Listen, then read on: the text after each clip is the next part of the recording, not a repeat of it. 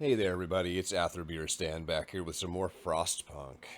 I have been replaying through all of the Frostpunk scenarios because Frostpunk is an excellent game. I would say it's one of my all-time top 10 games, and I've been gaming since I was in second grade. I had the Magnavox Odyssey. It was the first game console ever made, and I've been gaming ever since. I'm now 51 years old, so I've played a few games, and this is one of the best games of all time for me. I love it. I was actually really disappointed when Frostpunk 2 came out because it wasn't this. And so much so that I just haven't been able to get into the game because it was just like it's a good game and I don't have any real complaints about it except that it's not Frostpunk 1. I wish they would just come out with more content for this game. Anyway, in doing all of that, I've realized that I've learned a lot about Frostpunk since the last time I made Frostpunk videos. And even though Frostpunk is an older game and I'm not really making content for it anymore, I thought it would be interesting and worthwhile to kind of put together a compilation of everything that I know about Frostpunk. So I want to do a tips, tricks, and strategy guide. How do we beat Frostpunk on extreme difficulty? But it's not going to be here's 10 things that you can do to improve your gameplay. I want to take a real scenario. We're just going to play the game. I chose the hardest thing I can think of. So this is going to force us to engage with all of the mechanics of the game, which is going to force me to have to explain all of those mechanics to you. I've engineered a little bit of a scenario so the gameplay is not necessarily optimized for winning the scenario. So winning is actually going to be a secondary goal. The gameplay and the things that I'm going to do are optimized around demonstrating the mechanics of the game to you. So we'll see if we can win the game, but I doubt it. So I chose, like I said, a very difficult scenario. This is the refugees, the hardest scenario in the game, in my opinion. And to make it a little extra difficult, we're going to say no child labor. And we'll just see what we can do. So, what we're going to do is we're just going to drill down real hard into the core mechanics of the game. It's going to be gritty, it's going to be super slow, but it's going to be very detailed. I'm going to explain all of it, at least as much of the game as I know, which is a pretty significant portion. So if that's what you're interested in, then buckle up because we're going to get right into it. And if that's not what you're interested in, have a wonderful day and make sure to leave me a like. And with that, we will get started. So, first thing we want to do is pause the game, of course, and assess our situation, both in terms of what we have now and what we know is coming, because this is extreme difficulty. You should already have at least beaten the easy level, and probably you should try to beat it on hard before you attempt extreme. So we're moving forward under the assumption that we know what's coming. We're not going in blind. What we have in front of us is 300 coal and 25 raw food. We have 20 workers and 8 engineers, and then we have 15 kids that can't work because we're not going to do child labor. So the first thing we need to do is choose a law that is not child labor. The obvious runner-up is emergency shift. I mean, even if you're using child labor, emergency shift is still a strong choice. But I think child labor is a good first law if you're using it at all. And then we want to talk a little bit about what we know is coming. What we know is coming is a double temperature drop on day 6. So with this drop that we have on day 3 and that double drop, it's going to be minus 50 by morning of day 6, which means that we have to have heat zones set up for everything that we're doing. Everything that we have on the map has to be under a steam hub or the generator by the morning of day 6, which that right there is a pretty big challenge. It means we have to have heaters because just the heat zone isn't going to be enough. We have to have heaters and we have to have steam hubs and we have to build them, which means we need a significant amount of steel. And we have only 20 workers because the engineers are going to be doing other things. We have 20 workers to get all of this done.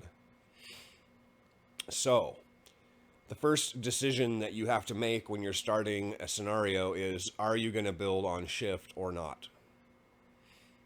I think the answer is yes on every scenario that I can think of. Like always, always, always, you should build something.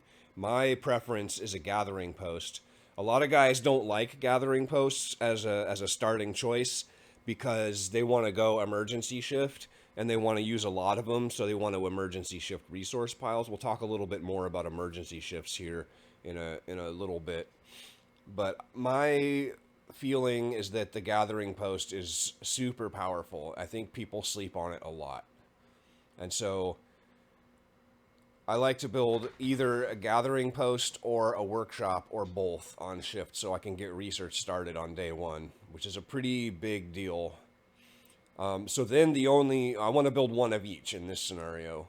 So then the only question is, do we build the gathering post first or the workshop first? And there's a pretty strong debate because early research is a big deal. And you'll see we're going to choose gathering post first. And you'll see that when we get to our second technology, we're not going to finish it in time. I've obviously mathed this out and played the beginning quite a few times to set all this up. So I know that we're not going to hit our timing with our heaters technology, and that's going to be down to the choice of building a gathering post first here on day one. But we'll go through all the reasoning behind this choice as we progress, and you'll see I think that it's the logical choice. So we know we want to build a gathering post. We need four things to make a building. First, we need to know what we're going to make. We've made that decision. It's going to be a gathering post. Then you need a location for that gathering post or any building, which seems really straightforward. I'm just going to plop it down. But as an example of why that's important, I want to build a coal thumper here. This is where our coal production is going to go right here. And there's wood crates in my way. And actually, there's coal pile in my way too. Because with all of this happening, then the buildings don't snap. So we need a strategy now to get this wood out of the way in order to be able to build a coal thumper. And that's important, of course, because we have a double temperature drop coming on day 6. And we're going to have some coal production to keep everything running. So the location is not as straightforward as one might think. However, right now, the location is forced because what we want is a gathering post that covers wood and steel. And we have wood over here and we have steel out here, but this is the only location that covers both.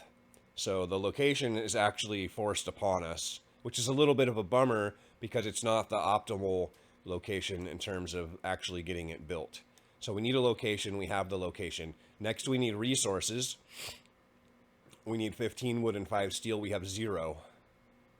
However, there is enough wood on the map that we are not too worried about that. So we're going to focus 100% on steel.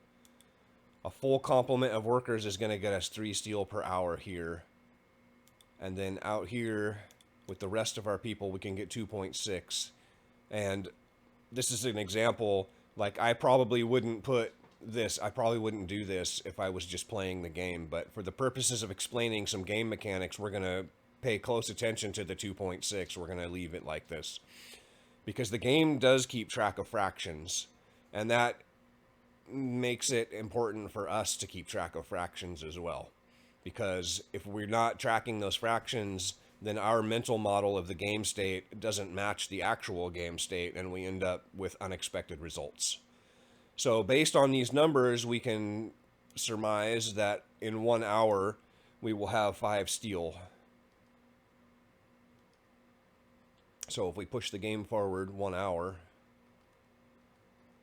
we have 5 steel, but we don't have 5 steel. We actually have 5.6 steel, and that 0.6 matters, and we'll get into why it matters here just momentarily.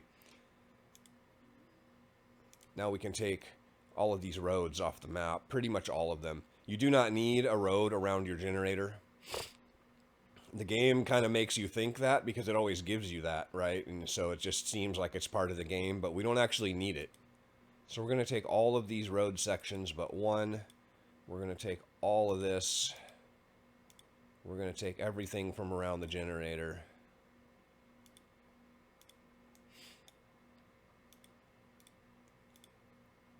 And most of that. So that's what we're going to leave on the map. That gets us 31 wood, and we already have our 5 steel.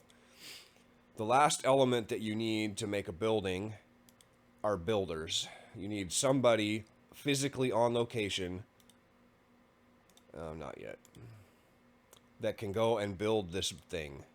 And this is where things get a little complicated. Our ideal scenario, and we're going to talk a lot about our ideal scenario, because if you don't know what your ideal scenario is, then you don't actually know how well you're doing, because you don't have anything to compare to. So we want to have a baseline. So we're going to talk a lot about what's the ideal scenario, and then like what's the best that we can do under the circumstances that we're in.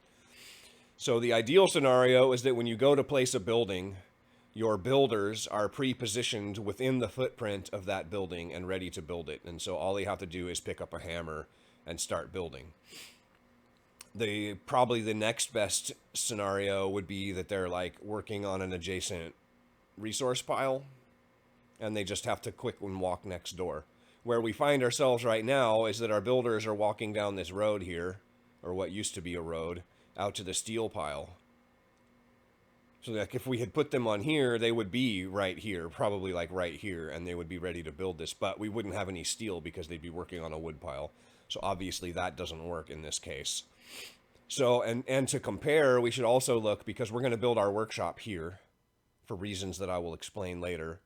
And these builders are also, you know, some distance away, because we want to talk out, is it worth it? Like, is the choice correct to make the gathering post first, or should we build the workshop first? So right now we want to talk about the builder element of each of those.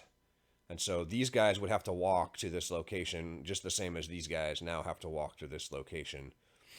And we just want to snapshot that in our brains. We want to save that information for later, because when we start building the workshop, we're going to do further comparisons, right?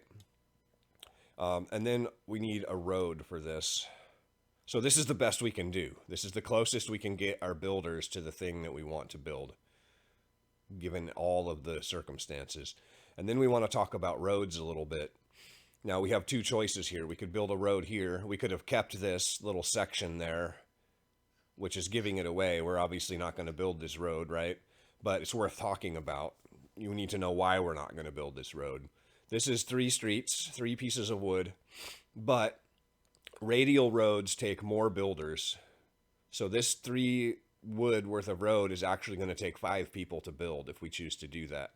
The other problem with this street is that I don't want a street here in the long term. This does nothing for us beyond connecting this gathering post. On the other hand, if I build a street here, like so, this is the street that we're actually going to build. I actually want this street here in the long term. That's going to define our industrial wedge here. So we're not going to have this tent. We're going to have medical facilities there. And then outside of the medical facilities, we're going to have our coal. Remember, I said I wanted a coal thumper there. That's going to be our coal production. So we don't want that house there, that tent. Now, the problem with this street, even though it's what we want in the long term, and it will only take 3 builders to build it, so we do gain a little bit. We're going to have 2 people working on wood.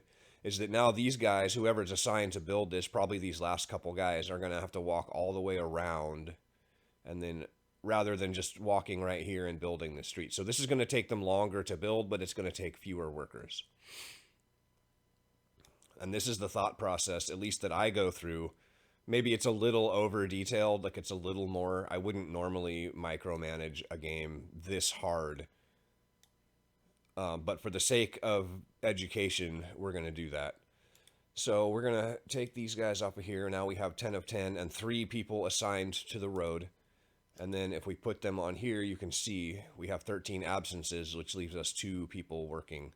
That is 0.6 wood per hour. Now we want to talk about this steel and the 0.6 that we have floating.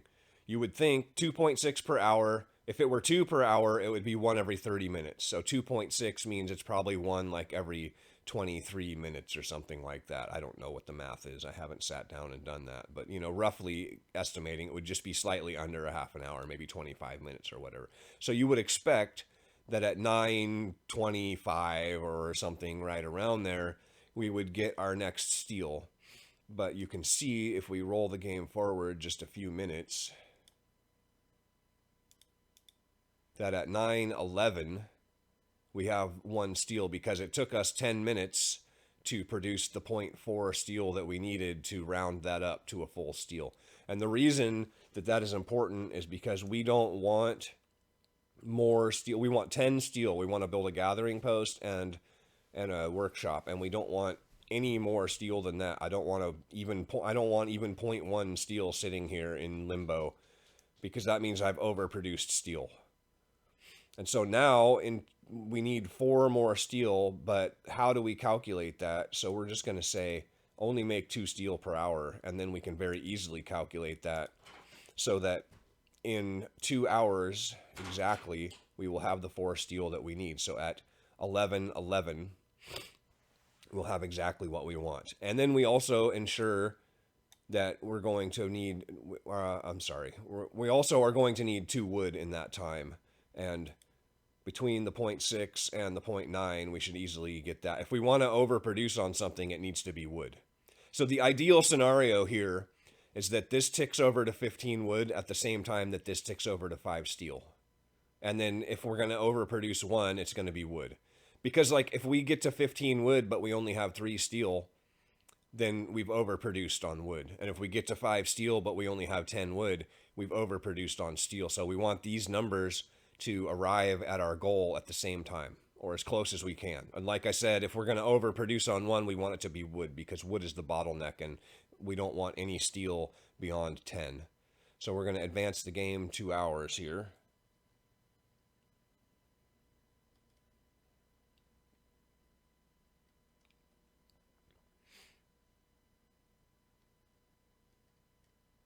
At 11:10, we end up with our 5 steel and exactly 15 wood. Math wins the game, theoretically anyway. So what we've ensured in doing this is that we get the fastest possible workshop that we can get, right? And then we're going to have these guys go and build on that.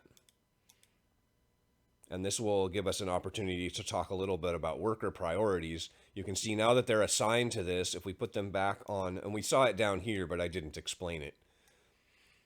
We put them back on there, they don't go back to work. They stay on their building project. And so that is convenient, because you can just put people where you want them. You can say, after you're done building, go do this. You can effectively queue things up. Now, the exceptions to that are emergency shifts, roads, hunting, and medical. So if we have these guys building on this and then we assign them to a medical post, they'll say, nope, got to go treat people, and they'll walk away from this. Same with emergency shifts and roads and hunting. Like I said, that will override the build order. So we're going to let them work on that for a little while, and we're going to go down here and pay attention to these guys again. We need either this to finish, or, we need to talk about, so we need to compare. So before, if we had built the workshop first, where were our builders? Our builders were here on the road, on the way out there, right? But now they are here. They are next door. In our second most ideal scenario, they're on an adjacent resource pile. And so they just have to walk next door real quick and start building that.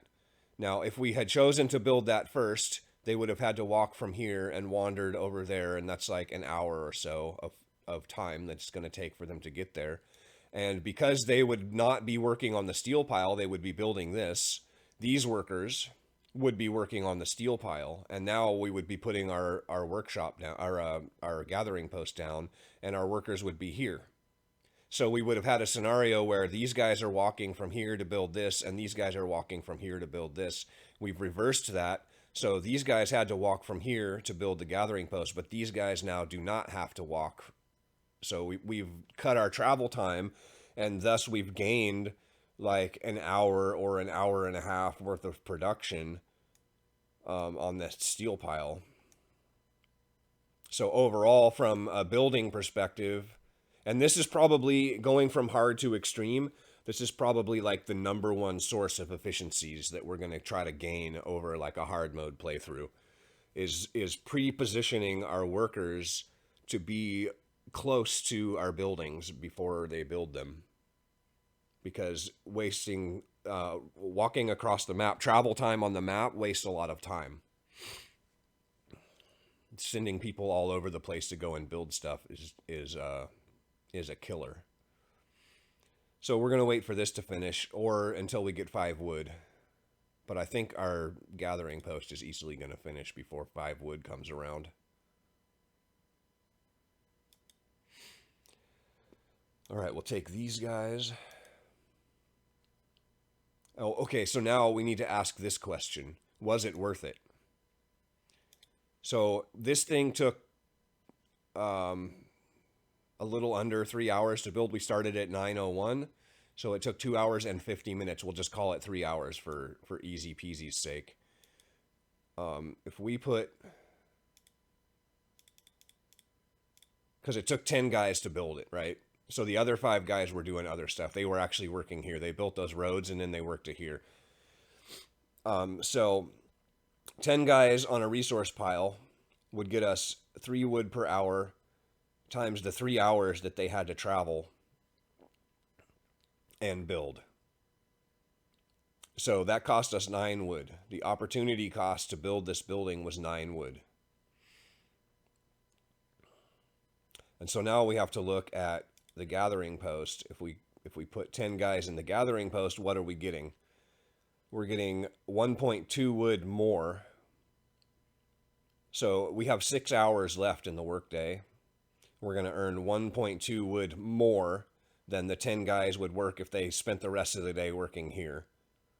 So the question is, over the course of the next 6 hours, do we regain the 9 wood that we spent as an opportunity cost to create this building? And the answer is no. If you just look at these numbers, it's 1.2 wood times 6 hours is what, 7.2? So that is not 9.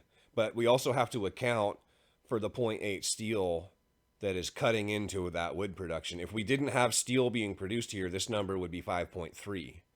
And so that's 2.3 more than the 3 that they would be earning here. And if we multiply that by 6, we get what? 13.8, which is more than 9. So strictly from a production standpoint, if we complete it at this time of day, it was absolutely worth it. However, it's even more worth it because we're getting steel and wood, which we need, a mix of resources, and it's also livable. And that is perhaps the most important. In our situation, we really, really need our people to not be working out in the cold. So I would say, yes, it was worth it. Okay, so then we're going to put our other 5 workers out here. And this is another conversation. We look back at this, and how does it determine, we got 4.2 wood and 0.8 steel. How does it determine what these numbers are? And the answer to that, the answer to that is it's based on the proximity of the resource piles to the gathering post. So if this steel pile and this wood pile were reversed, you would see significantly higher steel production and significantly lower wood production. And so what we're going to do to exploit that mechanic is that we're going to focus on this wood pile. Anytime we have workers that we need to assign to a resource pile, which won't be very often, because on day 3 it's going to hit minus 30, and we don't want to have people working resource piles at that point. So we're going to focus this pile so that it is the first one to disappear. And when that happens, these numbers are going to change, because now you have less wood in proximity to the gathering post. So we want to ensure that the gathering post is still going to focus wood as hard as possible. And so when this pile depletes, we'll come back and we'll revisit this. We'll talk more about, we'll see how the numbers change. So remember 0.8 and 4.2. We're going to take a mental snapshot of that. And we'll come back and we'll talk about that more. Now we need to talk, Now we need to talk about emergency shifts, because we are going to emergency shift this building. You can use as many emergency shifts as you want on resource piles, But I'm going to tell you a secret. Don't. A lot of guys, I watch a lot of Frostpunk videos, even still, because it's an interesting game to me. A lot of guys use emergency shifts on resource piles because they don't generate worker death. If you have a bunch of people, let's say we had 90 workers, we could put 1, 2, 3, emergency shifts on wood and 1 on steel and just let that go, and we wouldn't have to worry about anybody dying. And so a lot of people use that. It is powerful, but they're sleeping on the gathering posts. The gathering posts are super powerful. How did I take those guys out of there? I don't want to do that. So any number of emergency shifts on resource piles are free in terms of worker death. You don't have to worry about anybody dying. The first time you use one in a building, it is also free. We don't have to worry about somebody dying. However, there is an exception to that. And that is if we trigger one in a building and one in a resource pile at the same time, or within a short period of time from one another, it will still happen. That will generate a death in this building. And I don't know why it shouldn't work that way, but it does. And so don't do that. I recommend if you want to do that, like pop it on your resource pile and then wait a little while, a couple hours, 2-3 hours, and then do the emergency shift in the building, and then you should be okay. Your second emergency shift, which we're going to use here at the end of the work shift, will absolutely generate a death. And so that is something that you have to be aware of. And we'll talk about that a little bit more when the time comes. Now we want to talk about an ideal scenario, because what we need is this thing to complete. We also need a road to connect it, and we need 10 wood so that we can start research. And so in our ideal scenario, this thing finishes at exactly the same time as the road is completed, all at exactly the same time that we get 10 wood or more. Right? That's the ideal scenario. That's everything happening at the same time means we did it as efficiently as possible. So I happen to know that the timing of like roughly 3/4 completion is where we want to be, regardless of when we get the 5 wood, because I've run this scenario several dozen times in preparation for this video. So right when we get to about 3/4 done, we do have our 5 wood. And we can't build this road because this resource pile is interfering with it. We can't even build this road because somehow that resource pile is still interfering. So we have to build this road, which is 5 wood. And again, this is a good example. Radial roads take more people. You can see we have 10 of 10 people working on building that. And if we click this, we now have 3 of 10 people, even though it's only 5 wood worth of roads. And then, then we want to talk a little bit more about worker priorities. They got dragged off of this to go build this road. And when they finish building the road, what happens to them? You think maybe they go back to their building task, but in fact, they go to whatever they're assigned to. So if we want them to go back to building, we have to go here and unassign them. And then they will do that. They will build the road, and then they will go back to building. Because if they go back here, then they're going to produce steel that we don't want. We actually want them to produce wood when they finish. But we also want them to go back to building this, so we're just going to have to leave them floating. And then we're going to watch as they attempt to finish that building at the same time that the road's complete. And hopefully, by that time, we have our 10 wood. And you can see roads are done, building is done. It's 2 o'clock. That is an excellent timing. I didn't mention it here, but 11:50 on this was also an excellent timing. We got lucky, and that's all it is. It's just luck. It's all about the RNG. These guys chose a pretty straight path to get to this thing. They can choose to turn around and come around like this and take an additional hour, hour and a half to get it done. So we got lucky, and you have to just account for that. Sometimes you're not going to get that lucky. So we're going to put our workers out on here. Again, we want to focus down this wood pile. It's the only place, it's the most logical place. We need wood as much as possible, and this is the best location for us to be harvesting wood. We're going to come out here. We do have our 10 wood. And we're going to research hunter's gear because food is our most imminent challenge. Everything is difficult, but food is like immediately in our face. We got a couple of days before cold is a problem. We've got a couple of days before sickness is a problem, but food is going to be a problem immediately. Well, okay, tomorrow. So not immediately. It's not in our face right now. And with that, we are done for the day. We can just speed through until the end of the shift. A lot of things happen at 6 o'clock, including things that don't matter for us right now. Like, for example, medical posts. Things happen in medical posts at 6 o'clock, which we will talk about when we have a medical post and it's 6 o'clock. The first thing that happens is 6 o'clock is a good time to start emergency shifts because I'll show you why. We're going to emergency shift this. That's going to guarantee a death. But what happens if there's nobody in the building? Nobody can die. So then the next question is, how long does the game care about that? And the answer is 2 hours. The game is going to check in 2 hours to see if there's any deaths in this building. And as long as there's nobody in the building, there can't be a death in the building. So that's how you get around that. We're also going to start the generator, but before we do that, we should talk a little bit about that. It is minus 20 degrees. If we do nothing with the generator, it is guaranteed people will die. Roughly 5 people will die. Let's assume we lose 5 workers, just for sake of conversation, for ease of example. That is 25% of our labor force. That is absolutely unacceptable. We can't have that happen. So the bare minimum that we can do is start the generator at midnight and then let it run up to temperature and then turn it off. That would cost us 12 coal and it would prevent anyone from dying. However, for our purposes, that is not enough.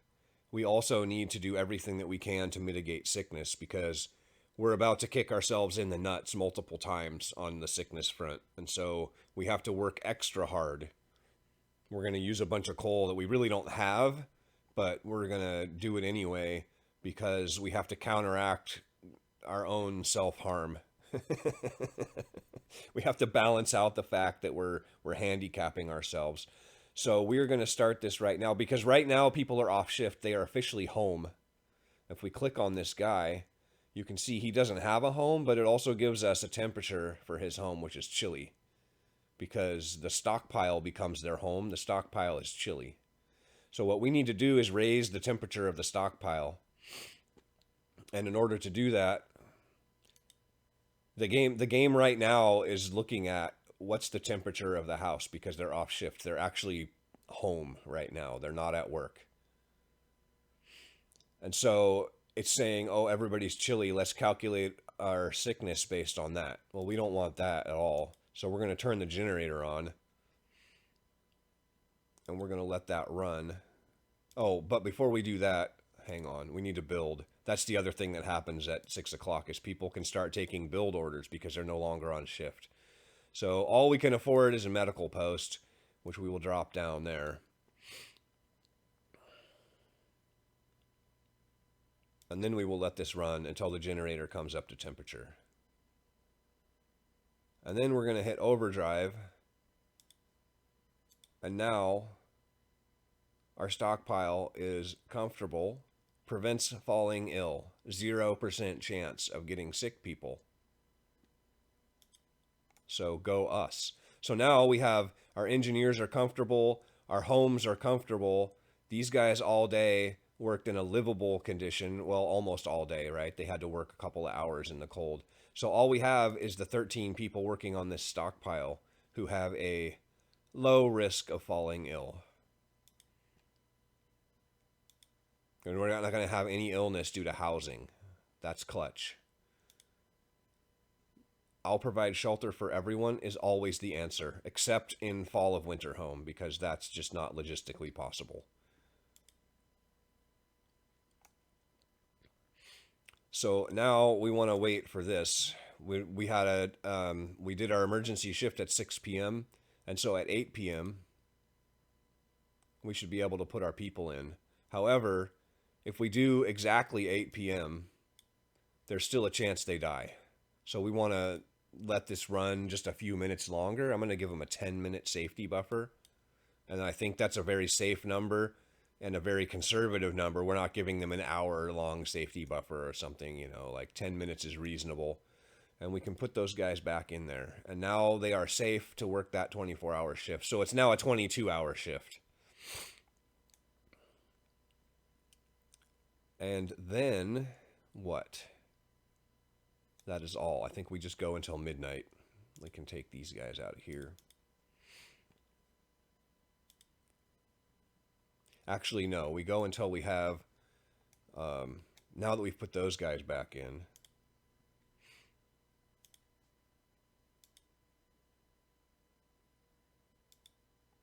we want to build a gathering post next.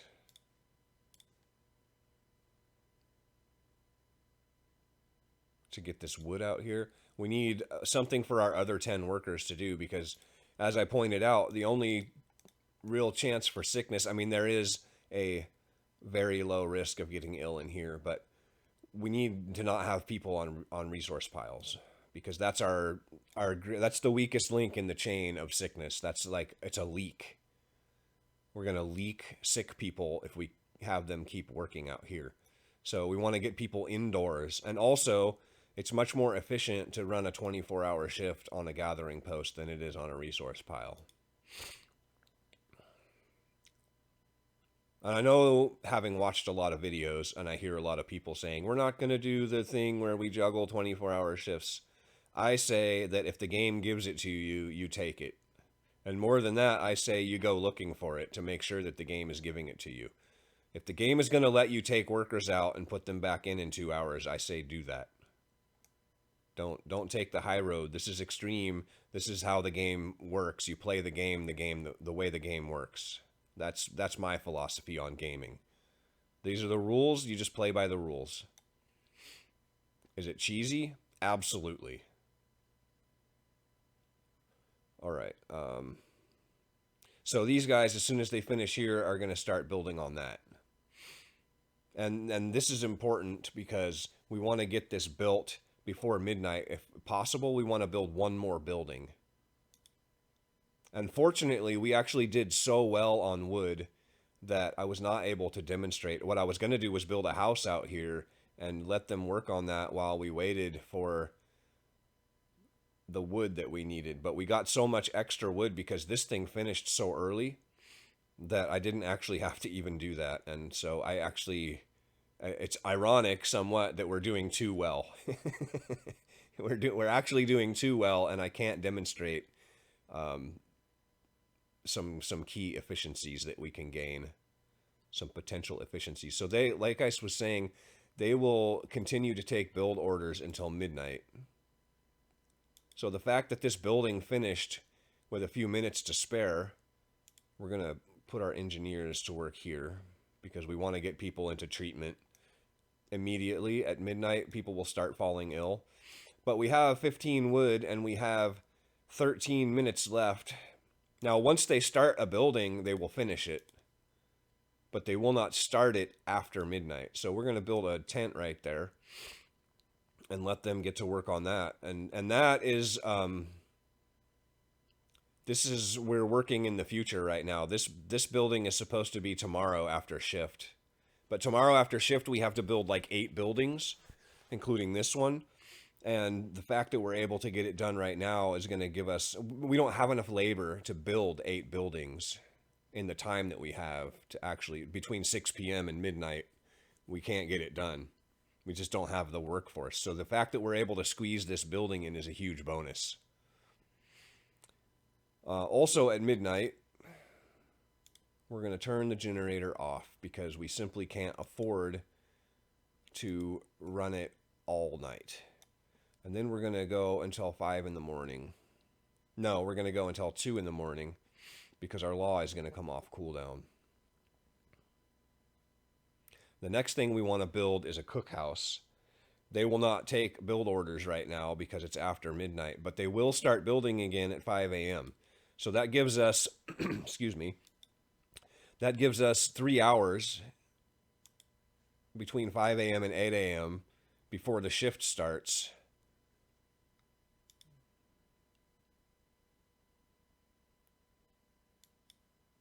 So if we can get this built in 3 hours, then we don't cut into our work time. Now there's a whole conversation. Buckle up, boys.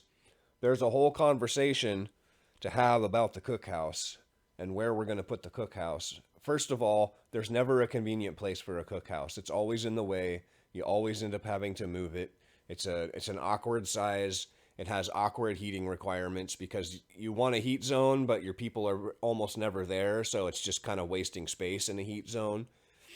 At least until later in the game when we start producing a lot of food. We won't be staffing the cookhouse full time. We'll just be putting people in there when we have raw food. So tomorrow, 15 people at midday are going to come onto the map, and they're going to be hungry, and they're going to see this cookhouse, and they're going to say, hey, I could sure use a sandwich right now. Let's go get one. And they're not going to go to work. Now, what happens if we don't build the cookhouse? Those people come on the map hungry, and they will very quickly become starving. Starving people eat double rations. We have 25 raw food, so 15 starving people will eat 30 food. We don't even have that. So not only will we have no food, we will still have starving people, and we will have 43 people, our original 43 people who didn't get any food. And so then they will become hungry, and then they will become starving, and we will have no food. So we absolutely must build this cookhouse. Normally, I would build the cookhouse end of day 2 and start making food on the morning of day 3. But because we have hungry people coming onto the map, we cannot do that. We have to make the cookhouse the morning of day 2 and start food production in the afternoon of day 2 after the cookhouse completes. Now, ideally, we would have a cookhouse sitting right here, and these guys would spawn on the map because that's their spawn point. When people come on the map, that's where they spawn in. They would spawn right under the cookhouse, and they'd say, oh, look, hey, it's a sandwich, and then they would go to work. But building a cookhouse out here is obviously not doable because, one, our workers would have to walk for several hours to get there. And we also don't have the wood to build a road out here. That would cost a significant amount of wood, which would also delay our workers in getting out here. So that's a terrible location for a cookhouse. And then, of course, we would have to heat it. We would need a heat zone out here, which we don't want to build. So another good solution would be maybe we build the cookhouse here. And then the people can come on the map, and we can assign them to this wood pile, and they would work on the wood pile. And then when they physically got to the wood pile, we could release them, and they could walk next door and grab a sandwich and then go back to work. But the problem with this location is that, similar to the other, we have to heat it. And so we end up having to put a steam hub here. We're not going to build anything else here that requires heat. So it would be a steam hub just for our cookhouse, which is terrible. And immediately rules this out as a possible location. So now we have to consider strongly heat zones. We could build it around the generator, and that's actually a pretty good location for a cookhouse logistically, because it's close to where everybody is. It's centrally located, and when everybody wants their sandwich, they can get to it quickly.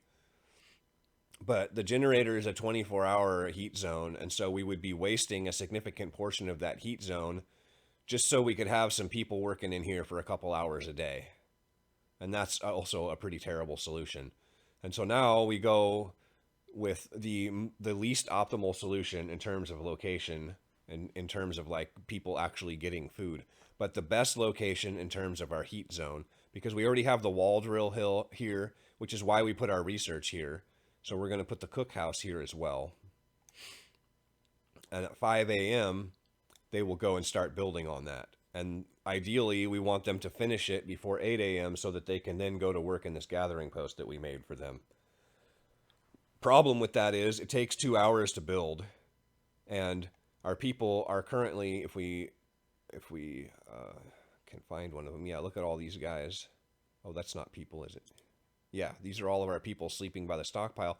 They've got to walk over here. That's like well over an hour's walk. So we can look at this and easily determine that they're not going to finish this. Did we really have one sick person? I just looked down. I just noticed that. Holy crap. Okay, let's go until 5. That number could still change. And it didn't.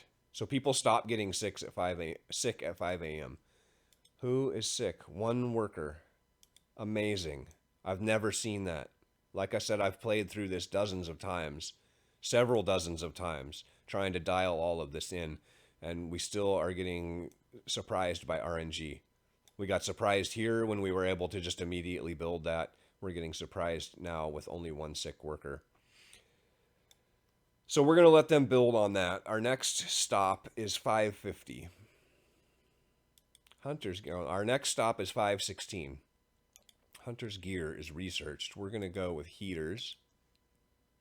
Oh, we don't have 10 wood. We're going to wait until we have 10 wood. Our next stop is 10 wood or 5:50 p.m. or a.m.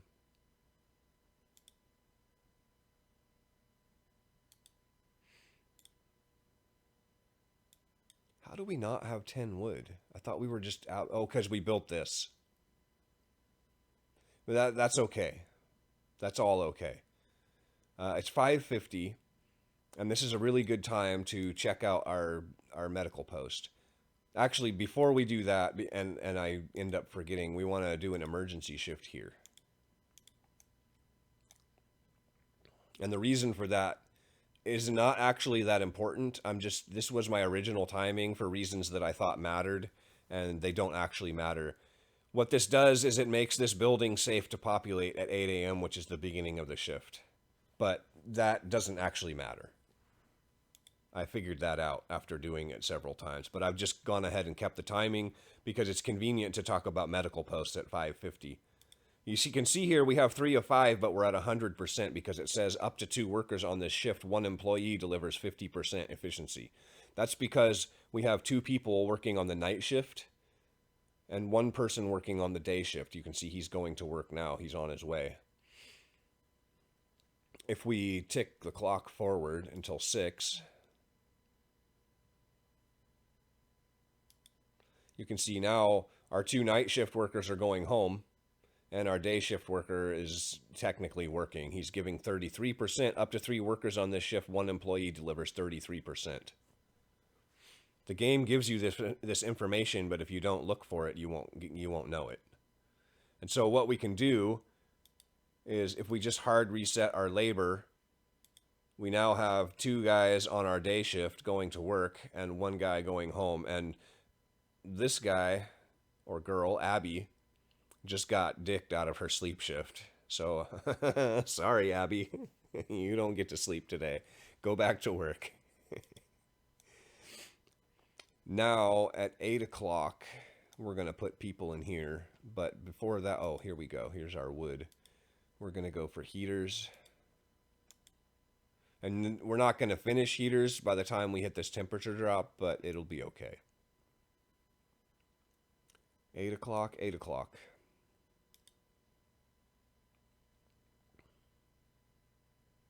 We're keeping an eye on this. They start building, and the first guy got there at about 6:30. So we can see, obviously, they're not going to finish that before 8 o'clock. So what do? We have choices to make. We could take them off of here and just put them in here. But then how does this get built? Maybe we could use our engineers to go and build that. But where are our engineers? They're here at the medical post. If we have them go and build that, they're going to walk for 2 hours, plus probably like 2.5, 3 hours to go and build on this thing.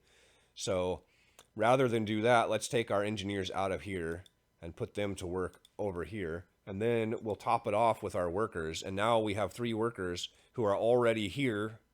They can just continue to work on that. Now we have our 100% efficiency, and they can continue to build that. So that's a very small, like seemingly trivial choice. Who do we send to work over here? And your instincts probably are to pull your workers off.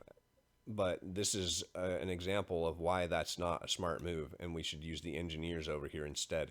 The other thing that does is it takes our 1 worker who was in treatment and kicks him out of treatment, so now he's going to go to work instead. because he can't get any medical care. But he has been in treatment from midnight when he got sick until 8 a.m. So he's had 8 hours of treatment. So he's at 1/3 of the way better. It's also worth noting that during the daytime, we're only getting 67% efficiency here. So the opportunity cost of not having someone in treatment is less than it would be at night. So we'll let them finish building that.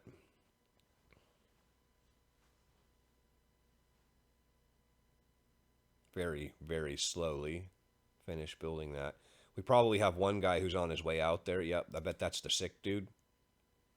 He got released from care, and so we actually only had 2 guys working over here for most of that time. But that's not really relevant. Our ideal scenario would have been that this was a kid or even an engineer and not a worker at all, and then we wouldn't have any sick workers, and that would be fantastic. We're going to have these guys make sure that we click sawdust meals. The way that this works is if you build the cookhouse first and then you pass the sawdust law, it will default to sawdust. It will change it for you.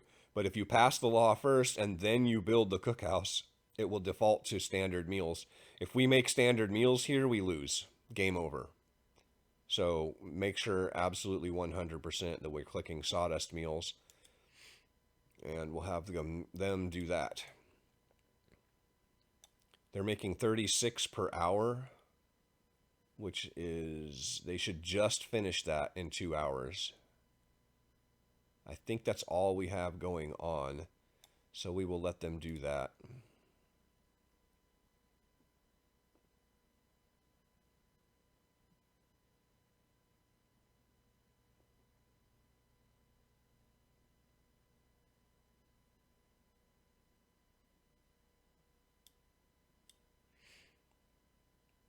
Now, for some reason, that number kept ticking down. And I don't know why that is, actually. But they're done.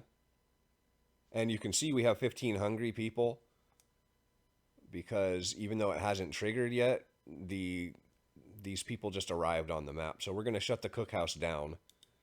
Which means that for the purposes of eating food, the cookhouse doesn't exist. We're dismantling it. We can pause that and we can leave it dismantled as long as we want. We've got 15 people coming on the map. In fact, they might already exist. They're already here. And so, oh, curses. I should have had these people assigned to something. It doesn't matter. We're going to put 15 people on this wood pile here. So then the question is, what do we do with our other 3 guys? We could use them to relieve our engineers. We could put our engineers back in the medical post. But then this guy is going to go to treatment, and we're only going to have 90% efficiency. But we just got 15 people. And so losing a guy out here on the woodpile isn't such a bad idea. We can get our people back into treatment right away. So let's go out here and say, engineers none. Do we have a sick person? Yes, we want our sick person. We're going to dismiss him. We're going to drop our engineers back in here. We're going to take one of these guys, top that off. Now we have 100% efficiency. We've got 67% efficiency here. We're missing one guy here who is in treatment. That's a 6.7% loss, as over here we're losing 10%. And actually here we can verify this now. 5.3 is what we're generating off of just wood. That was the number that we were throwing around over here when we were doing our math. So we verified now that 5.3 is the correct number. And that is about the best we can do unless we want to leave this guy out of treatment. But the gain here is so minimal that I think we're better off leaving him in treatment. And then, because people sneak into the cookhouse at random times, we want people to eat. We just don't want to lose production for them to do it. So we're going to open the cookhouse back up, and that way random people can go and eat. And then 6 o'clock. Yeah, see here, we actually paused the game before the animation. They're already at work. It's hilarious. I've never seen that before. That's super funny. They're like, hey, they're here. Yeah, they're already working. So 6 o'clock is our next timing. Okay, this is going to happen pretty much every day. If you're using lots of emergency shifts, you're going to see this message every day. It always comes at 2 o'clock. And today it's fine. We're just going to click on it. One option is we don't use emergency shifts for 3 days. There is no way. Absolutely no way. So we will not address this right now. And that's going to give us a heap of discontent. It says it will rise slightly, but that seems like quite a bit to me. But it's not really hurting us. We're okay there.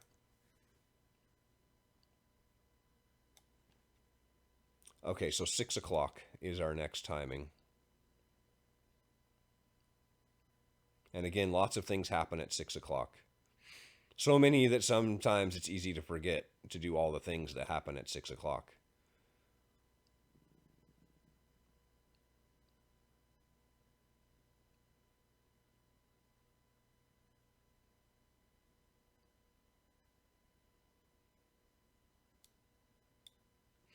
Six o'clock, we start the generator again. That's pretty important. We can take people out of here. We can take people out of here.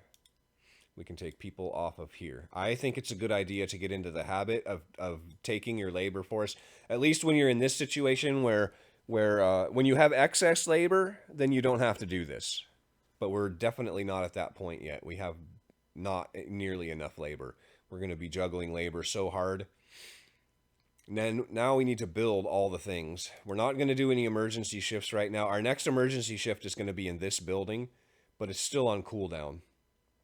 We want to use a lot of emergency shifts, but we also have to be very smart about how we do that. And you can see we're 92% done with heaters, with a temperature drop coming in the morning. So the delay for having built this tent, now I can tell you we still wouldn't have finished it even if we hadn't built this tent. Even if we hadn't had to wait on research, it still wouldn't be done. We'd be at like 97%. So this isn't actually hurting us. That short delay is not a big deal. We need to build a bunch of stuff. We need more healthcare because we have 5 engineers who aren't doing anything right now. So we need to give something for them to do tonight. Also, we need to jigger our labor around. If we just do a hard reset, he wants to go eat. We're going to tell him not to go eat. And now we have 100% efficiency. Oh, wait.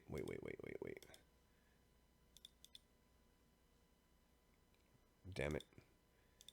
We want to go 1, 2, 3 there, and then we're going to shut the cookhouse down again.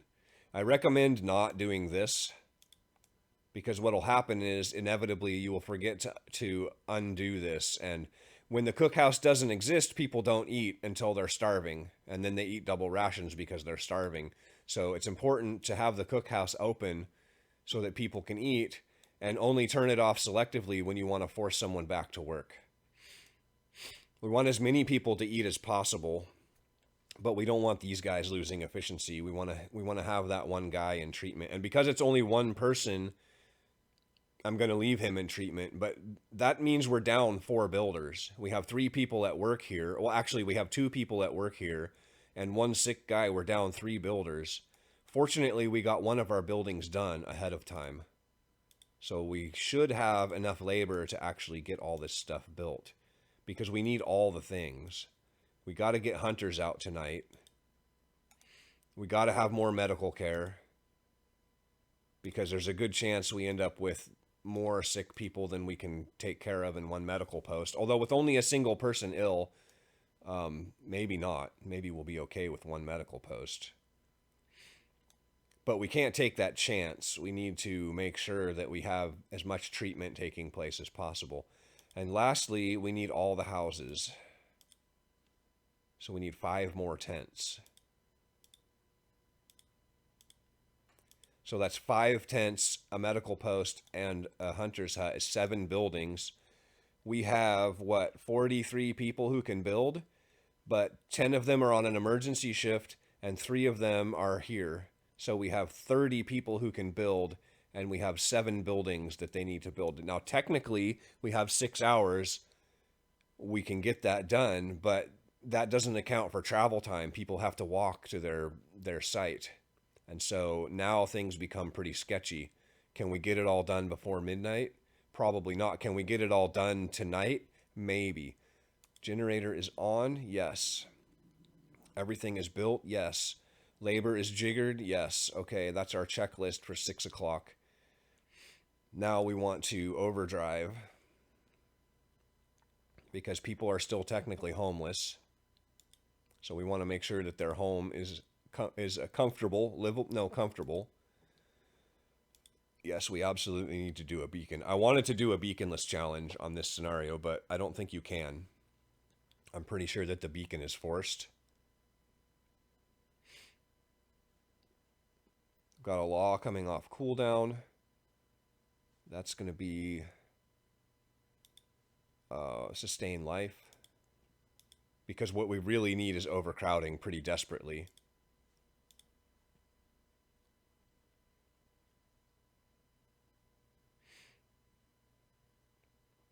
Now we want to go until midnight. One, so we can turn our generator off again. But we also need to have a conversation about hunters at midnight.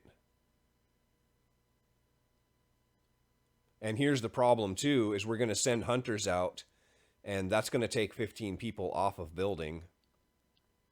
But we're going to let them build right up until the last minute. So they've started on 3 buildings, but now we're about to take 15 workers away. And we don't have a choice. We could wait longer, but we have timings tomorrow that depend on this happening. So we're going to have to send them out at midnight. This is a good time anyway. So hunters take 12 hours. You can, it's not going to show it yet, but it will, a little bit later, we'll hover over that and it'll give us some good information. Hunters take 12 hours. And after they're done hunting, they start a cycle of rest.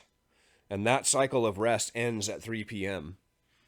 So the scenario that we're trying to avoid here is that if you send your workers out and they come back after 3 p.m., your hunters, I mean, and they come back after 3 p.m. and they start that cycle of rest, that cycle of rest still ends at 3 p.m. But you've already passed 3 p.m., so they're going to wait until the next day to end that cycle of rest, and they're not going to do anything. They won't work. They won't hunt.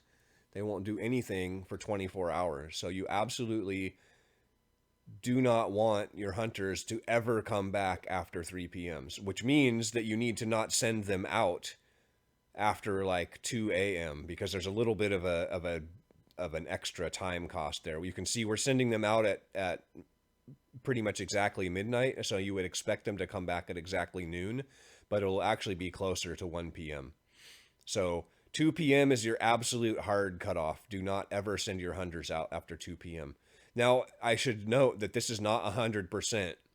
This is a bug. Like, I've had it where I've sent two groups of hunters out at the same time, and one of them has come back bricked, and one of them has not. One of them went hunting, and one of them didn't. So it's not 100%, but it can happen, and you don't want it, especially with as small as our workforce is. If we're losing 15 people for 24 hours, I think that's game over. So now we can look here and we can say we still have people building. That's good. We have one person building there, and they probably are not going to finish that anytime soon. Dang it. Sometimes it's so hard. And these guys are going to finish this building. So probably we'll get 2 more done, and then this one with just one person building is going to not get done. What we could do right now is we could potentially release our medical people, and that would give us some more builders. In fact, now that I say that out loud, that's a pretty good idea. It takes people out of treatment, but it's going to make sure that our housing gets done. So let's go ahead and do that, and we can verify and make sure they did not. Why not? Are they going to eat? What are our engineers doing?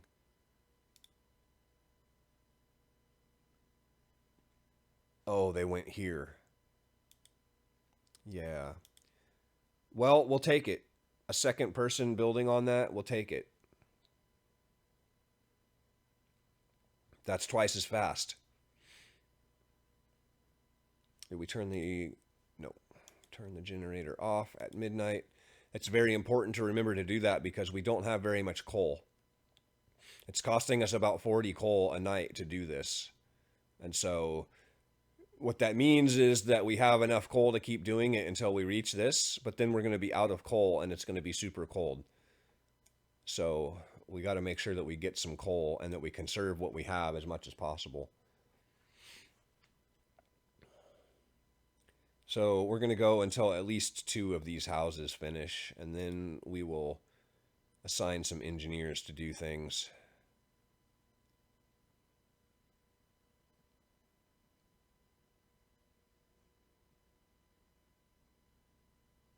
Now, I don't know why, but sometimes people will just walk away.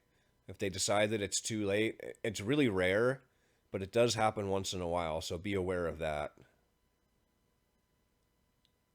They can all of a sudden just decide, I'm not going to build this anymore.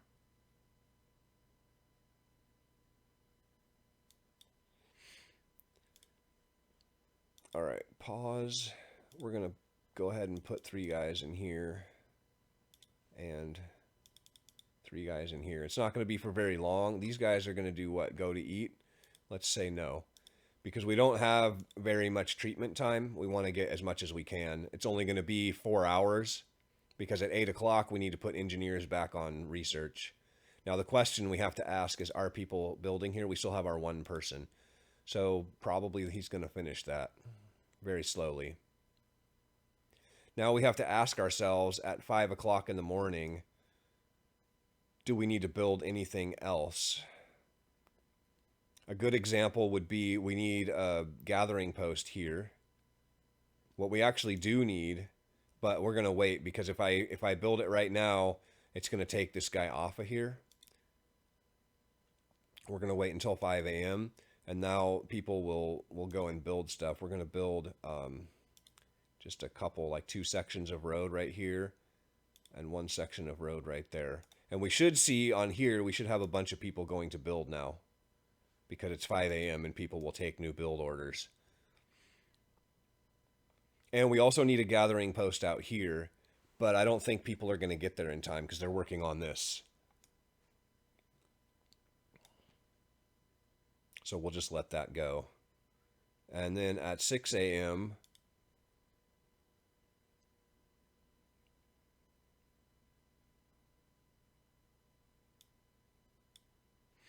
we need to jigger our labor around here.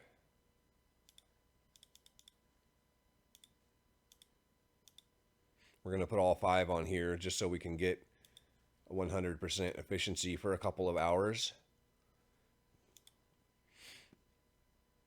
At 7 a.m., it gets cold. There's our roads built. And at 8 a.m., we gotta juggle labor around a little bit.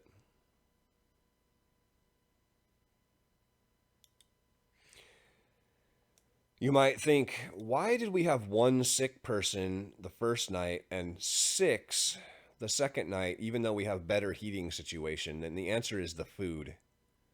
Sawdust meals creates a lot of sickness. It's worth checking periodically to see these guys are all about a day out. And it's because our efficiency is bad. So we haven't actually done much to cure anybody so far. We're going to need to put people on research. They're going to want to go eat, and we're going to tell them no. Engineers don't get to eat, like ever. It sucks to be an engineer. And then we have 10 workers, most of whom are probably ill, that we're going to put out here to work. Not very many of them, only missing 2. That's pretty good. Now, we want to talk about emergency shift on this building. It's still on cooldown. So, I was saying earlier that when these guys return, they're going to start a cycle of rest. They're going to go, the cycle of rest ends at 3 p.m. So at 3 p.m., we can have them do work for us. Unfortunately, we don't really have a lot of workplaces, so we have to figure out something for them to do. We also need to declare an emergency shift here, but we don't want to do an emergency shift with only 80%. We're wasting 20% of our emergency shift. I mean, on shift, it doesn't change anything, but as soon as shift is over, then we're wasting 20%, right?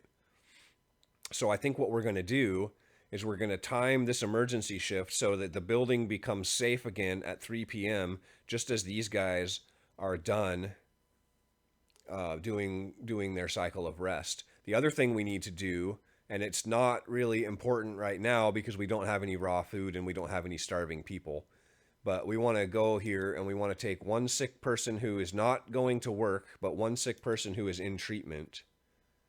Because if they're going to work, then we're going to lose 10% efficiency off of here, right? We're going to dismiss that guy and we're going to send him to work in the cookhouse. And that is because as long as you have somebody assigned to the cookhouse, people will not eat this raw food.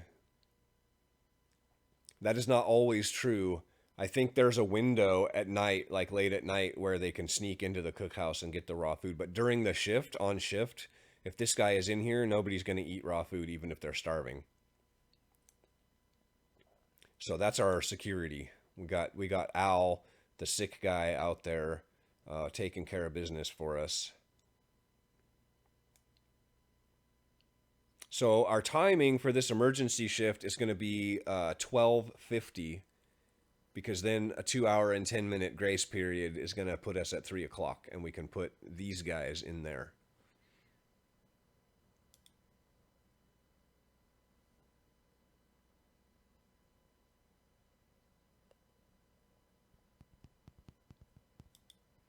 Heaters are done. Before I forget, let's real quick and turn the heaters on and get everybody back up to livable conditions. We don't have to worry about the medical posts. People working in medical posts don't get sick. The only time you need to run medical posts is to make sure that they stay at least chilly, because people won't work here if it's cold.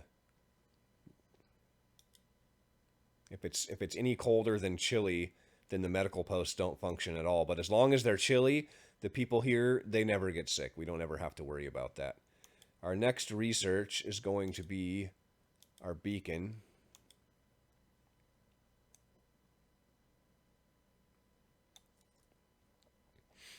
And then we're looking for 1250.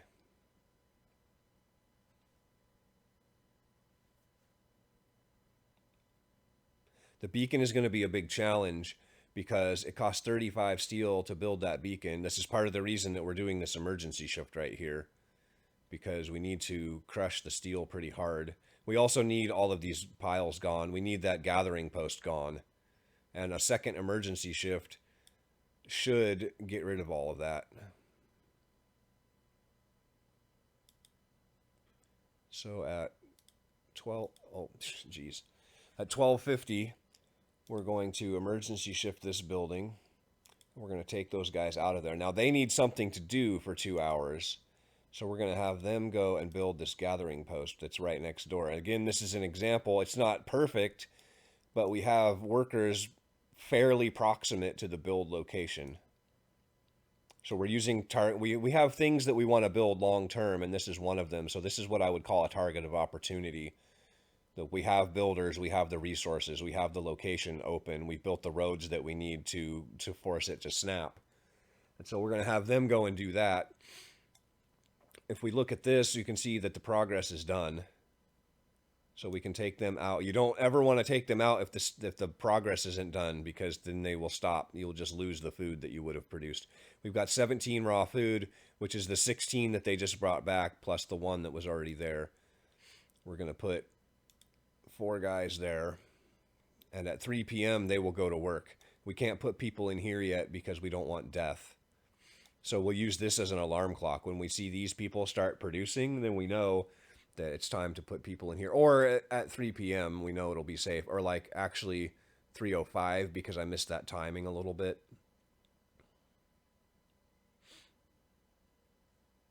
What says you? Okay, this is our emergency shifts now. We have our law coming off cooldown in 4 minutes. If we click on this, then this law is going to not work, because we're going to have too much discontent. We're not going to be able to pass this law. So we're not going to click on that just yet. We're going to go ahead 4 minutes, and then we're going to pass overcrowding. And we desperately, desperately need overcrowding.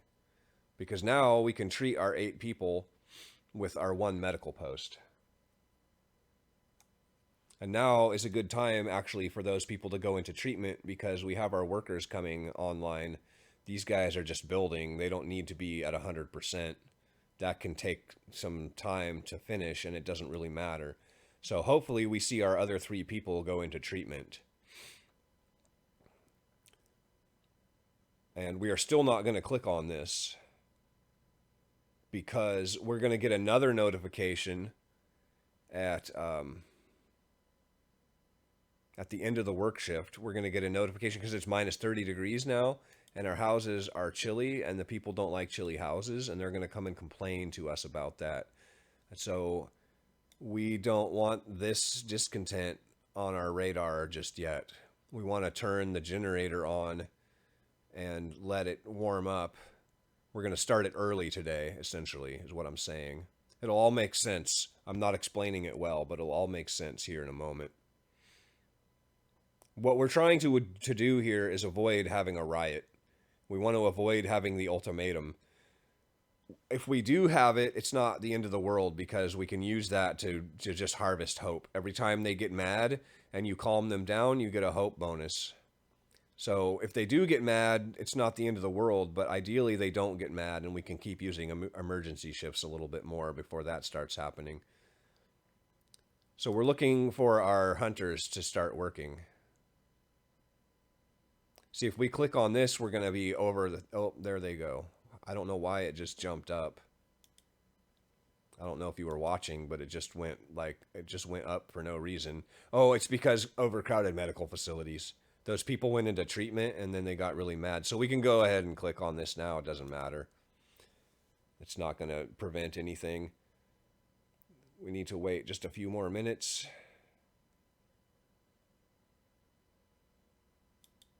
What's going on? Why are you not working? Why did you go to build?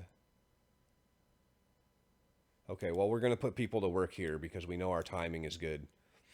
And these guys can go ahead and build. I don't know why there's nobody working here, though. That's kind of bizarre. But we should still have enough time. Once that gathering post completes, we should be able to get the food done pretty easily. We just don't want raw food sitting in the stockpile if we can help it. These guys, it is 5 o'clock, and this is a good thing. This is a good chance to demonstrate. If we take them out of here, and it's after 5 o'clock, even like 4:30 is a little bit sketchy. Like, let's say we want them to go work out here now. We're going to get this going to rest thing. And interestingly, so we have 6 people going to eat. Let's see what happens if we close the cookhouse. A bunch of... Oh, they're going to dismantle. Oh, pause. They're still going to rest. If you put people in a workplace too close to the end of the day, you just don't get the work out of them. And now they're going to eat again. Now, what will happen potentially is they actually will go and rest. They have to like touch base. So we might see this shoot up a little bit right at the end of the workday. It'd be interesting to watch. Or we might not. It's very fickle. Yeah, see, there's one guy. 2 guys went to work, but it's 2 minutes until the end of the shift, and so it doesn't really do us any good. But it's important to show all of these mechanics, and so I wanted to make sure that we got a good look at that. Now, I think our next emergency shift, we need a gathering post out here. We need to emergency shift steel. The other choice would be this, because these wood piles need to be gone. We need to make sure that we keep working this as much as we can. 6 p.m. we need to start the generator. We need to jigger our labor over here. We need to think very seriously about an emergency shift here in the workshop. But honestly, getting the beacon done, if we finish the beacon, yes, we get to start on our next research, and that is a big deal. But we can't actually build the beacon, so there's no like huge pressure to get a beacon up. And we're also facing this ultimatum. We're at 105% pissed offedness. So probably starting an emergency shift there is not the greatest idea right now. We could do it, and we could probably get away with it. But I think that we will not. We need to build some other things. We need to build this gathering post out here. We're also going to be getting 10 engineers here in just a few minutes. So we're going to need a house for them. Let's build a tent. Doesn't matter where. There, I guess, because we have workers here that are closer to build. We're going to also get 10 engineers tomorrow. We don't have a lot to build right now. So it's probably worthwhile to just go ahead and build another tent. And just get that done now in case we're short on labor tomorrow. And lastly, let's go ahead and build this gathering post so we can crush steel. 6 of one, half dozen of the other. I don't know which is better. I guess we'll put it there so we can make sure that it's in the heat zone if that situation becomes necessary. We don't have enough workers. I would love to have a second hunter's hut, but you can see we only have 35 workers. Some of them are going to be sick, and 10 of them are working on an emergency shift, so we don't have a full complement of hunters to send out. Why are you going to build? That's a bad idea.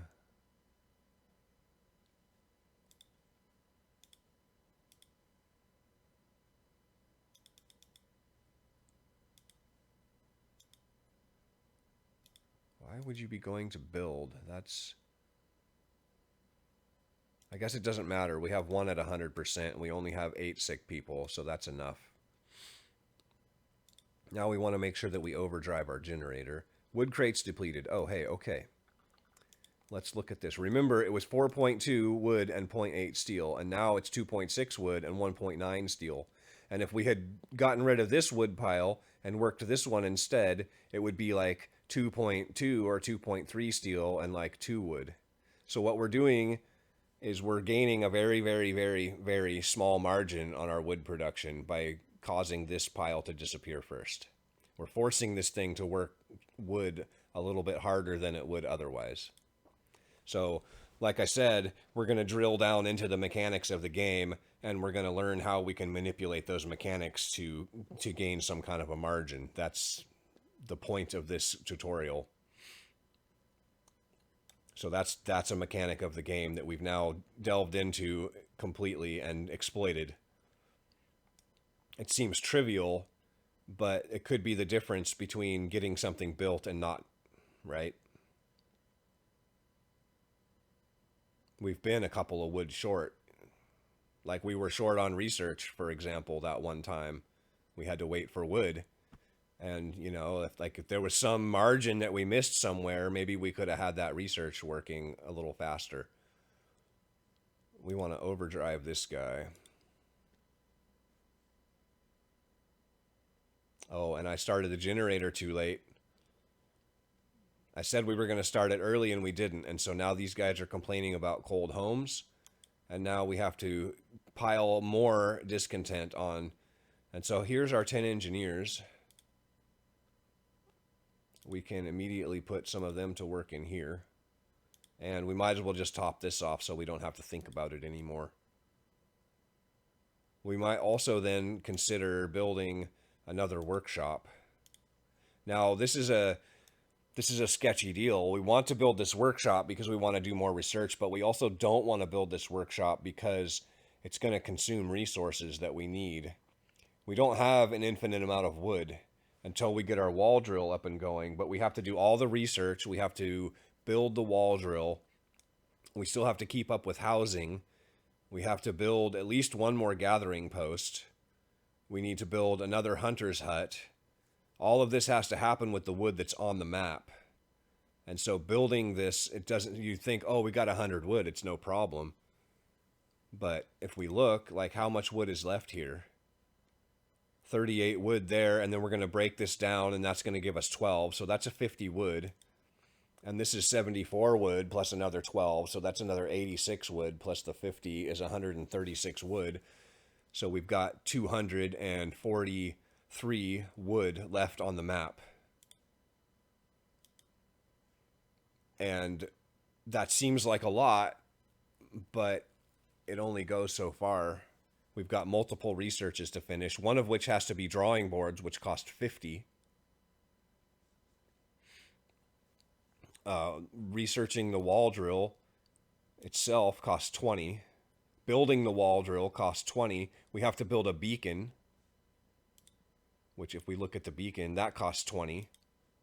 So that right there, 20, 20, 20, 60, plus the 50 for drawing boards is 110 wood. That's like almost half of what we have, right? Then we're going to have to keep building housing because we're going to have more people coming onto the map. It's another 20 for a hunter's hut, and suddenly it doesn't seem like we have very much wood at all. Another gathering post here is 15. So can we actually spare 15 to make more research? I'm not sure that we can do that, actually. And if you don't think about these things ahead of time, then you work yourself into a corner where we have no wood. So I think we'll skip that for now, and we'll just devote our engineers to doing medical stuff. Because tonight we're almost certainly going to be over 10. Because if we look here, no patients. Yeah, we still have quite a while. We have one person. That was our original sick worker who is 2 hours away. But everybody else has a pretty significant treatment time remaining. All right, it is 8 o'clock. I don't think we have anything else going on until midnight. We're going to let people build. Geez, I really want that. Can we? I don't think we can afford it. Let's just go.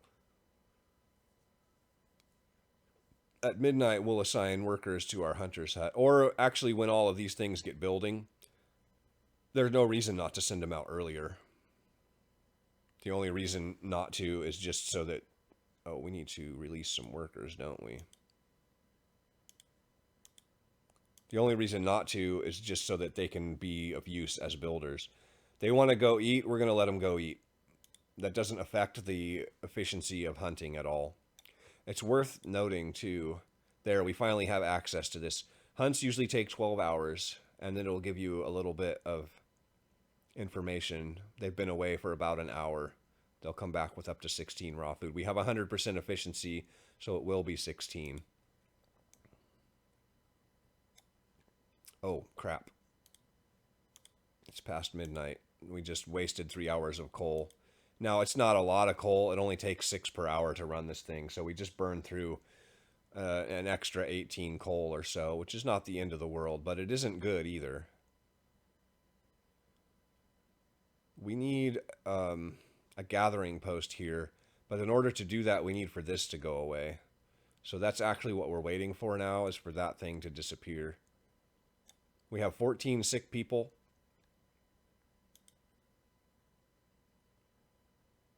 That's worth noting.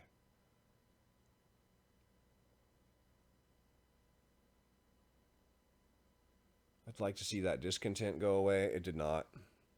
One trick that you can do, so there are various things, like most people know you can turn the generator on and that will make your people, that'll bleed off some discontent. But one thing you can do, if we check down here, overcrowded medical facilities. If you take your engineers out of these medical posts, then you no longer have overcrowded medical facilities and your discontent will go down. We don't need to do that, I don't think, right now. We're doing okay. But it's a trick that we can use, and we probably will use it later. 5 o'clock in the morning, we have to ask, do we need to build anything? Just as a matter of course. But we've already asked that question last night. We had plenty of builders, and so that question doesn't apply here. We don't have to do our 6 a.m. thing with gathering posts. What we do have to do, and I recommend that we allocate labor now at 5 a.m. because it's good to get in the habit so that when you have extended shifts, you're allocating your labor at the right time. We want to work this thing. We want to work this thing. But we want to work this because we need to get this wood off the map. So we'll put engineers in there and then some workers. And if we look here, we can see all three of those engineers are sick. Yuck. We can do something about that. We'll wait until 6 o'clock, though, because otherwise we have to do it twice. So at 6 o'clock, we can go here to our medical post, and we can say, this guy who's not on shift and is going to rest, this guy who's not on shift and who's going to rest, and then we'll go next door and we'll grab this guy who is not on shift and going to rest. Then we can quick and dismiss all three of these guys. We can max this out again, which gives us 3 able-bodied engineers. Only 2 sick workers now. Now we can go back over here. This only works if the game is paused. It does not work with the game running. And now we have our 3 guys on the day shift, and then the sick guy is on the night shift in both of these. These 2 sick guys are the night shift. And so you can hide up to 2 sick engineers per workplace, per medical post. And it's not costing us any efficiency anywhere. Now we want to talk about an emergency shift. We need this steel. We have almost enough to make our beacon. But we need more steel because, like I said, we have to build a bare minimum of 2 and preferably 3 steam hubs before day 6. That is 40 or 60 steel. So we're going to spend everything we've got to make this beacon. We need to make sure that we get enough to build steam hubs too. So our next emergency shift wants to be here. That's also going to get us a steam core so that we can build our wall drill.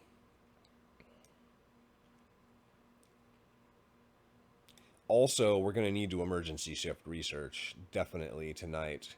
So we need to get this cleared up in time. We probably won't get a notification about emergency shifts today. That's a good thing. But we will get a notification about cold housing again, I'm pretty sure. Maybe they only give that to you once. I think that's the case, actually, now that I say it out loud. I'm pretty sure they only give you that one once.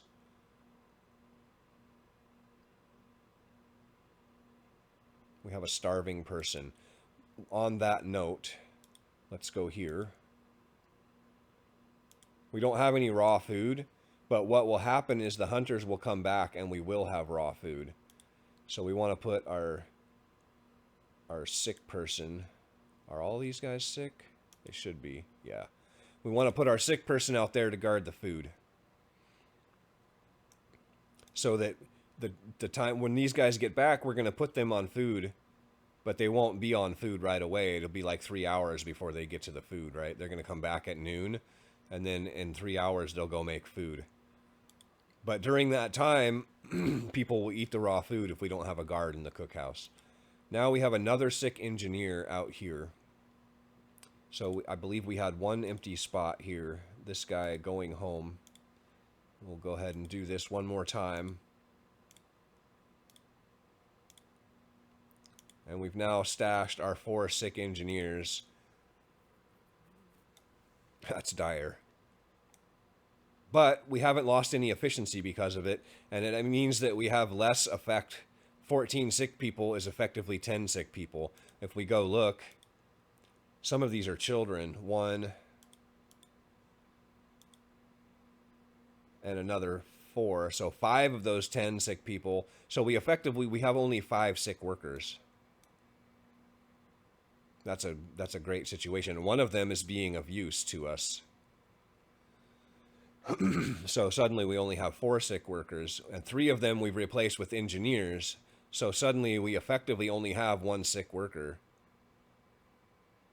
We're at minus 10% here because of that guy, and another minus 10 because of this guy, effectively.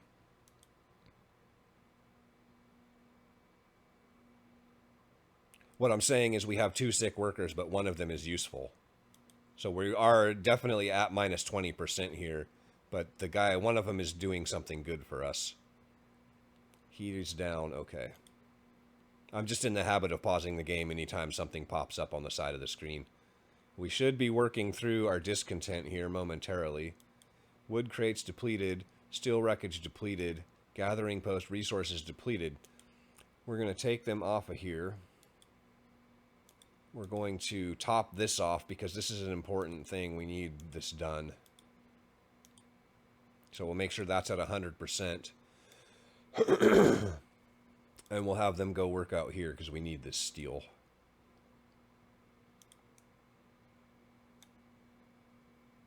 One guy in treatment. Beautiful. And then at 1250, we'll pop an emergency shift there. Unless we need for this to bleed off. And it should. But I keep seeing it go up. It's like almost to the line and then it goes up.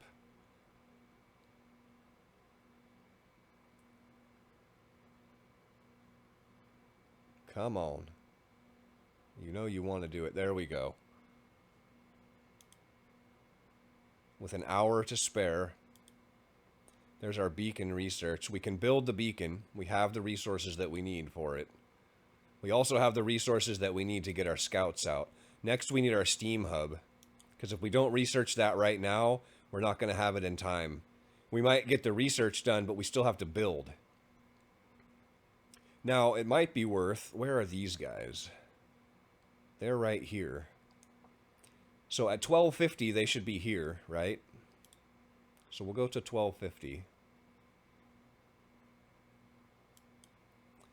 And then we're going to pop an emergency shift here. We're going to do the same trick that we used yesterday. Emergency shift.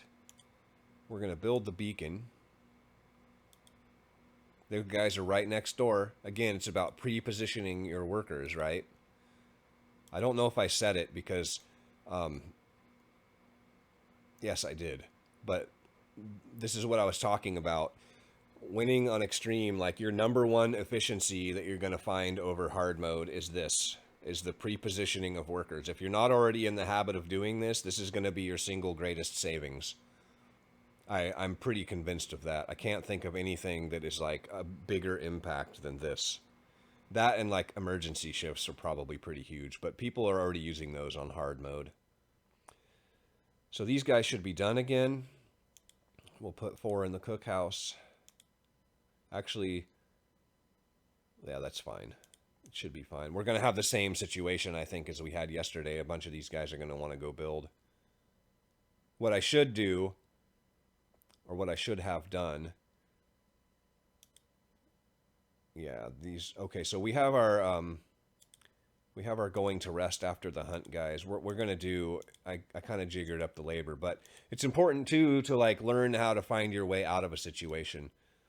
So we're going to take all of these guys that are building... and dismiss them. What we did is we contaminated our labor pool. Going to build. We're going to dismiss those guys. And also all of the in-treatment people. And then over here, we're going to grab all of these guys that are going to build and just leave our one worker. And that should leave us... We'll put those guys just on some random resource pile. And then this should be all of our able-bodied workers from the hunter's hut. And so we'll put 2 of them, because we only have 14. 2 of them should have, that should be plenty of manpower to get that done. And then that makes sure that we got the correct workers here. Otherwise, those guys we're going to keep building and they wouldn't go and make food. We want the hunters to go and make food. And then at 3 o'clock, we'll drop them in here. Who are you and why are you working?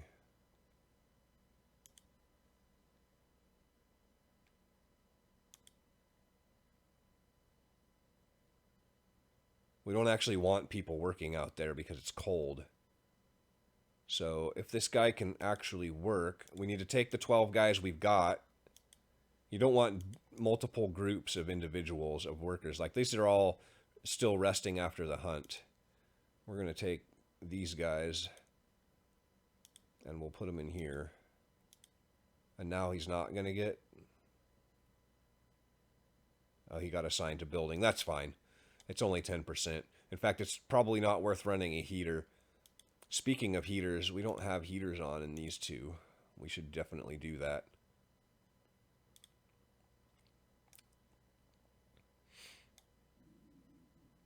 All right. So 3 o'clock.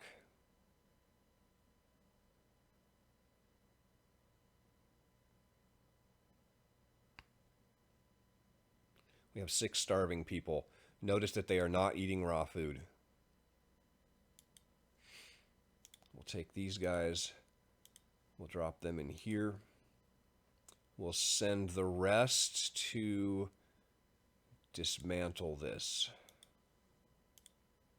which will happen in just a couple minutes, because the timing here is not exactly 3 o'clock. It's slightly after 3 o'clock that those guys go to work. There you can see 3:15. Now they're making food. Now we've got a guy dismantling.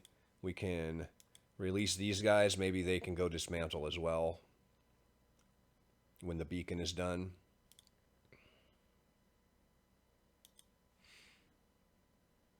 Okay. Now we can see people who are coming. So we've got 10 children and 10 more engineers. That means we need another house. If we look at our graphs, I don't talk about the graphs because there's not really any tips, tricks, and strategies around them. They're just informational. And honestly, the information here isn't really that useful most of the time. But what we're looking at right now is the fact that we've got 12 vacant beds and we need 20. So we need to build another tent, and we will do that as soon as this thing is done. I'm going to reassign workers out there so we can get a little bit of efficiency there.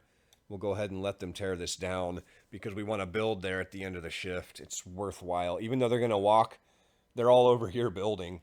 They just finished the beacon, and they're going to now walk all the way across the map to go and dismantle this, which is a huge waste of time, but we're going to let them do it anyway. Actually, maybe we shouldn't. It's kind of terrible. Yeah, see, we can get 100% efficiency there. That's probably worthwhile. There was something that I was just going to do. Dang it, what was it? It was important too. Crikey. What did we need to do? Damn it, I can't remember. Okay, well, it must not have been that important, right? Lol. Hope not. I don't think I'm forgetting anything critical at this point. We want to think about an emergency shift here. Like, we need one kind of desperately. We're also riding pretty high on our discontent. In fact, it wouldn't surprise me if people are going to riot here. We have only 10 people sick, which means we could release our engineers. Okay, so let's do that. These guys go away and go dismantle this, because they're right next door. They don't have to walk very far at all. And our 10 people can still be in treatment over here,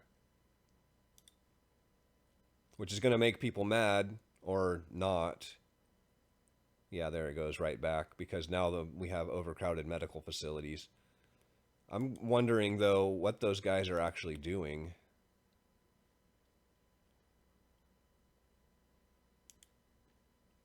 Don't need people in there anymore. They can go and dismantle as well.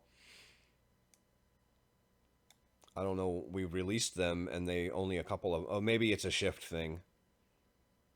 Oh, I was going to talk about housing? No, I don't remember. Let's go. Go until 6 p.m.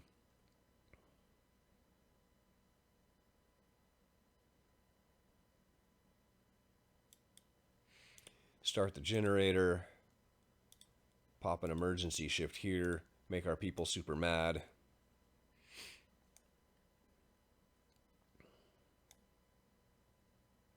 And, oh, that's what I was going to do. I was going to send the beacon, send out scouts. So what we want to do is we want to isolate 5 sick people. We only have Do we only have 4 sick workers? I guess let's look in here. 1, 2, 3, 4. Yes, we only have 4 sick workers. Okay, so we want to just put them somewhere. And then we can isolate 4 sick workers and one of these guys that's going to dismantle. Not the guy who's already there doing it, but one of the guys who's on his way. We'll dismiss them. That gives us 5 workers free. We'll go here and we'll drop 40 wood. Now, I didn't even count that, I don't think, when I was going through all of the wood that we have to spend. 40 wood for scouts is on that list as well. We'll go to the abandoned camp because that's actually our only option.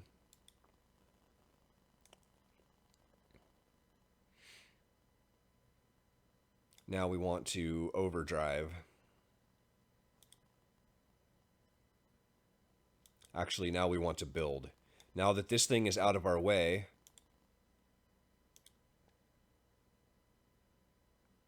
we need a couple of roads there. We need a gathering post because we got to get our coal online. This will be our next emergency shift. We're going to have to emergency shift coal. And we need a tent for the people who are about to arrive. And really, with another 10 engineers coming, I don't see how we can not. We're just gonna have to build another workshop. Oh, but do we? I don't think we do. I think we have to not do that actually, because our new math is 36 wood remaining, plus 108 is what, 144 wood total. We've already determined that getting our wall drill is going to take like 100 of that. We also need to build roads because we need to build steam hubs, so we need places for those steam hubs to be. So like we're going to have to build a road out here. And we're going to have to build this road right here. So now we're eating into our wood even further. We're going to have those guys we've covered. But then we're going to have another 15 people showing up, and we're going to need one more house for them, at least. I think it's only going to be one. No, we're going to need 2 for them as well. So that's another 20 wood. And suddenly we're in a situation where it's like, can we even build a wall drill? Now we're relying on our scouts, essentially, to get wood for us off the map. We also need another hunter's hut. When these guys get here, we need another hunter's hut. In fact, maybe we even need one now. We have 30 workers exactly, so that's probably not going to work out. We're going to have to get by with a single hunter's hut for a while longer. Basically until these guys come. That's going to be our second hunting party. In the meantime, we don't have enough food. People are furious. And then immediately drops back down for reasons unknown. We need to think about, we need to overdrive this, yeah. And then at 8:10, we need to drop people back in here. We do not want to miss that timing, or it defeats the purpose of the emergency shift in the first place. If you're not working, then it doesn't matter if your building is on emergency shift or not. You're just pissing your people off for no reason. Going to eat? Nay, sir. Do not go eat. We will not have any of that nonsense. We have only 3 hungry people, and we have 10 food rations, so on the surface of things, that actually looks like a pretty good situation.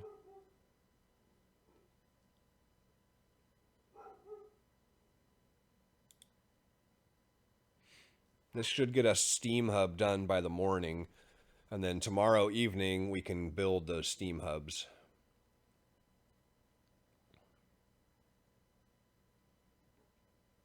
At midnight, actually we can do it now.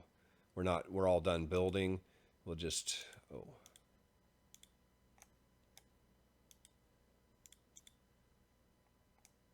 that one's got 24-hour shift. Do we have people elsewhere? Yes. That should be it. We'll send them out hunting. Going to eat, that's fine. Get our hungry people fed when it doesn't hurt us.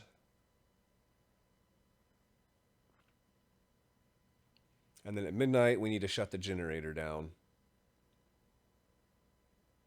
There's our new engineers. We should immediately put 5 of them in here so we can accommodate the sick people. He wants to go eat. That's fine because there's no sick people for them to take care of anyway. So go ahead and go eat. At midnight, we need to turn off the generator. Discontent falls. That's lovely. Shut the generator down. People can get mad all over again that it's cold. Missing children. We have to go to the trail bend and save the missing children. Now you can see this is ticking down. If we click on this, these are the people who are going on the expedition. So they still kind of show up on our radar for a little while. New law. A new law is ready. We want probably extended shift here. What I would like to do is start taking purpose laws, but they force us to build things and we don't have the resources or the manpower. So we're going to stick with this stuff a little while longer. I think next we'll pick up child shelters and we'll go for medical apprentices. Because the sickness on this map is insane. We're going to have like 100 people at a time showing up later, and there are going to be 100 sick people that we have to accommodate. Pause. Steam Hub researched. Cha, cha, cha, cha, cha. Steam Hub researched. Anyway, let's do drawing boards now. Got 24 wood left there. We got 1 day because we are not going to have a heat zone here. So that means tomorrow we have to get that 24 wood off the map. That's our biggest concern in terms of labor allocation in the morning. The second biggest concern is going to be getting coal. Problem is we still need a lot of steel. But fortunately, we already have a solution in place for that because these guys are already on emergency shift, getting us that steel. Do we need to do anything at this point in time? I don't think so. We can go until 5 a.m. and we'll jigger some labor around. Now, we could conceivably get by overnight with just 3 engineers in each of our medical posts, but we don't actually have anything for them to do right now. So there's no reason to not just fully staff them. Okay, what do we got to work with? We've got 13 engineers and 5 workers. How many of them are sick? 1, 2, 3, 4, 5, 6 sick engineers, which means we actually have 7 and 3 workers. So that's perfect. We can fully staff 1 building. It'll be this one.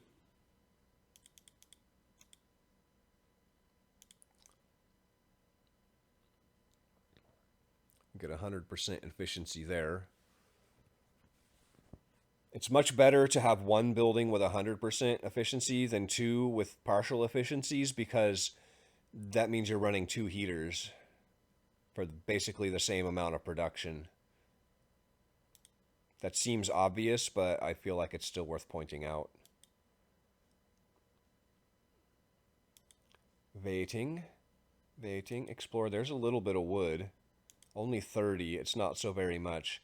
What do we have? We have Hanged Man Hill and we have the Lone Boulder.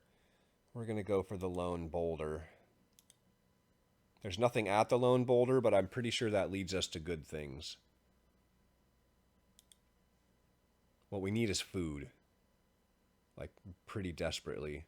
We have 26 hungry people, 1 starving person.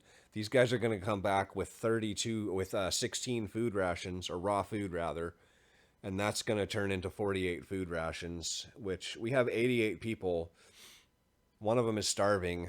It's pretty much guaranteed that more are going to be starving by the time anybody gets back with food. So let us put a guard in the cookhouse. Sick and in treatment. And let us also check in with our patients. That's not good. Nope, we don't have anybody who's about to get out of treatment. The reason I check on that is that if we did, we can afford to take engineers out of here and maybe go work on a gathering post. But we don't. That's not going to happen. Or maybe we could go and build a steam hub, for example, because these guys don't have heat zone. That's just a cold house. And tomorrow, or I should say tonight, we got to turn the generator on and leave it on with our 77 coal. Yikes. It says about 2 days, but that's because the generator is off. So it's just talking about the heaters that we're running. And this is when things get bad. We've done about as many emergency shifts as we can possibly do. We've done about as much research as we can possibly get done. And we're still not really equipped for this cold. We're up to 6 starving people now, 7. That number is just going to keep going up. All 26 of those people have the potential to become starving people. These guys, because we sent them out a little early, should be back a little earlier as well. And so that is important to note. Because as soon as they get back, well, the thing is it actually doesn't matter. Because they still won't work until 3 p.m. But we can take somebody off of here because we don't need 100% efficiency here. It's only got 2 hours left. So we'll take these workers and we'll drop them in here to get some food made so we can feed our starving people and maybe feed some hungry people before they become starving people, with any luck. And this is a result of me constantly telling people not to eat. So I've done this to myself. And I know that. But it's okay. All right, those guys are done. We can take them out of here and put them back over here. It says going to eat. Oh, yeah, we do have meals. Okay, that's great. We'll let him eat. He's right there. That's a very efficient meal. But we're out of food and we have 7 hungry people, and those 7 hungry people are going to be starving. There we go. It is 1 o'clock in the afternoon. We have plenty of workday left to us. Let's pop them over here and get some coal. We can get 100%. Yeah, he's still going to eat. That's fine. These people are done. We will take them out of here. We'll put them in here. And we will say, the rest of you go dismantle that. And at 3 o'clock, they can get on all of that. We really have to micromanage labor, because we have very, very little of it. It's a great example. That's why I chose this scenario, because it forces me to do all of these things and explain it all to you. Why and how. Did our eating person go and build? He did. Our eating person went and dismantled instead of going to work. I don't like that. We have plenty of people to get the dismantling done. I would much rather have 100% efficiency there.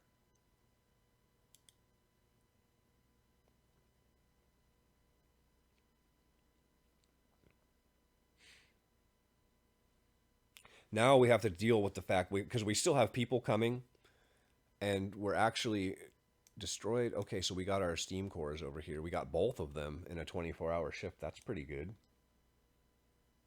So these guys are just working on steel now. How much is left? 54 steel. Amazing. We can get that off the map tomorrow. Probably.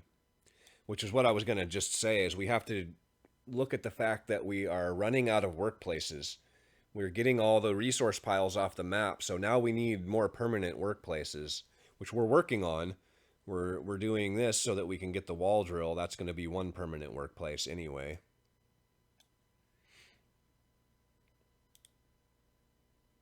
We need to get coal thumpers after wall drill.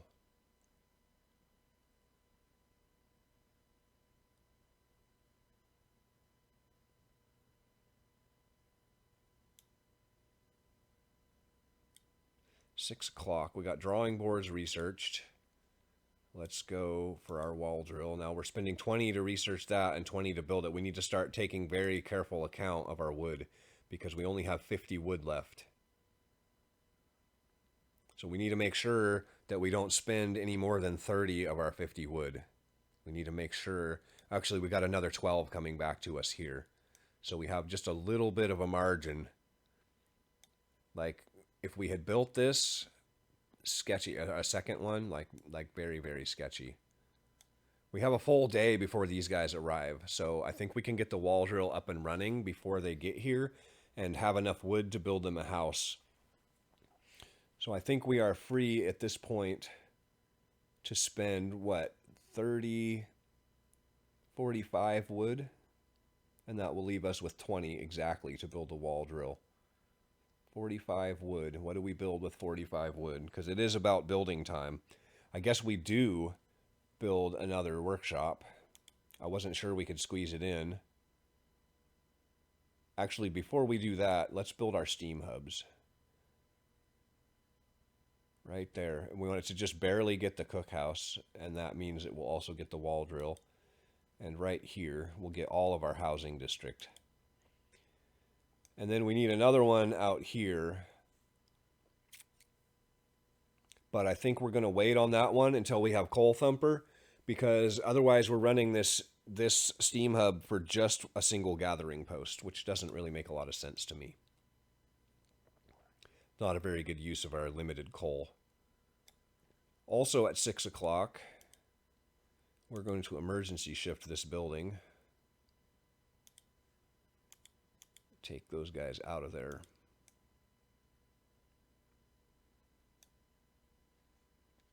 Because we desperately need the coal. Oh, did I turn this on? I did not. Gotta turn that on. We're not going to overdrive tonight because we have people in housing. We're going to wait until the morning, and then we're going to overdrive in the morning when it's super cold.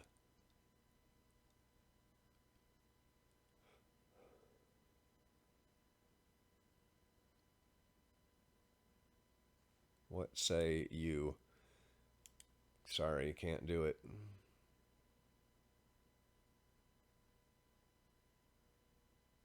Now, it might have been a good idea to not click on that because we have to pass laws. But I think the next law we're passing isn't going to make people angry, so we should be okay there. Fishing boat or a ruined warehouse. Now, I'm guessing, and I'm going to not guess, I'm actually going to pause the recording here and go check the wiki, because I advise, as part of winning expert mode, that you keep the wiki handy. And the answer is yes, the fishing boat has raw food, so we will go there. Not very much, but even a very small amount is a huge help.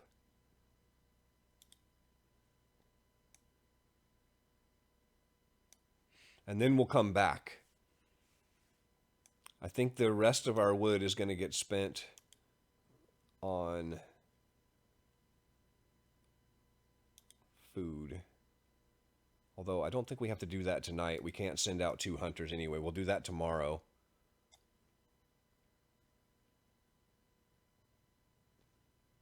There's our law off cooldown.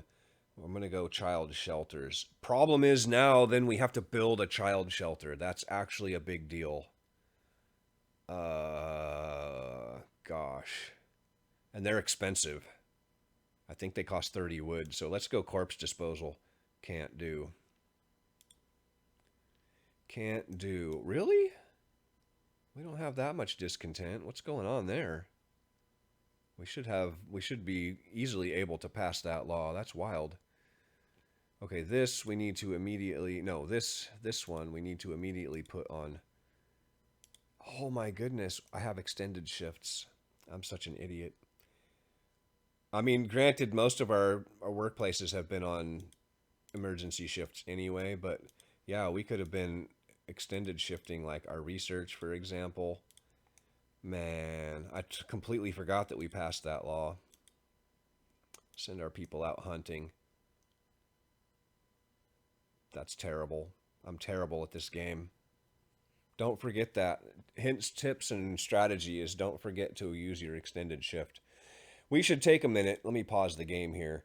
We should take a minute to talk about extended shift, because It's powerful. It gets you 40% extra labor in your workplace.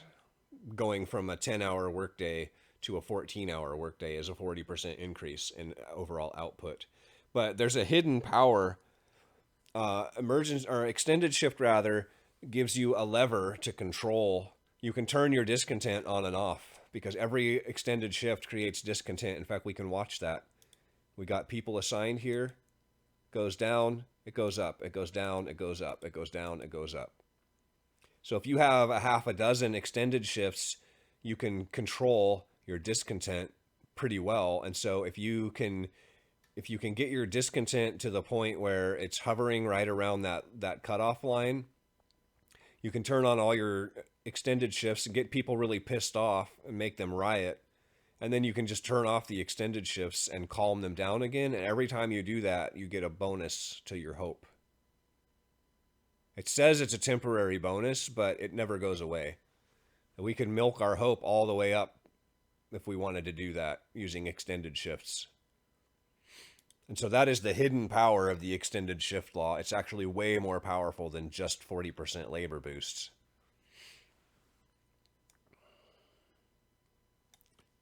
All right, our hunters are out. I did not put people back in here for their emergency shift. That was terrible.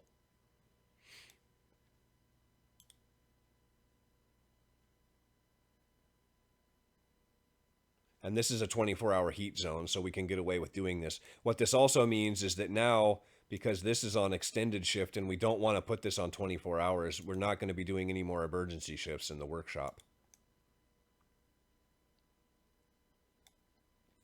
And we really probably should build that second workshop because we have to make up for the fact that we're not doing emergency shifts in the workshop anymore. So let's not do that now, though, because we don't want them building on shift. They won't get out there. They'll start it at 5 a.m. and then they won't get it done.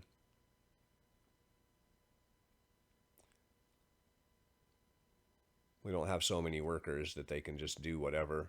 Oh, I didn't turn this off, but we need to leave it on anyway because it's just about to get cold. And boy, is it going to get cold. We're not ready. We're as ready as we can be. I mean, we could have pushed emergency shifts a little harder. There was at least one night where we didn't emergency shift research where we could have. Can we pass this law now? Corpse disposal. Let's go. Get angry again, guys. And that's a huge hit to our hope. But we've been doing a really good job of curating our hope anyway, because our people keep getting mad and we keep calming them down. Corpse disposal, and then we'll take organ transplants. And then by the time all of that is done, we will have wood production up and running again. Now, if we look at our heat map, everything is cold, not chilly, cold. So we want to run the overdrive and make it at least chilly. Why do we not have a heater on there? That's terrible.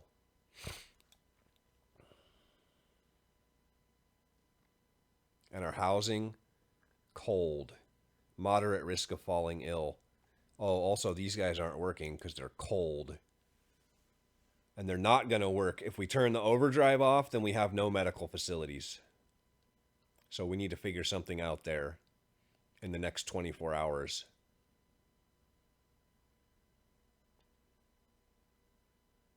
Because after 24 hours, our overdrive is going to be done. And then we will have no medical facilities. So I don't even know, actually, how do we fix that? What we need is like generator power upgrade level 1, which is going to double our coal consumption, which is scary. But we also need coal thumpers. Steel and raw food. Awesome. 48 raw food. Amazing. Fishing village. What's at the fishing village? More raw food and the potential for an outpost or potentially more wood. So the question is, do we go home immediately take 15 hours to arrive? Or do we go here 12 hours and then probably another still 15 hours because they're roughly equidistant? I don't think that we need, like, the raw food that this guy is carrying is probably more valuable to us than having more raw food at a later date. So I'm going to send him to the city. And also that little bit of wood, even just 30 wood is a pretty big deal at this point. Because we need to build a lot of stuff tonight. We need to build another workshop. We need to build another hunter's hut. We need to build our wall drill. It should be done by this evening. We'll be working that tomorrow.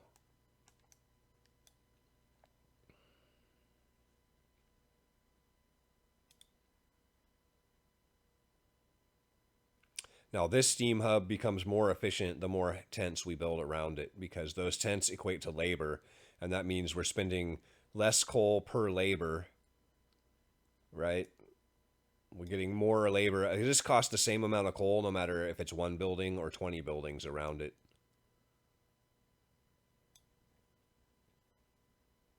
Pause.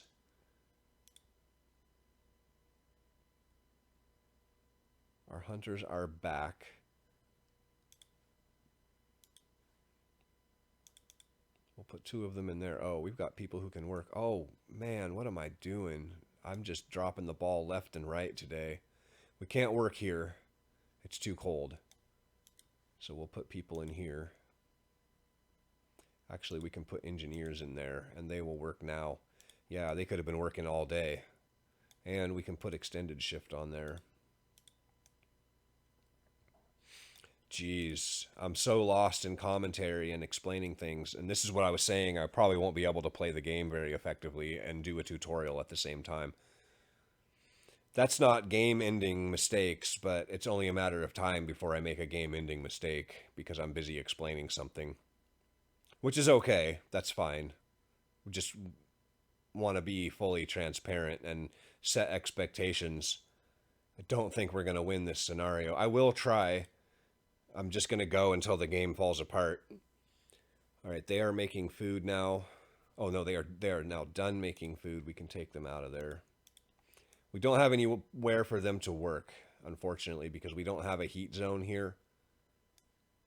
So we only have the 2 gathering posts that we can actually work at least until we're ready to build a wall drill. And it might be worthwhile if we look at this. Actually, what we can do is have them build this thing. A couple of those guys are already right there. But if we look here, we're 8 hours out from a wall drill. Okay, never mind. I was going to say we could build a tent back here and pull our builders over there. But that doesn't really work.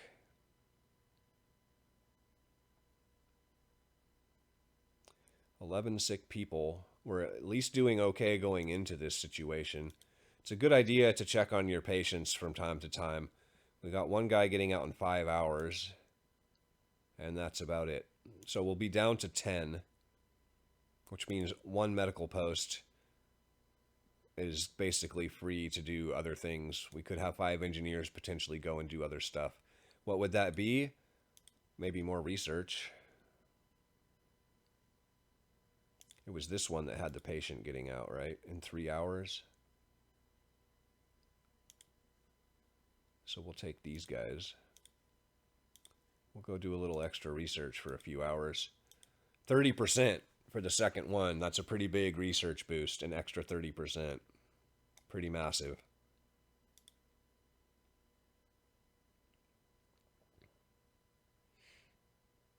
And this one guy who's not in treatment will be in treatment as soon as the other guy gets out. It was like 3 hours or whatever. So we're not really losing anything there. 6 o'clock. We don't need to do anything at 6 o'clock, I don't think. What do we have in terms of workers? We have 20 workers. How many of them are sick? 1, 2, 3, 4? Only 4. So we can send our workers out at 6 o'clock, or we can have them build something. Probably better to have them build something. And that something would be a hunter's hut. So we can send, we have these guys showing up in 15 minutes. Oh, that's not what I meant. We have 2 vacant beds. We can only afford to build 1 tent. But these guys will be back in 3 hours with enough wood for another one. Or we build 2 tents and they'll be back in 3 hours with enough wood to build our wall drill. I think that's the better option.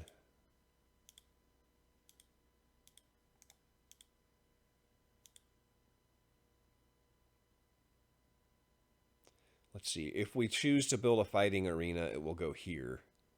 So we'll build a tent there. That way our people have housing. That's going to be important. We're already going to be absolutely crushed for sickness because this heat map is so bleak. In fact, in retrospect, we should probably not have used our overdrive when we did. We should have started the overdrive right now. Although we have this problem.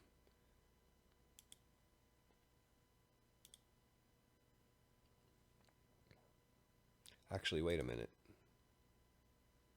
Yeah, that's not a problem. We can turn the overdrive off and those guys will still work. Okay, I was tripping. People are hungry. Let us feed them. We have food on the way. Enough food on the way. That's our 15 people showing up, which is glorious because we desperately need more food. Wall drill researched. Cha-cha, cha-cha-cha. Next, we need coal thumper. We don't have any wood. These guys will be here in 2 hours and 47 minutes. We're only missing out on 45 minutes of research, so that's not the end of the world. We can't build our wall drill either. Yikes. But they have just enough wood to pay for research and build a wall drill, and then tomorrow we can work the wall drill. So it's a good thing that I decided to turn them around. They're also going to solve our food problem, which is going to be a big deal. And in order to make sure of that, we're going to put our engineers in there. Now that we're done researching for the day, let's put 5 engineers in here. Because we're going to have people getting sick. Actually, let's not. Because that is a heater running. Well, no, we have a sick person not in treatment. Let's put them in there, yeah. And go.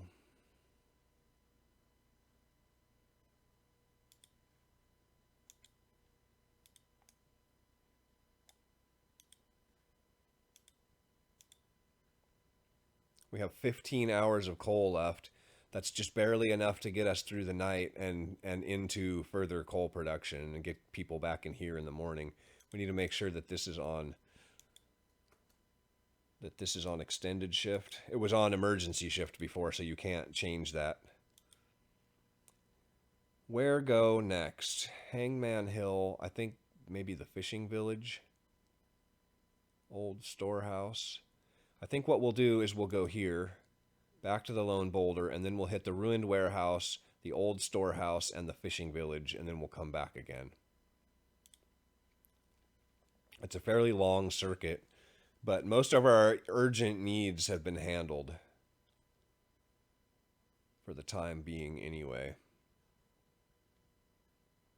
Now we get to sit back and watch the carnage begin because our people are going to get so incredibly sick. We also need to build this wall drill. That is of utmost importance. Leaving us with 19 wood. We need to build a tent.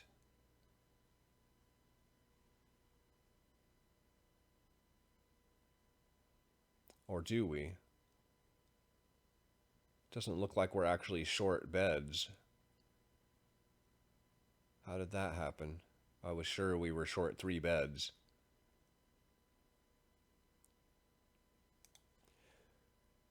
What are we getting? We're getting another 15 workers in 20 hours. All right, let's go ahead and send out no, let's wait until the wall drill gets built.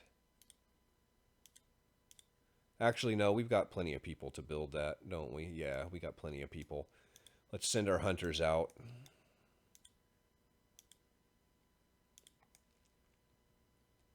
Which leaves us very short-staffed tomorrow. We're just going to be basically working coal. And then maybe we can squeeze some engineers out. And now, as I was saying, let us watch the carnage. Jeez, the game just wants to interrupt us so much. People are eating raw food. Don't eat raw food.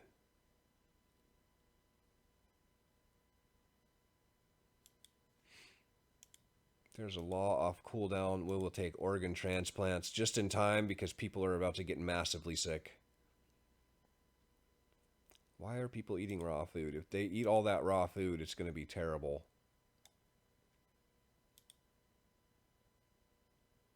So far, I think it was only like one person, but these 41 hungry people, any of them could become starving at any moment. As soon as we see that number dropping, then we're in bad shape. Why do we have a person? Yep, see that was a person who became starving. They don't actually show up here as a starving person, but they ate too raw food. So if these guys all become starving before morning, all that raw food we just brought back is gonna be gone. That's terrible. And there it goes. It just starts ticking down. 39.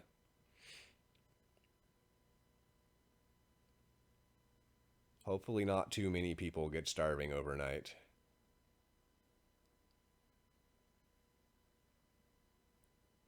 It looks like 38. Not doing too bad. And we're doing surprisingly well on sickness. I don't understand that. Only 10 people sick. That means that we have a whole medical post that we can free up workers on. We have 6 hours worth of coal left.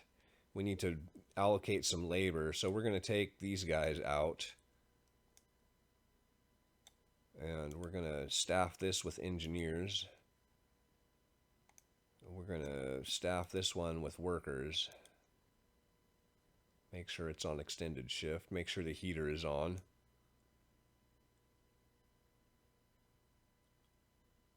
I don't know how we're doing so well on sickness, but it probably won't last because we're about to turn the generator off, or the overdrive off.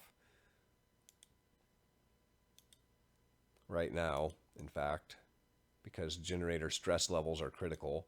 Oh, oh.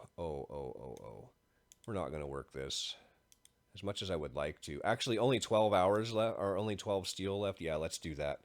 We'll just let them work there for a few hours, and then we'll put them on wood. We need to do research, which is going to be Coal Thumper. Do we have any engineers left? Are they able? We'll put 3 of them to work there and get a little bit of a margin on research. That's not great, but it's better than nothing.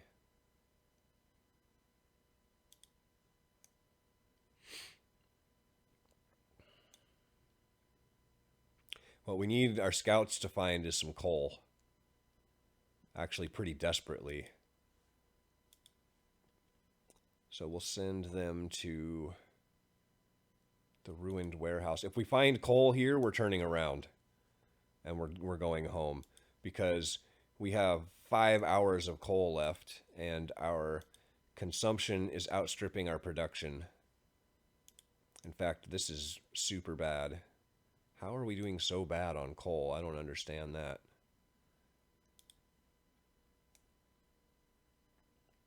We're not running. We're running 1 heater, 2, 3, 4 heaters. We shouldn't have people in the cookhouse. Or we do have people in the cookhouse, but they won't be there for long. Oh, this is bad. This is super bad. This could be game over. If we run out of coal, we're dead. Because even with housing, like, just everybody's going to die. It's going to be way too cold. I'm not sure how I managed to run out of coal. Honestly, it's pretty wild. All right, let's go. Let's not dwell on that. We're going to wait until our gathering post is depleted. Where are you? One more hour.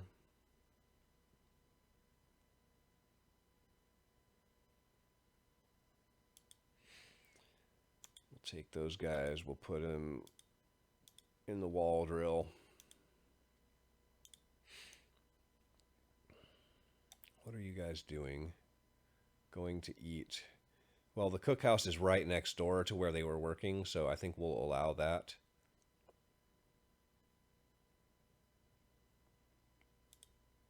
Go ahead and go eat, guys. Get yourselves a sandwich.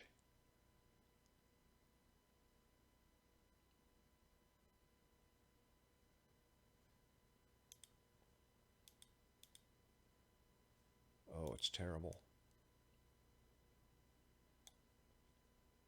Means we're going to run out of coal like overnight, probably. Now we're running a slight surplus during the day, and then we're not working during the night, so we're going to run a huge deficit at night. So maybe we make it through this night too. We need like 10 hours of coal stockpiled by the end of the day, by 8 p.m. I don't know. We're up to 8. Maybe we make that. Going to be super tight. We've got 15 people showing up. We've got 7 beds. We need a tent. I'm going to queue that up now.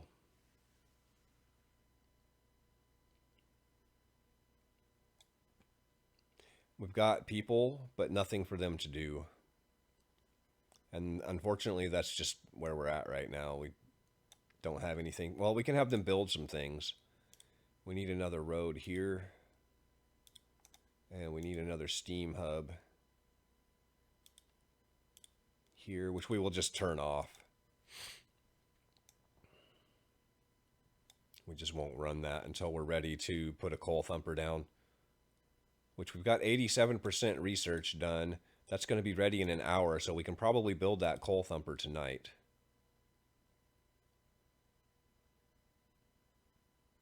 We got 19 sick people. Where did the other 9 sick people come from? Well, I'm going to wait until this research completes.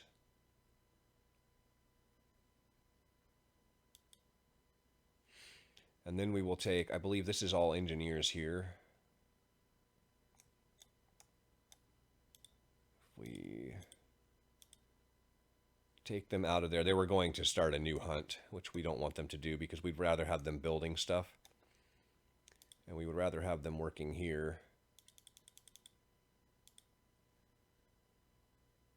They're going to build. That's unfortunate. Let's get those people into treatment. We can pause this. That'll give us some of our people back. And then the other ones are building roads, so that'll be done pretty much immediately, and they'll go back to work. Research is going to be what? Research is going to be generator power upgrade, I think. It has to be. We'll have the coal thumper online in the morning, which means we can double dip on coal a little bit. We have still only 8 hours of coal, which means I think the generator is going to shut down in the morning. No way around it. That's terrible. We're eking our way up to 9 hours of coal. Maybe we get to 10 hours, who knows? That would be kind of amazing.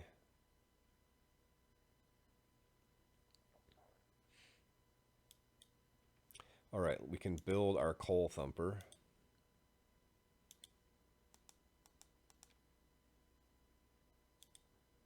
We can build an additional gathering post. 1 coal thumper can support 2 gathering posts. That's the math on that.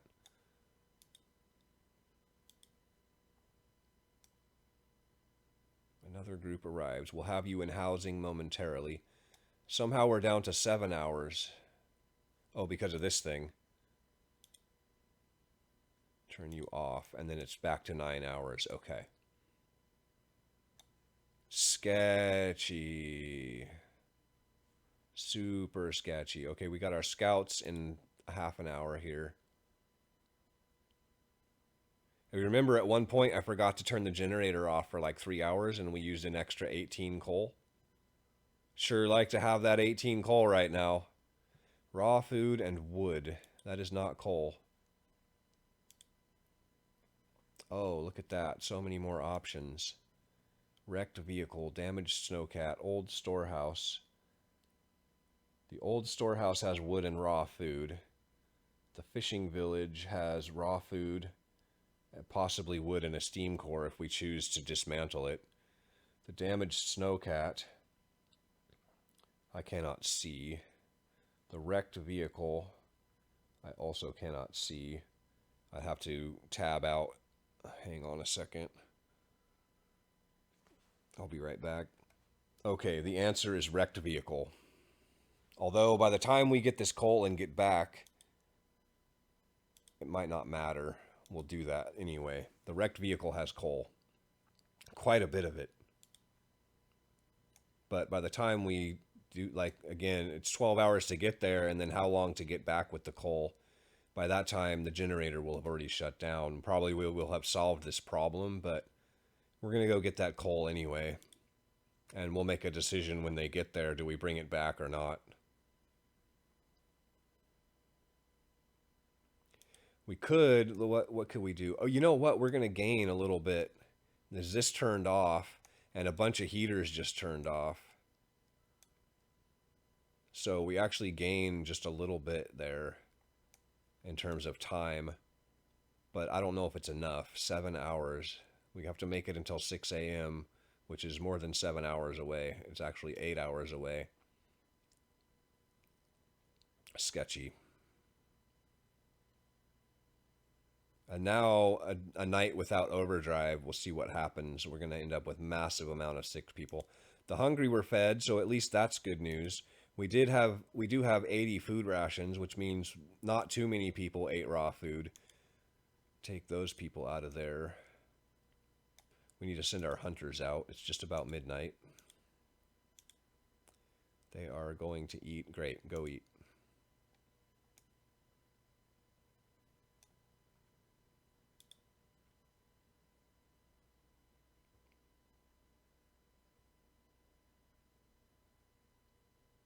We finally got some wood production.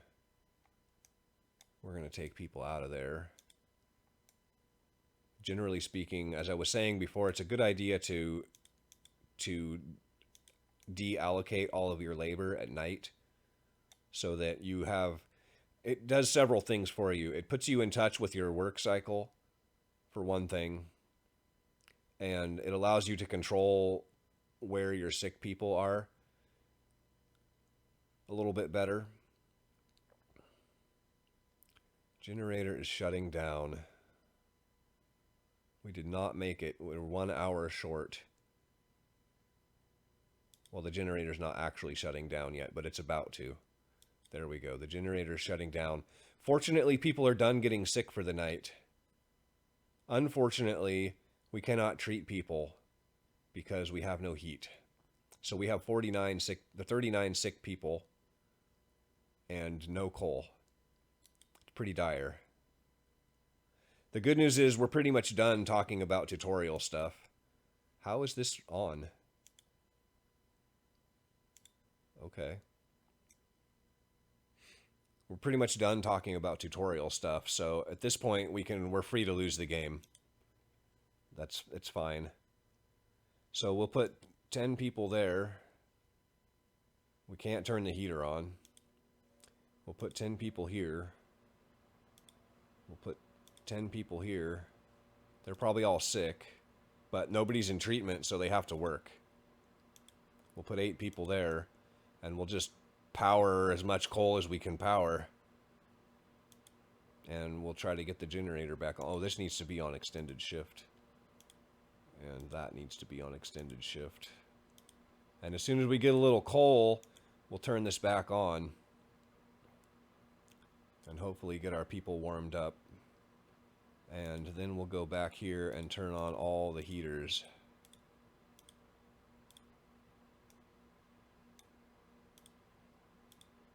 Except for the engineers there.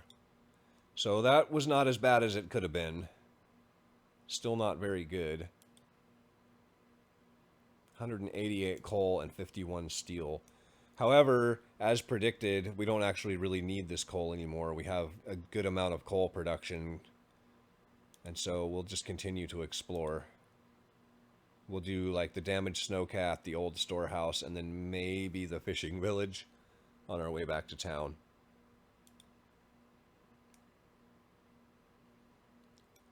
That could have been a lot worse. What the problem is that we're having now is this. We just have way too many sick people, and they're not, it's not like they're on the verge of getting it out of treatment. So probably we need a third medical post, which we're going to have to put out here in our heat zone.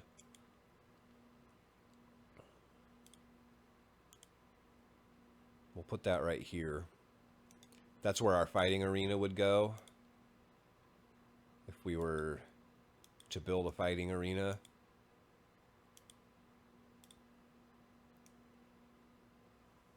So yeah, I think we need that.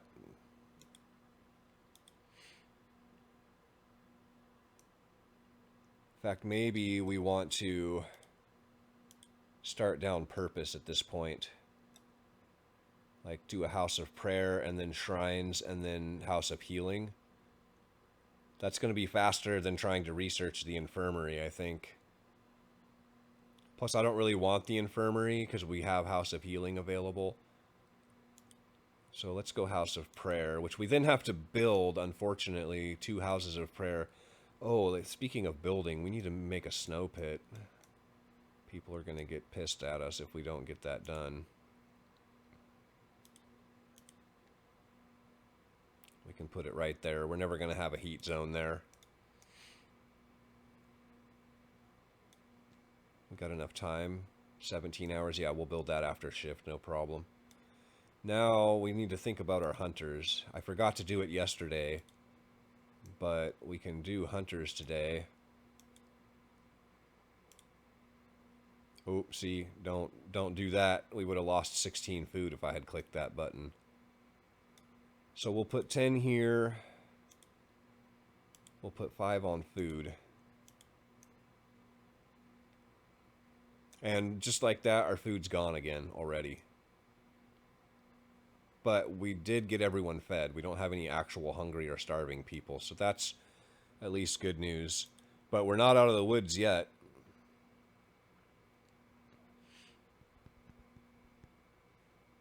Are you guys done? We'll send them out here to work in the heat zone.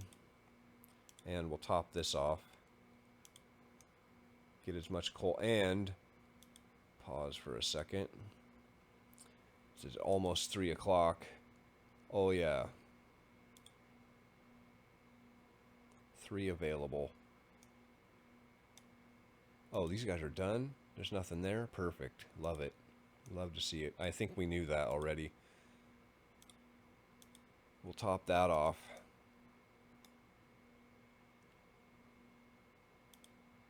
And get a few hours of like really good coal production.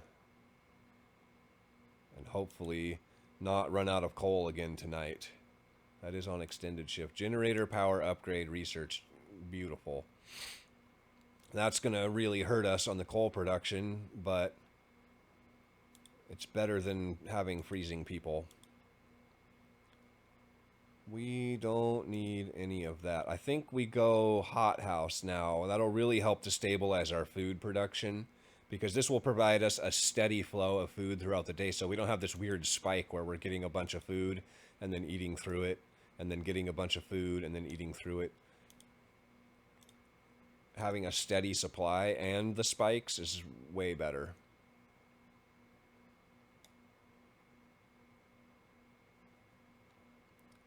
Have these guys work through this food. And then they can go and do the deconstruction next door, hopefully. They're probably going to eat first. What are you doing? Why is nobody deconstructing you? More sick beds needed. I promise the sick will be treated. Or I will open a new medical post. Yeah, we'll do that one because we're already building the new medical post. Almost done. Which I think we desperately need.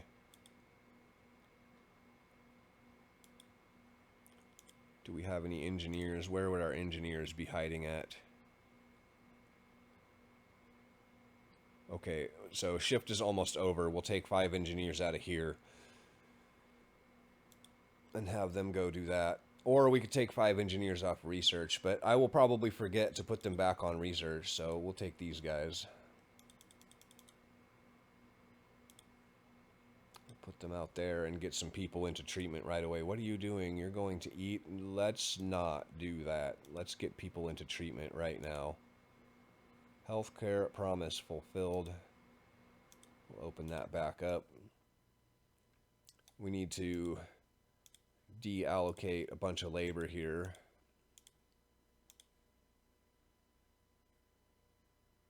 How much coal is left out here? Only 86 coal. That's a good thing because that coal is in our way. So tomorrow, that'll be gone tomorrow. We'll make sure we put people in there. Do we need to build anything else? Do. Not that I can think of. I don't know what it would be. Oh, we need to build a house of prayer. 30 wood and 10 steel. We need to build 2 of them. I know where I want one of them is right behind the steam hub here. But we actually don't have a spot for a second one. Which means we're going to end up building it someplace random and then moving it or destroying it, which is kind of terrible. Now we have to have the same conversation about steel that we had about wood. We don't have any more steel on the map. In fact, there's a good argument that maybe we should have built the steelworks instead of the hothouse. But I think 82 steel will last us for a little while. We'll do the steelworks next. We have 11 hours of coal left. That is enough. Running at level 2. That keeps our people reasonably warm. They're at least only chilly and not cold or freezing.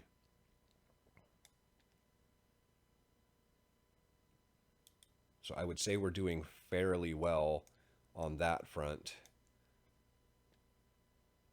I don't think we have anything else to build. Now, I guess, okay, let's ask this question. We have, 40 people, including 20 children.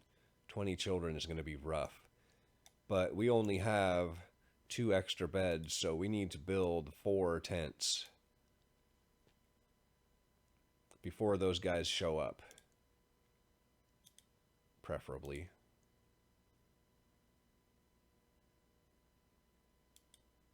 Oh, wait. No, we're going to wait. This is the problem here. This stuff is in the way. What we want to do is we want to get 5 buildings across this back row. And if these things are in the way, then nothing's going to snap correctly. So let's do what we can do to prepare. We'll build a road there and a road there. We're going to put our house of prayer here and then 2 tents on either side of it. As soon as this coal is gone, we can start building on that. So that will definitely happen tomorrow. 86 coal won't last very long at all. Probably we should build... How much coal is left here? A lot. Probably we should build another gathering post there. We're going to have a second coal thumper as well. But not now, so I guess we'll wait on all of that. How many engineers do we actually have? 28? Okay, I think double research is probably enough. Let's take these guys out of here.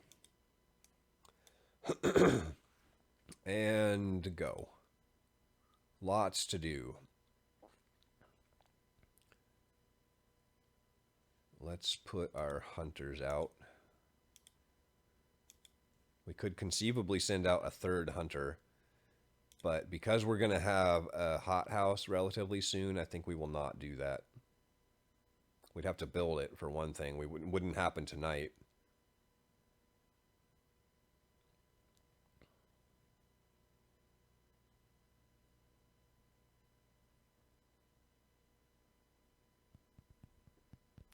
It's good that we're getting 20 more workers because now we just need 30 and we've got full coal production and that'll keep us going. More steel.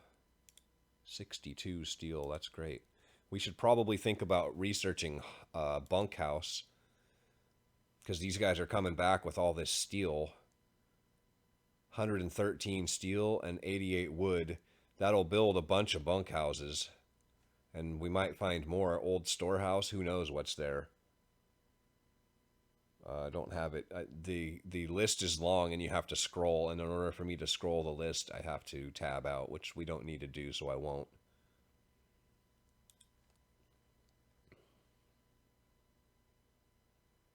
All right, let's go. You notice that the micromanagement drops off considerably as we progress into the game. Like we were having to micromanage individual workers earlier, and now it's more like we're micromanaging individual workplaces. And pretty soon we'll have enough people, we'll have extra workers at some point. 5 hours of coal left, just enough.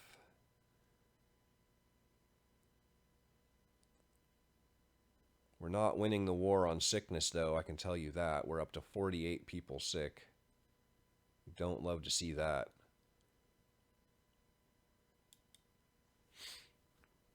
Let us allocate some labor. Pretty much everybody needs to work on coal. That's our only option. We've got a little bit of a pile here. 157 and 284. So I think it's best if we just put people on the gathering posts. And they're mostly sick. And these guys are going to be all sick, right? Mostly sick. That sucks. We're just going to have to do as much coal as we can do. Actually, no, we need people out here. We want to focus on that coal first. We desperately need this gone. What about our engineers? Are they sick? They are, of course.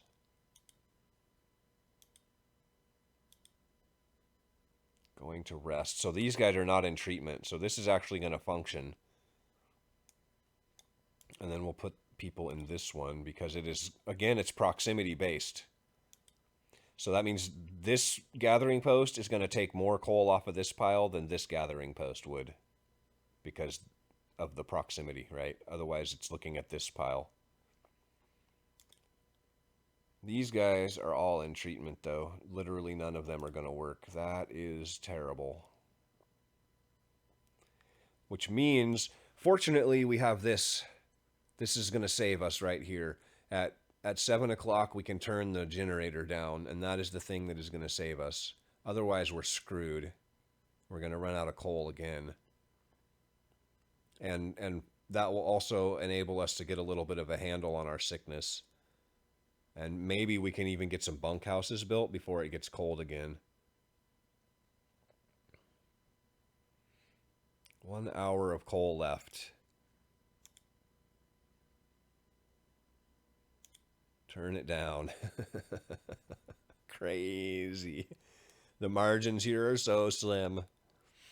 I would say at this point, too, like it's worth saying, probably we've already passed the point, but if you're here for the tutorial and you don't want to watch gameplay, have a wonderful day and make sure you leave me a like, because the rest of this, I'm sure there will be some further tips and tricks and strategy, but the rest of this is really just me playing the game. And so if you're not interested in watching that, I completely understand, and do have a nice day, and do leave me a like down there.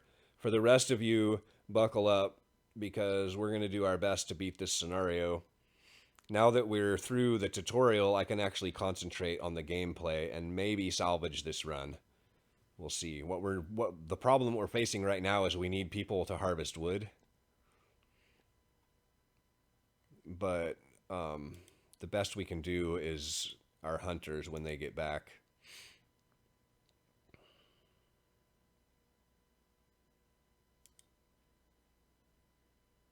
Super sketch. What is our coal production looking like? Oh, it's terrible. It's absolutely okay. We need to do something about that. Actually, we need to find some labor somewhere. Where is anyone working at?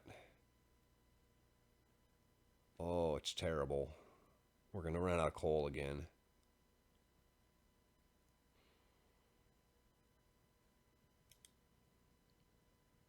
We've got this guy who's resting.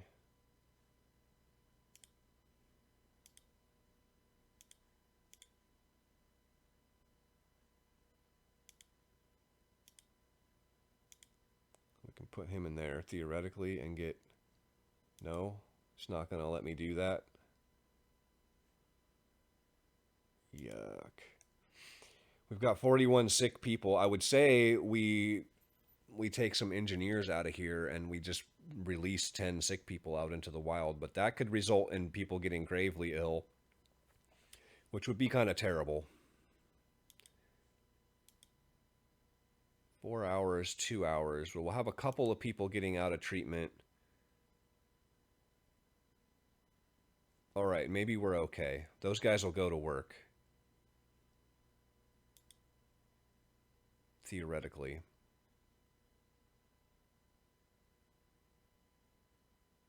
We should gain some slight, yeah, we just got an extra 10%, an extra 10%. So our coal production is going up slightly. Coal pile depleted. That's good. We're still not, it's still bad. Hothouse researched. That's great. What did we say we were going to do next? Steelworks. It's good because it's cheap. Also, our hunters should be back now. So let's get them unemployed. We'll put 2 out there, going to rest after the hunt. Beautiful. We'll put 10 on wood. We'll put 10 on coal. And we'll put 10 on the coal thumper. Maybe get enough coal to salvage this situation. Whoo, buddy. Pause. These guys are done out here, so we need to make sure that as many of them as can work are going to work. So we'll just do a hard labor reset on these 2 buildings. What are you doing? Going to rest after the hunt and in treatment. That's okay. Because this one's at 100% now. Which still probably isn't enough, but it's a lot better. And at 3 o'clock, we'll have some more people to make coal for us. Super sketchy. So I was wrong about one thing, and that is that we should have turned these guys around and brought that coal back. It still mattered. People are out of treatment. However, we can immediately start the generator back up again, and people can get back into treatment. We don't need heaters in our medical posts right now. That's the good news. Wood and raw food. We'll take it. And then I think we go back home. The fishing village is tempting. It's more raw food, but I think we're carrying 104 is enough. Is enough raw food. Where is my mouse cursor? So we will send them home 21 hours. All of our problems will be solved in 21 hours thanks to the glory of the scouts. We should turn some heaters on.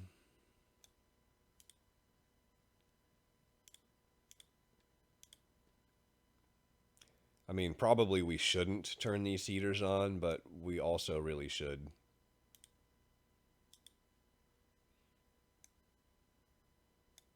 Because we still don't have enough coal. Because the work shift is almost over, and then we're just going to run out of coal again overnight.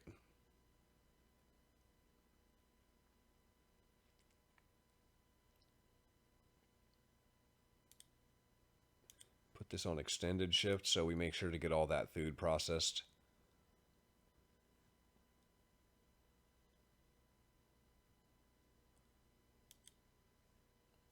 And then we'll take them out immediately so we can conserve some coal. Now we have 38 people homeless, but we have room now that these coal piles are gone to actually build our stuff. So we're going to run this road out one more. We're going to build one house of prayer. We're going to build 4 tents.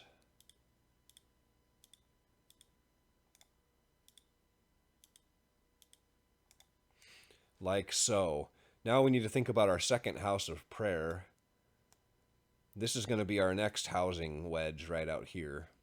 The cookhouse is in the way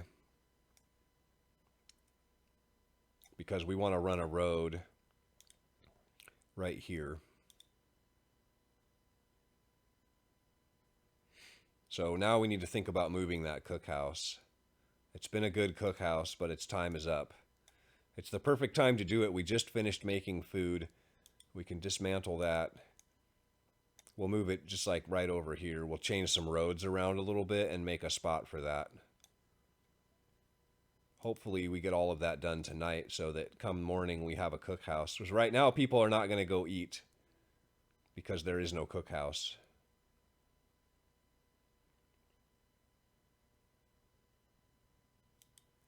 We should deallocate all of our labor.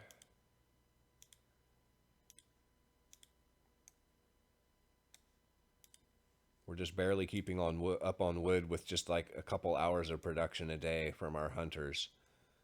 But it is just enough. We're also running out of steel. That's worth talking about. Again, 76 steel. There is no steel on the map. And we don't have any more. Oh no, that's not true. We've got one gathering post we can tear down. That'll get us a little bit of steel. 4 more. So we've got 80 steel to work with until we can get a steelworks going. Speaking of a steelworks, the steel is over here. And obviously we can't build a steelworks yet, but we could build a road.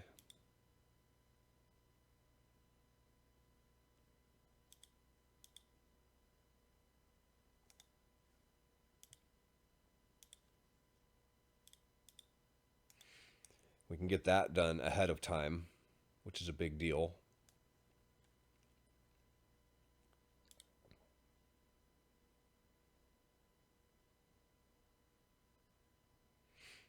We're up to 158 workers. Oh, we need to build a hothouse.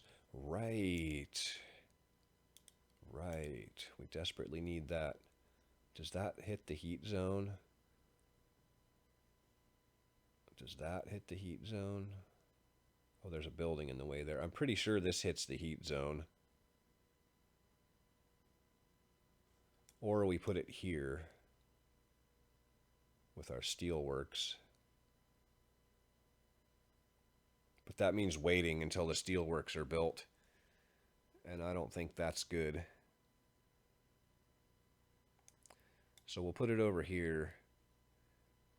You know what? No, what I'm going to do, as backwards thinking as this sounds, I'm going to turn this steam hub on 24 hours. I want to verify 100%. I want to be certain that this is going to sit in that heat zone, because if I build this and it doesn't, yeah, okay, we're fine. Oh no, I can't build there. Invalid placement. That works. That's going to be in the way of our housing though, for the same reason. Okay, forget the hothouse. We're gonna wait. We're gonna build it out here with the It's just too in the way. Turn that down. That cost us a little bit of coal, but it's not too bad. These guys will be back in 13 hours with a bunch of stuff, and that, like I said, actually will solve like most of our problems, at least for a little while.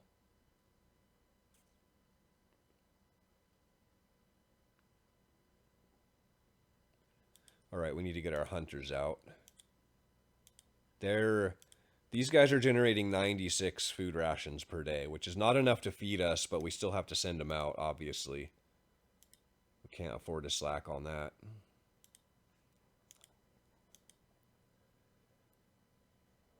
I'm tempted to take child shelters, but I think we need to wait just a little bit longer on that. I think instead we need to get shrines and then House of Healing, and then we'll come back and talk about child shelters. Shrines is huge. Shrines is going to help us a lot. We want to build those right away, because that's going to up our coal production. It's 20%, I believe, or maybe it was 15%. We'll look. That's going to up our wood production. It's going to up our research. It's pretty massive. And then we'll put the third one out here for the steel. It wants us to build 3.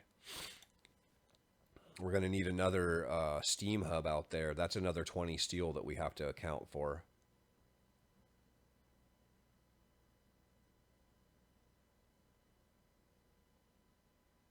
We have 11 people not in treatment. We have 36 people hungry.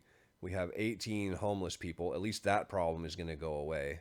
People are eating raw food. Of course they are. But we don't actually have any raw food for them to eat. There was just one left over. But what we do have is a bunch of starving people. And we're out of coal. Shiza, which means people are not in treatment. This is terrible. We have 2 gravely sick people, which means how long is this cooldown? 13 hours. We're going to have House of Healing in 13 hours. We're going to have to build that. Where are we going to put it is the question. So we need to consider that very carefully. We need 2 more houses, 2 more tents, and we're going to knock down 2 tents, and we're going to put the House of Healing right there. It's all going to have to happen very quickly. The only good news is that nobody is in treatment right now, so we actually have a large labor force that we can get all of this stuff done. And then hopefully we can get those gravely ill people into treatment before they die.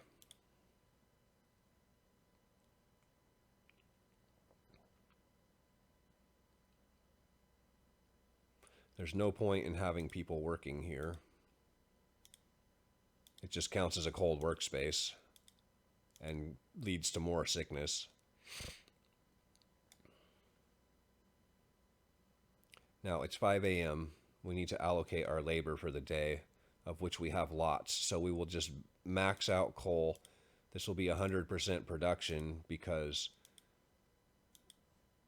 we don't have anybody in treatment. We'll max out wood. That's it. We actually only have 4 workplaces, which is pretty good, actually.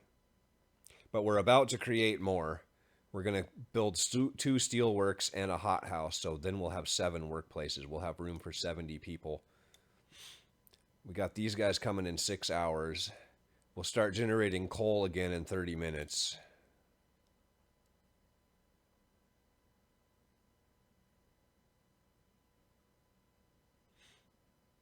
We can restart the generator. We'll put it on level 1. That's going to have to do for the time being. Now, with our extra people, we need to tear down these 2 houses.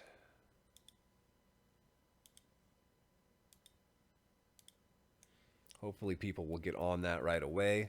They should. We got 28 people who are not in treatment. We have 22 starving people, which is terrible. We have no cookhouse, which is also kind of terrible. So let us also queue up a cookhouse, because these guys are going to arrive in 3 hours with a bunch of food. The cookhouse fits here. Does it fit? That would be ideal. I would like to put it right there. What's in the way? What is this thing? Oh, that's our... yeah. We have a bunch of starving people, and they're going to eat all our food. If we don't have a cookhouse up, oh, that beacon is in the worst place. That's in range of the shrine, but not the... Okay, it's going here. It'll be in the way of our housing a little bit, I think, but we'll just have to cope.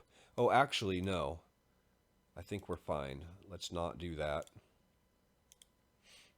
Let's not build this road. Let us instead build this road.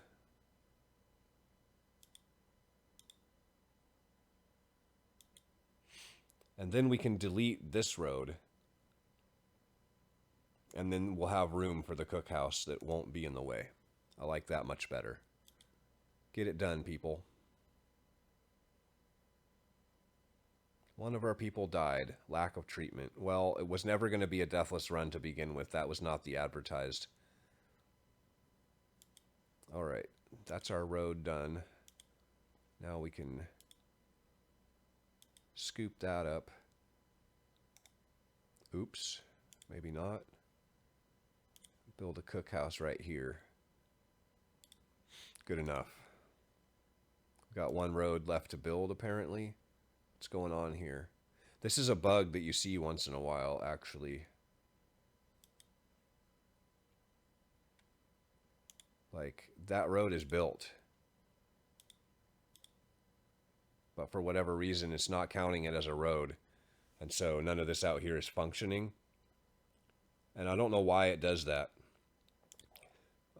But hopefully we can solve the problem by deleting this road and then rebuilding it. That's the only thing I can think to try.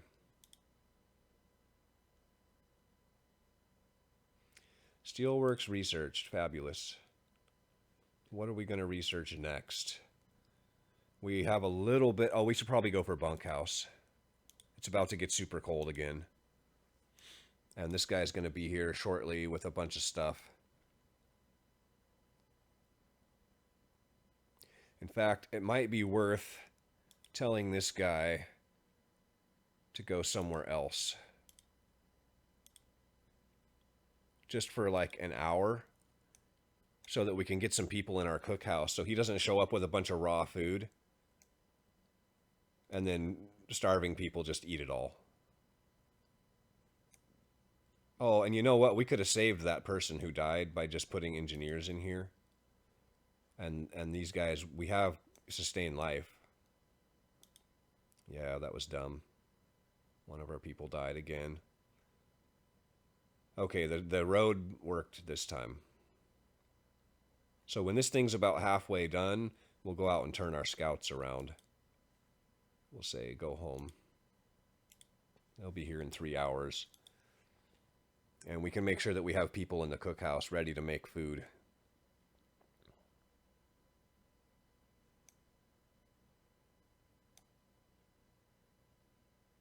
Otherwise, we're just wasting a ton of raw food. We have 16 starving people. It'll be more than that. We'll put some engineers in here. Yeah, they are good to go. So in 2 hours, we'll be fine. And in just a couple of hours, we will have our Book of Laws. 5 hours, 5.5 hours, we'll have Book of Laws off cooldown. It's all great. We'll take this opportunity to build some roads. We need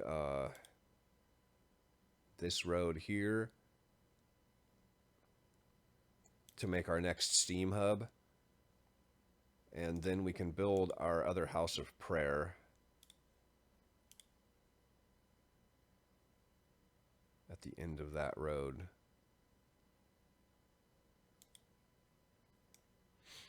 Same layout as this one. We'll have 2 houses on either side of it. Super sketch. Super sketch. We only had 2 people die so far. That's not terrible. Could have been avoided, and I feel dumb for not avoiding it, but it's whatever. Get some more people into treatment. For some reason, not the critically ill person, though, for whatever reason. Why not? What is he doing? He's working where? At a gathering post. Dismiss. Get into treatment, dude. Dumbass. He'll get into treatment now, hopefully. There we go. He's in treatment now. That's what we needed. Okay, now we don't have any builders, so we'll wait until these guys can build. We don't really have anything that they need to do other than build. In fact, they're probably the ones building all of this out here. But assuming they have some free time, let's build 2. Oh, we don't have the wood. Yikes. Okay.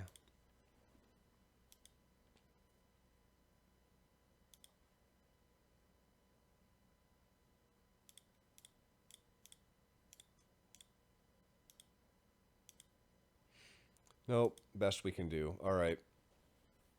It is what it is.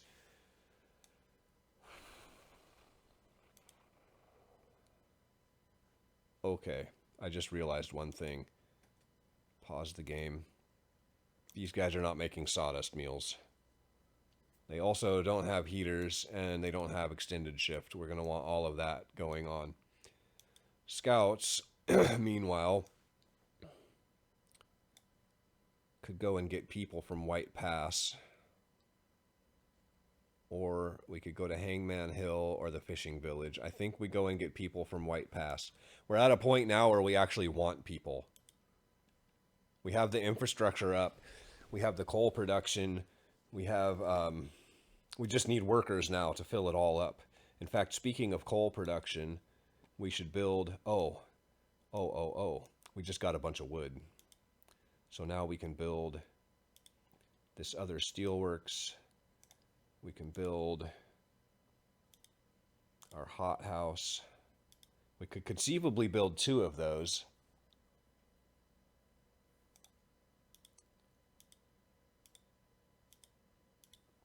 We can build a shrine.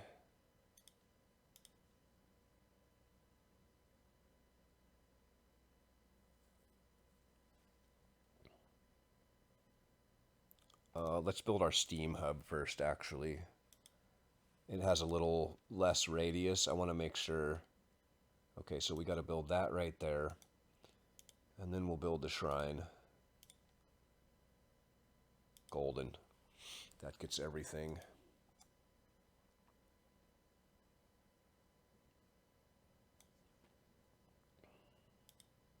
And unfortunately, we have workers walking all the way across the map to build all that stuff, but there's nothing we can do about it.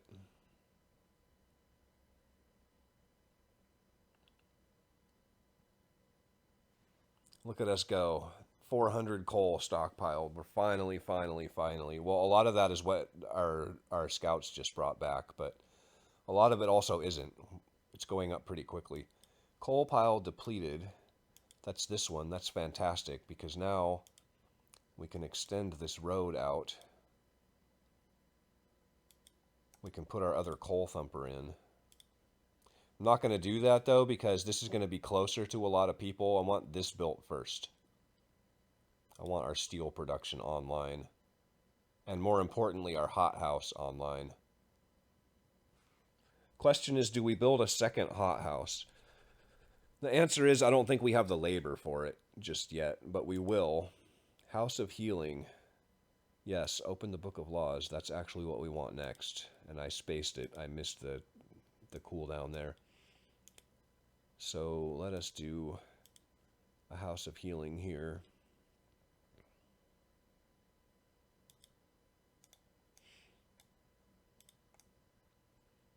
And then we've got 20 people showing up. So we need 2 tents for them. And then we need 2 tents because we're going to tear down 2 more over here and put another House of Healing there. So we need to build ourselves 4 more tents. We also need another steam hub. Lots of building happening all of a sudden. We're going to need a steam hub there. Now, We don't need that just yet, so let's not build that. At least I don't think we do. Can we fit 4 tents here? No, actually we can't. We can only get 2 in the heat zone. So we do need 1, 2, 3, and 4. So we do need this other steam hub now. The good news is we're finally at a point where we can support an additional steam hub or 2. Kind of just barely. The bad news is that in the morning, it's going to get cold again, which is going to tax our coal production to the maximum. So probably we should build this other coal thumper as well. And then we're just going to have to figure out how to get people into all of these buildings. Another coal thumper and another gathering post. And really, we need 2 more gathering posts, but I think we've reached the limit of what we can build at this point. In fact, we need to take these guys out of here so that they can go and build stuff instead of working.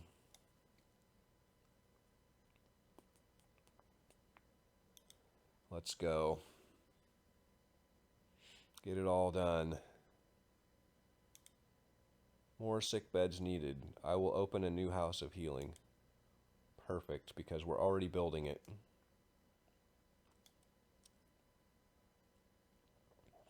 Build all the things. Steam hub needs to go on extended shift.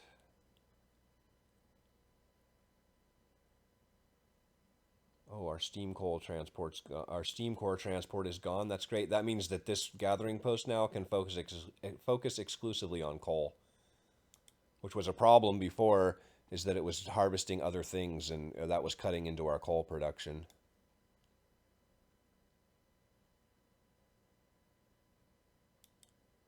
Bunkhouse. Baller.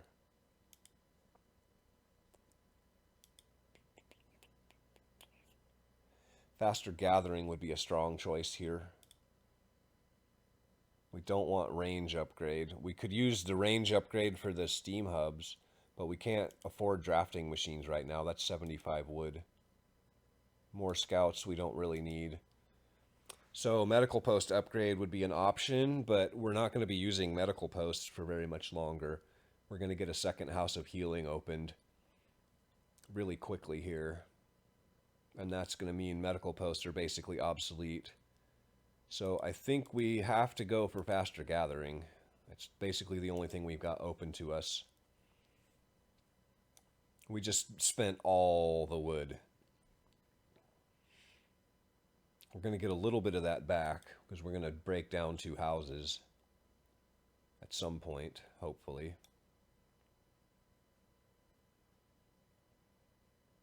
10 engineers and 10 workers. That's good news. We need all of that. Unfortunately, what we don't have is any resources left over to start upgrading to bunkhouses, which we desperately need to do. Fortunately, this is only a 2-day drop in temperature, and so we'll just have to suffer through it and hope nobody else dies.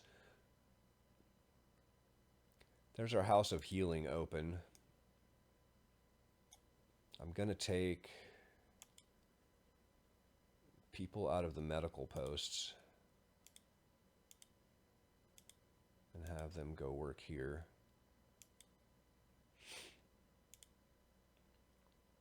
Because the time in here is way faster. And it can treat our critically ill people, gravely ill, which is pretty huge. It's the same amount of beds. This has 20 beds, and these have 10 each, but this thing heals them faster. It looks like all of our housing is built, so let's go ahead and knock down these 2 houses here. And as soon as that happens, we'll get another house of healing opened.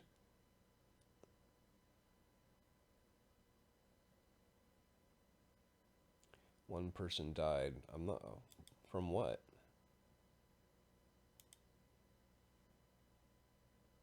Lack of treatment. How lack of treatment? Everybody's in treatment. I don't understand.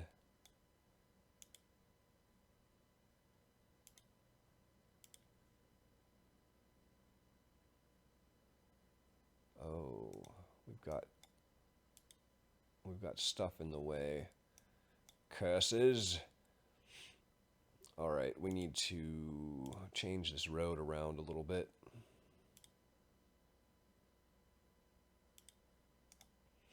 Get it done.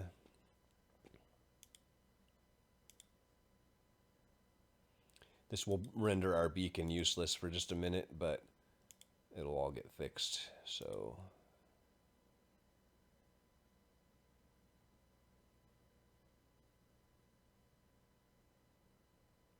we need to move our corpse pile.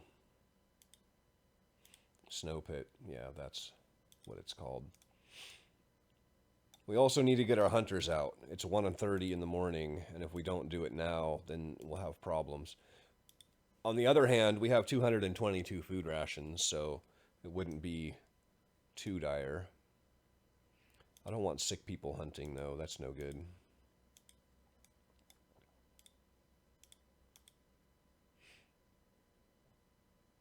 Still? Where else do we have people working? Here. Yeah, we've got 58 people sick. That's crazy. Going to eat, that's fine. Going to eat, that should all be fine.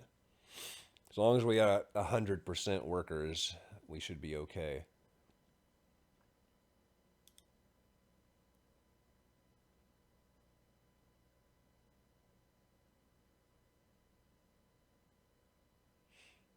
They're going to work on that snow pit tonight. That's fantastic. Beacon's back up. Our next group will be here in 3 hours.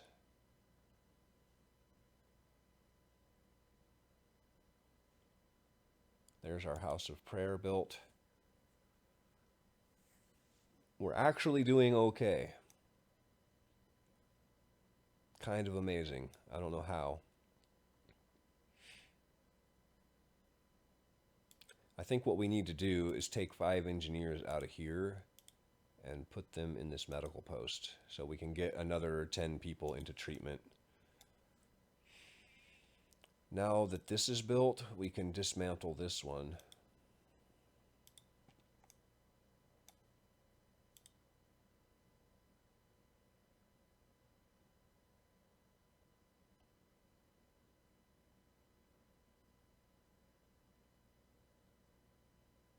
That's more people showing up. We already have housing for them. That's the good news.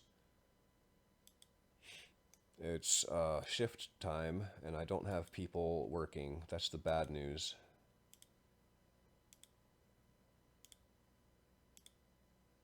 There's 479 in range, so we probably don't need people here too badly. We'll do it anyway, obviously. All in treatment. Which means we're also not working any of this, which is kind of terrible, but this situation will resolve itself because we've got what coming? Another 10 workers, another 15 workers. We'll just keep dropping them on these workplaces. Now we need our house of healing. Can we finally fit it? Yes. And 10 people are going to go build that for some reason. Temperature falls. We've got enough coal. Actually, let's not do that. Let's run the overdrive instead.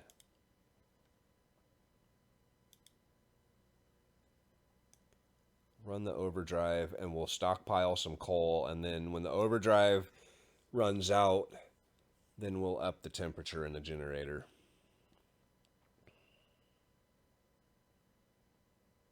We're out of wood, completely and utterly out of wood. We'll have to assign hunters to that when they get back. It's the best we can really do at this point.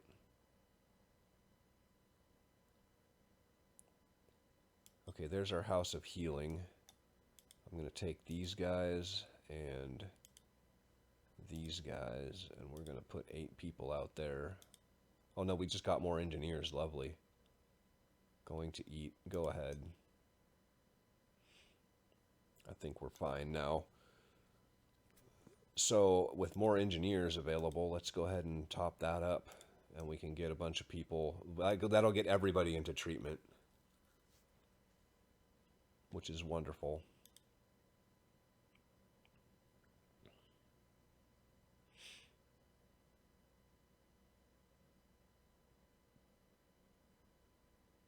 How is our coal production doing? It should be really good. Yes.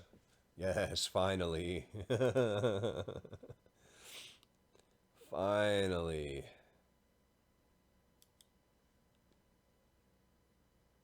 How are we doing on our hunters? They are not back yet.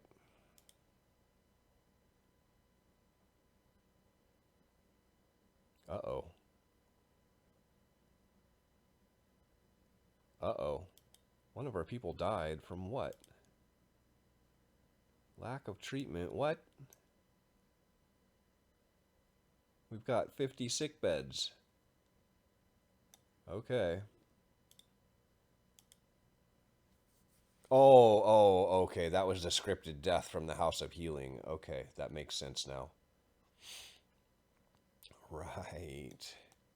We need to start getting bunkhouses built, which means we need a lot of wood. Now it's 2 o'clock and these guys have only been out on their hunt for 10 hours. These guys are going to be back in time, but these guys, we're going to get to see firsthand how bad it gets when you don't get your hunters back in time. I think that's what's going to happen here. So we can take those guys out and we'll send them to work on wood.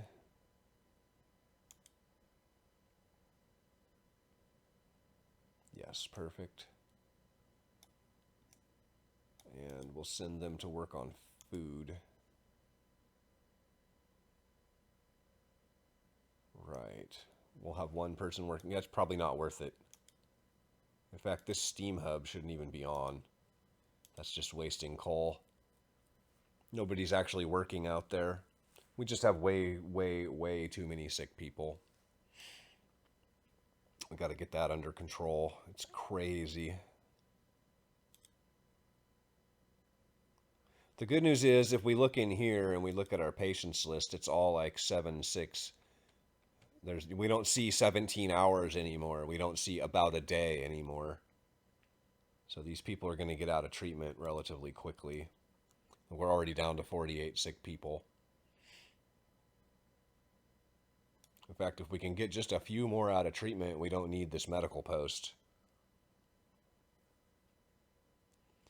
It is the end of the workday. And if we look at our... Oh, these guys are going to go hunting again. We got a little bit lucky there. Even though they came back too late. We got a little bit lucky there. That's fantastic. Now, research. Again, we don't really need any of this stuff. And we can't afford the next level. What this tells us is that I way overbuilt. We should not have built two steelworks. We probably shouldn't have even built that hothouse. It's all just sitting out there not getting worked. So I guess we just don't do research because we don't need medical post upgrade. Maybe resource depot upgrade? I mean, that's not a terrible thing to have. We definitely don't need coal mining or charcoal kiln. We don't need more scouts. I mean, it's not terrible, but we don't need it. We can easily explore the entire Frostland with just the scouts that we have. I guess we'll do this just to research something. Now we've got 30 people showing up. We need 3 houses. So we'll build ourselves 3 more tents. Wait, what's going on here?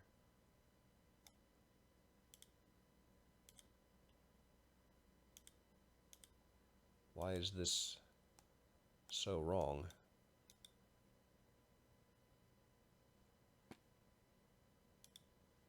I'm gonna delete it and rebuild it. It's kind of stupid, but we can fit a whole extra tent in there. I don't know why it's not working.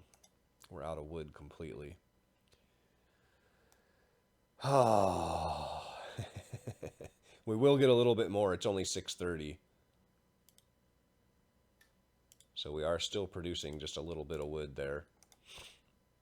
Yeah, I don't know what happened here. Why is that building off so much? This is a tried and true layout. Like, there's no reason for that to be off. Oops. For some reason, it likes to do that with my scroll wheel. Just like anytime I click my scroll wheel to rotate the map, it's like, hey, let's scroll out too. That sounds fun. We're down to 42 sick people. 2 hungry. We can take people out of there so we can stop running a heater. Although it's past shift now. Yeah, all of this was premature. We still have 68 steel left.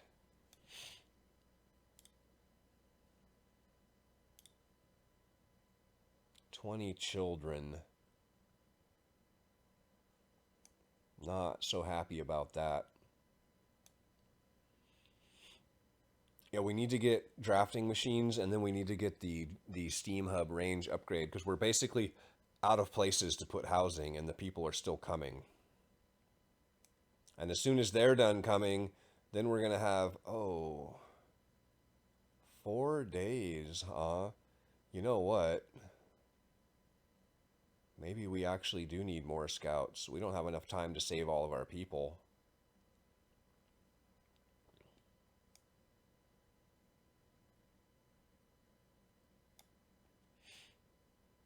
Yeah, I think we're going to have to research more scouts. Like, probably we should be doing that right now.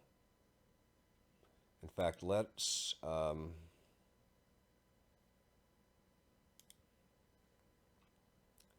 emergency shift these guys.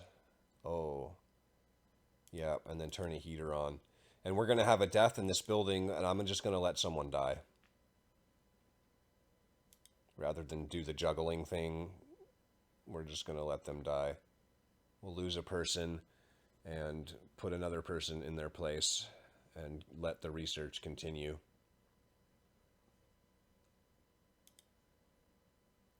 How's our overdrive? Yep, just got the notification. Critical. Next law is, I think, child shelters. Wait, we were not ready for that. Okay. There it is. Child shelters, and then we'll do medical apprentices. Anything to get a little bit of an extra margin. Also, we're done here. Don't need people in that. Only 38 people sick. That's not bad considering where we were just a minute ago. Oh, we never sent these guys out hunting. Yikes. Well, we'll make sure we put 10 guys here then.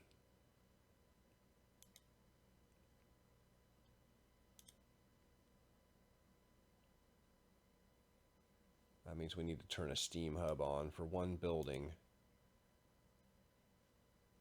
On. Unfortunate, but unavoidable.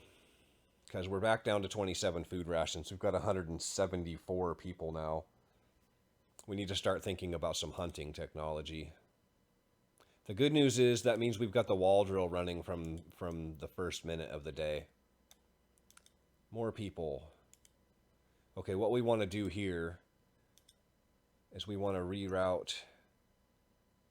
Oh, can we not do that? What happened to the Black Spire? I guess we haven't officially discovered it yet. It's going to tell us in just a minute here. Black Spire discovered. Yeah, okay. We want to... Oh, the Black Spire is the closest one. Yeah, okay, so we want to make sure we're heading to the farthest one right now, which we're going to get more scouts. The other thing we could do is we could just send these people back to camp, and then we wouldn't have to escort them, and we could just, like, scoop them all up with our scouts right now. Maybe we need to do that. Because we're not actually that close. We have to finish this, and then we have to do more scouts. And then we'll have like probably 3 days left. That might be enough time. Sketchy. It's all very sketchy. This whole scenario is sketchy. Not having child labor is sketchy. We need to build a child shelter. I think we can do that here, there.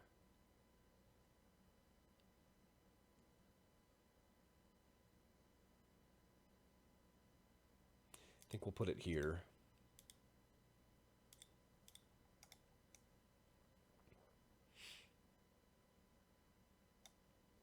Do we have people who can build that? Probably.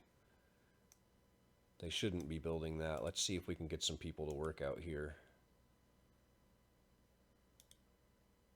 0% all intro. 7 going to eat. I don't like that idea very well at all.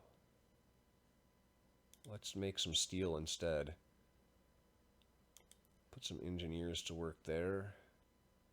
Going to build, that's fine.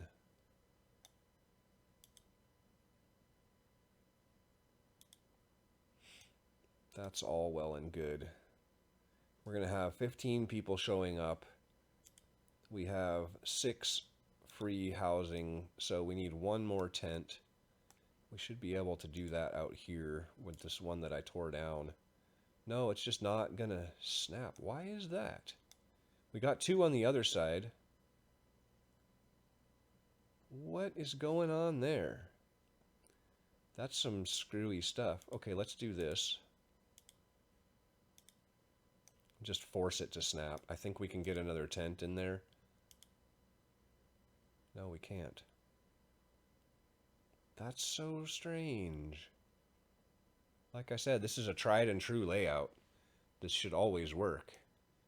We just did the exact same thing over here. And now it's not going to work. What? Okay, whatever. We can delete this thing. Reclaim a little bit of wood from that.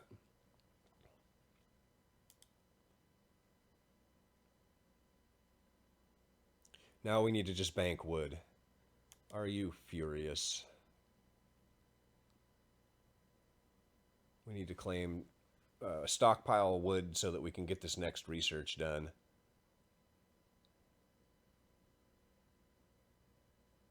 Hopefully we can get 75 wood before this finishes. If not, we'll just have to wait.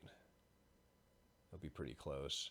One of our people died from what? Oh, from the emergency shift? Yeah. We knew that was coming. He will be replaced.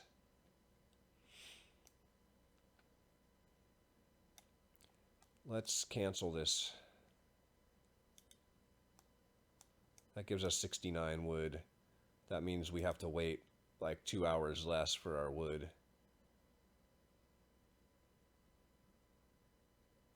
Okay, there's 75. We'll do drafting machines. I don't think we need more scouts. I think we can solve that problem. We'll just have people die. Children cared for. Hope rises. We need to do something about discontent before we are faced with ultimatums. Cold at home. That will be solved, I think, when the temperature goes back up. We'll be okay on that. So that should solve most of that problem. What else are we looking at? We got a lot of overtime work. We could potentially turn those off. Overcrowded medical facilities, we can manage that too. So I think we're okay. Okay, we're going to send these people to the city. Some of them might die. That's just going to have to happen. Then we'll go to the Black Spire.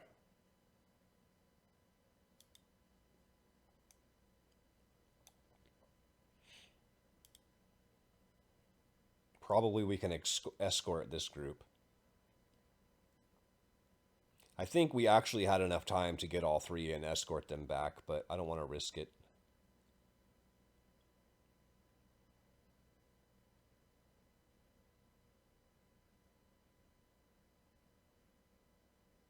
Now we got wood. Look at all that. Fantastic. It's amazing what happens when you just let people work. We need to put hunters in here. I'm going to wait until extended shifts are over, because we are already facing food problems again.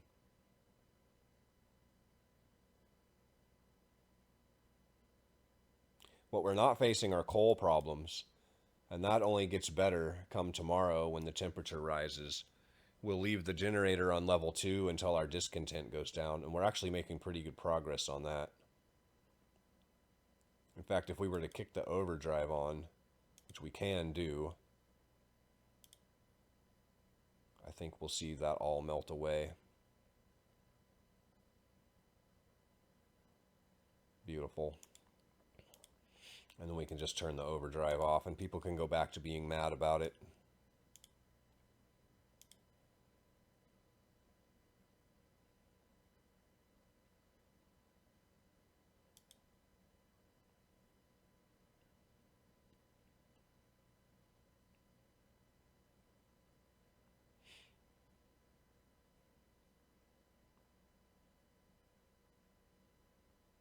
What is going on?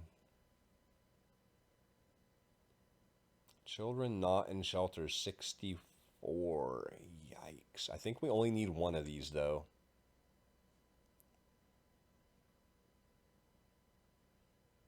Or maybe do all of our children have to be in shelters in order to get the medical bonus? I'm not sure how that works. We'll find out. I don't use this technology very often because I'm typically using child labor. So I'm not 100% sure how this works. Children from child shelters will help at medical facilities, raising their efficiency. But it doesn't say that it has to be all the children. So we'll find out tomorrow how that works.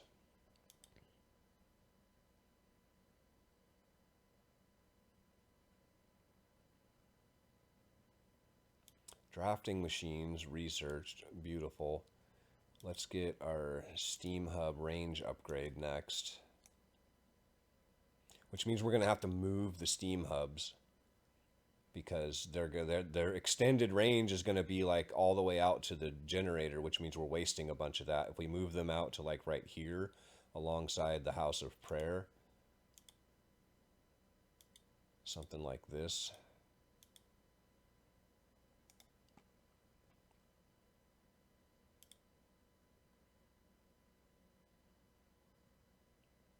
Which is going to cost us a little bit of steel, but it's pretty necessary. We need to keep building housing. Speaking of which, we have 3 hours. These guys are going to show up, and we need one more tent. Oh yeah, we already built that and then tore it down. Let's. Why? That's so irking me. That's making me crazy that we can't fit a thing. That would be a good place for a care house then. Not that we need a care house for any reason, but it would be a good place for one. Because it's in a 24-hour heat zone. And it's the perfect shape. That's seriously driving me crazy. Like, why doesn't it just work?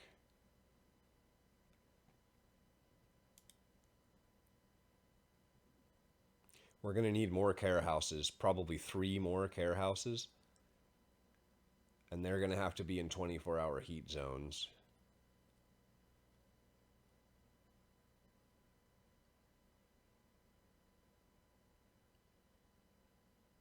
We'll probably need 1 additional steam hub out here at some point.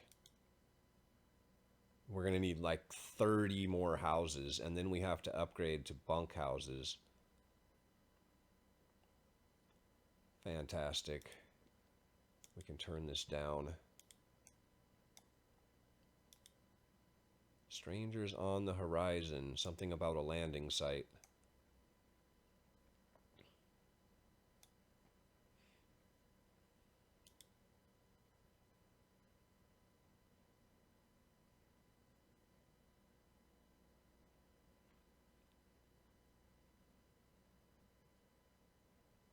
We'll get our sickness a little bit under control. We've got a fairly long stretch of warmer weather, but then we've got a double temperature drop coming up, and we absolutely must have bunkhouses in place by then. The problem is that we have to build bunkhouses at the same time that we're building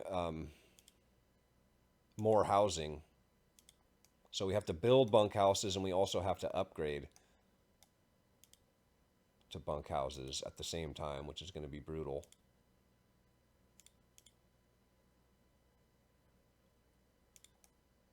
We don't need this on extended shift anymore. Can save a little bit of discontent there. We got more people who can work. Can they actually work is the question. I'm just going to let them eat. Screw it. We also could use one more gathering post out here. We should probably get that built. Because like I said, each of these coal thumpers can support 2 gathering posts. And then when we upgrade them to steam coal thumpers, they can support 4 gathering posts, which we will do pretty soon here. It's just a matter of resources at this point. But we're now working the wall drill full time and the steel full time. What we're not doing is hunting. I forgot to send hunters out again, which is kind of terrible. We have 23 hungry people and no food. We just have a trickle coming in from the hothouse. If we didn't have that, we'd be seriously screwed right now. We've got 218 people. The question is, oh, did I build the wrong thing there? Curses. Dang it. That's terrible. How much time do we have here? 3 days. So we'll escort these people back. We've got enough time to do it. A note of thanks. No problem, guys. Anytime. Now the question is, what are these guys doing? Nothing. Helping in medical facilities. So what are we getting here? 144%. 20% from transplants. Oh, we need a shrine there, don't we? We sure do.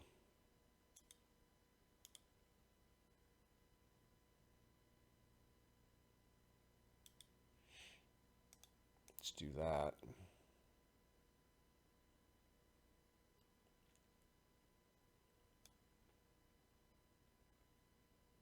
Now we're getting some resources.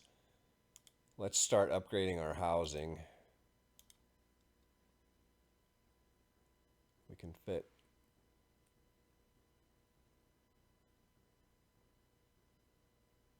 Can we fit 5? It doesn't look like it.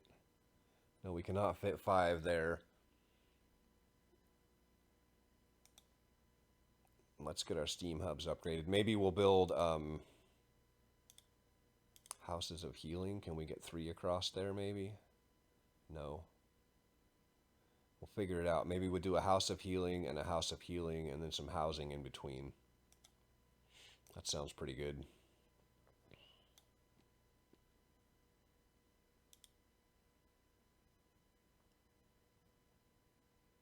Okay, there's the range upgrade for the steam hub. That's not the thing. What next? Improved heaters would be pretty strong medicine. That would help us a lot coming up with this next temperature drop. But we have several days before we need to worry about that. So let's really consider our options. I think steam steelworks is probably the best thing to do here. We're going to be really pushing the steel pretty hard because we need to upgrade a lot of bunkhouses. And then we need to take a look. These guys are going to expand their radius and cost double. But we don't actually want that. We need to put them back on radius 1. In fact, we need to put all of them. Otherwise, we're just wasting a bunch of coal. Like this, there's no reason for that. Same here, there's no reason for any of that. Okay, and then we need to build new steam hubs. We'll wait until the end of the shift.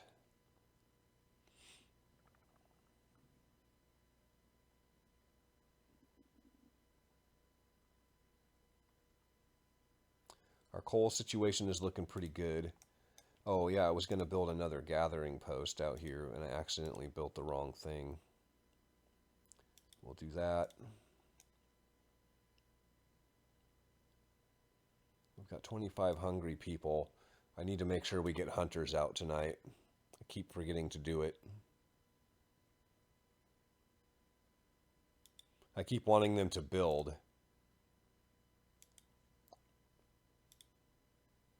And then forgetting to put hunters out because we have so many other things going on.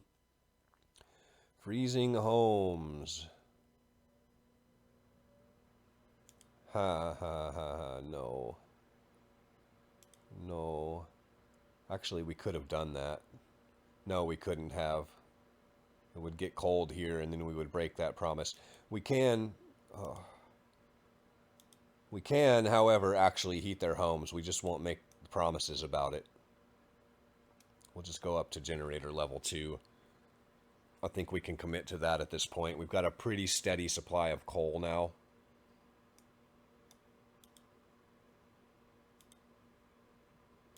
Only 17 people sick. That's amazing.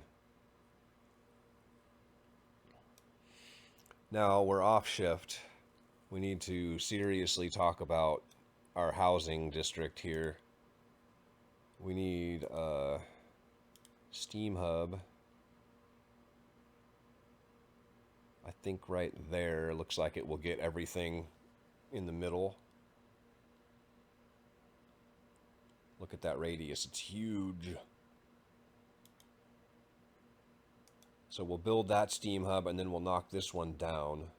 We'll let this run on the increased radius, and then when we have that done, we can swap out the other side. What else do we need? We need bunk houses.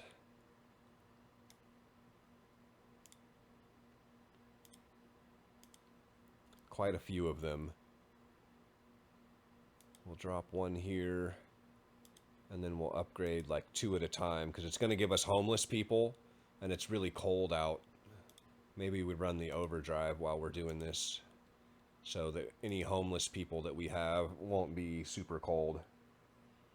Discontent falls, hope rises. It's a beautiful thing.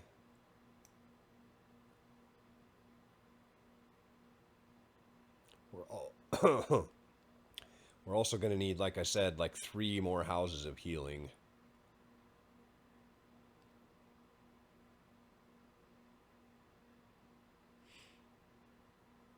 So we got to think about where and when.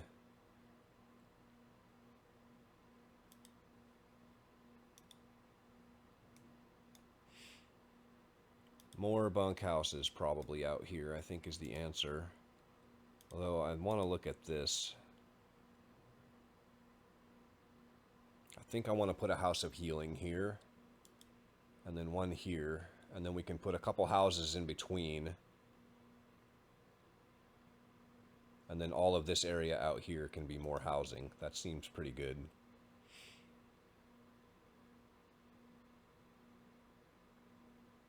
Those bunkhouses are already upgraded, but it is 1 o'clock in the morning.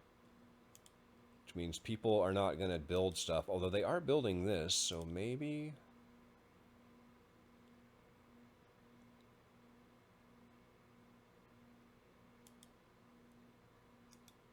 They're going to build that too? They sure are. That's amazing. Alright, we'll let them build that, and then we'll knock down the other one. Oh, hunters. Dang it, dang it, dang it, dang it, dang it, dang it, dang it, dang it, dang it. It's okay, they'll still hunt. Although we are flirting with the limit. Maybe we'll be able to see the see those people glitch out. Which is bad for me, but good for educational purposes.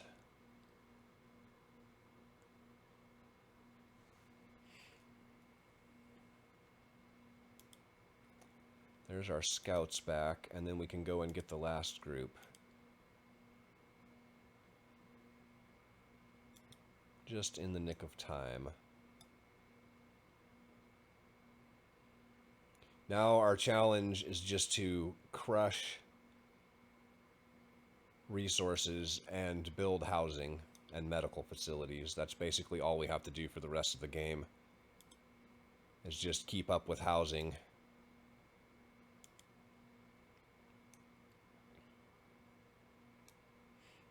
Which we are not.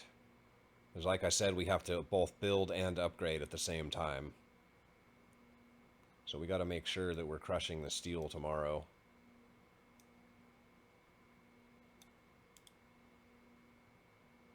Let's see, we still have 6 homeless people.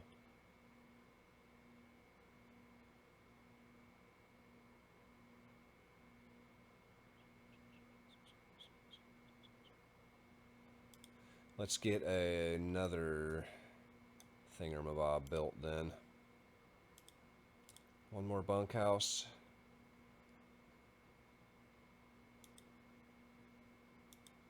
Might as well build 2. It's not gonna hurt.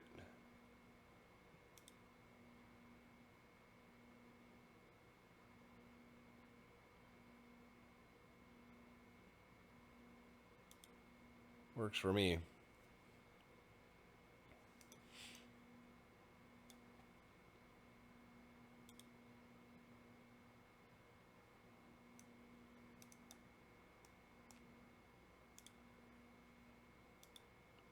Get rid of that thing so we're not doubled up. That'd be kind of awful.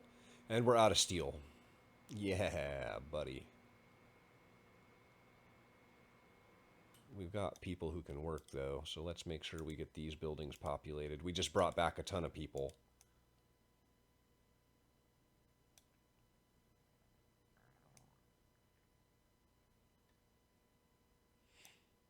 It's all looking pretty good.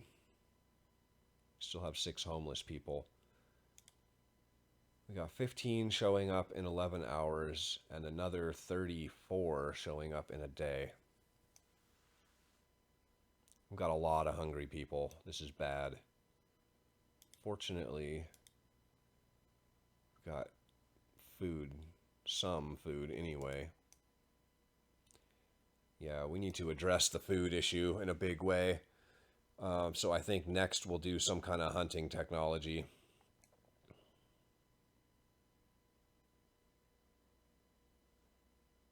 We could do another hothouse. That is a possibility.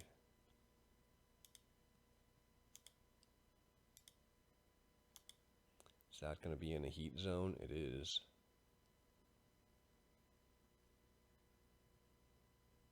Okay, let's do that. Food situation is... Actually, you know what? Yeah, go ahead. Build that. We might tear it down again and do a steam hothouse or a advanced or whatever it is instead. But we'll see. All right, we need another house of healing.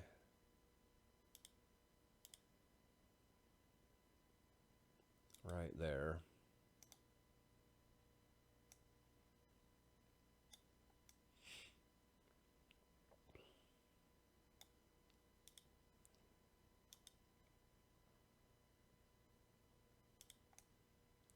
Going to build and in treatment. We have 40 sick people. Yikes. I think it's because people show up sick sometimes and I'm not noticing it. I think a lot of our sickness is actually artificial because of that, because these groups of people keep showing up and they're like hungry and sick. 8 hours of coal left. Ooh. We'll leave the overdrive on for now. Actually, we should not. We should turn the overdrive off. We should be turning that on at night and not just running it all the time. That was a mistake, but I did it for a specific reason. I just forgot to turn it off. We've got plenty of wood and steel. Well, maybe plenty is a strong word, but we've got a fair bit.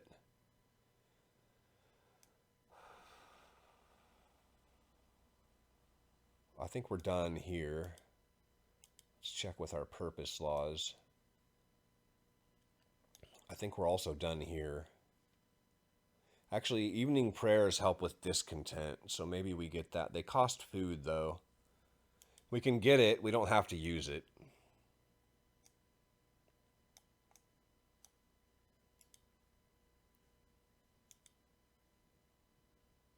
In treatment, of course. But we'll put people in it anyway, because again, people are just gonna keep showing up. And eventually all these things will be staffed.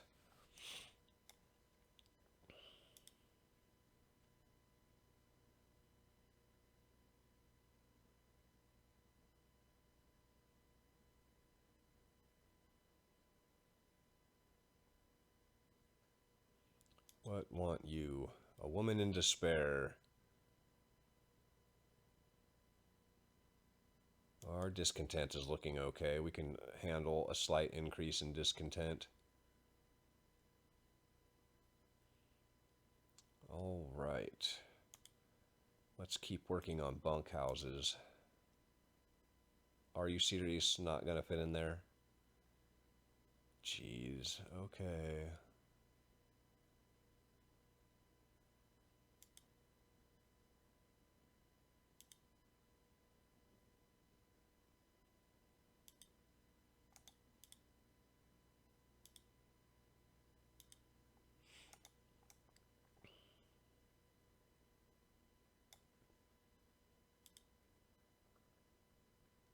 Ridiculous, I tell you.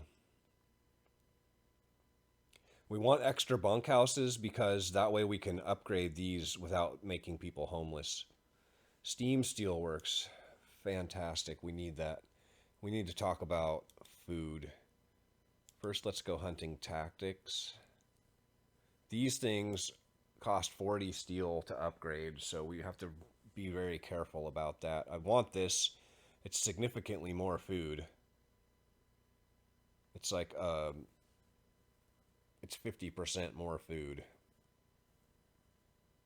Probably we need like 4 or 5 of these things, realistically, but we don't have the labor until we research hunting tactics, so we'll do that first. 50 hungry people.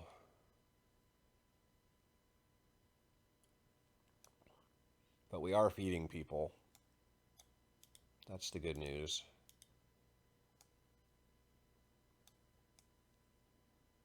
Just barely. Just barely. We're not really keeping up with that. But we're not having anybody like dying of starvation, so it's probably okay for now.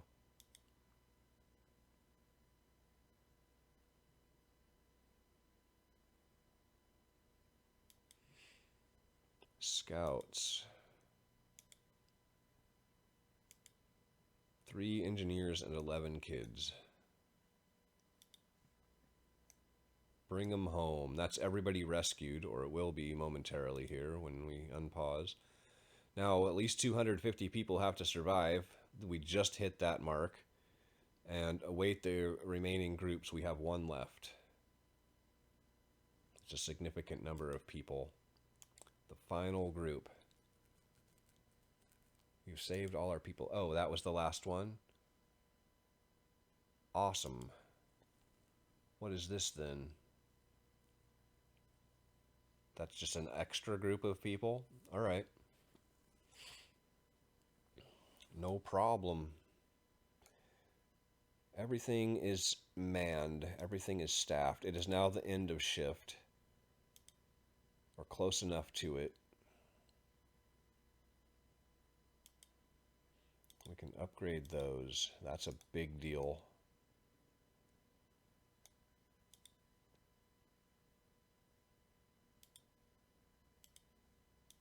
Oh, extended shift, yeah, and heaters. Actually, what have we got going on? We don't have heaters in any of this. It's not going to let us turn the heaters on because they're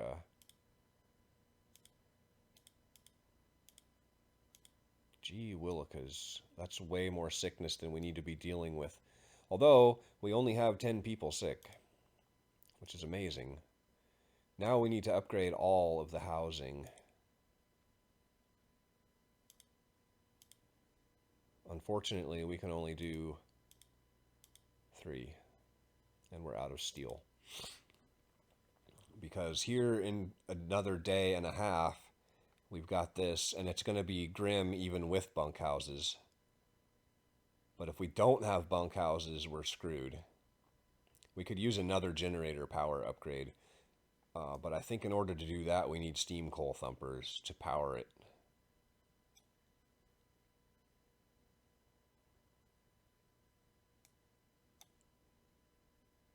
Resting after the hunt. These guys went out. Oh, they're going to hunt. Amazing.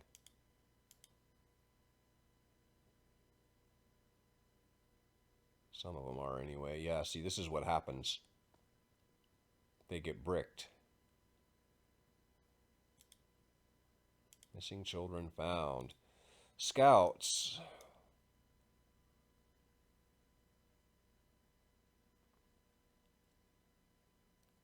Let's go to Hangman Hill. Should be a couple of things revealed. We'll just scoot around out there, get all the stuff, and bring it back. Yep. This is what happens. Resting after the hunt. And they'll do that all night. And they'll do that all day tomorrow. So it's bad that I got to show you, but it's also good that I got to show you. When they come back from the hunt too late, that's what happens. That building is bricked. We could put new people in there. Theoretically, that would work. But it's not a very good solution.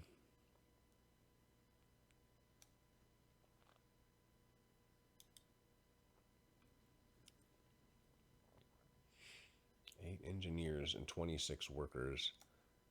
Everything is basically staffed. We have full labor saturation. So now we can talk about an extra hunter's hut. But I think we'll just wait until we have the hunter's hangars researched and build it then. Oh, maybe not. Maybe, in fact, we should build like 2 more hunter's huts.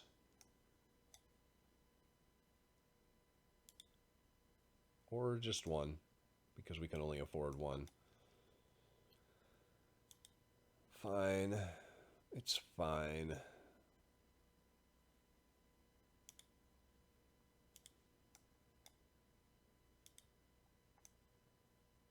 Get it.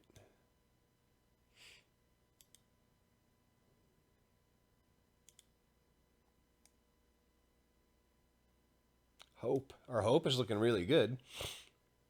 That's the good news.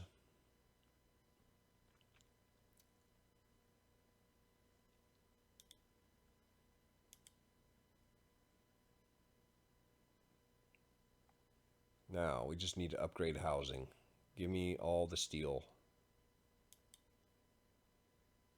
This is where maybe more scouts would be appropriate, because at this point we have a bunch of people that we can't employ.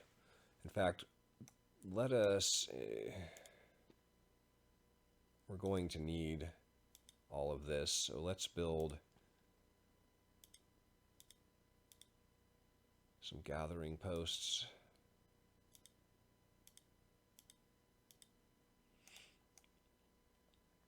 We'll research coal thumpers next. Steam coal thumper, I mean. Although we should really go with flying hunters. We don't have the steel for it anyway, though. If I'm being honest, we just can't afford it.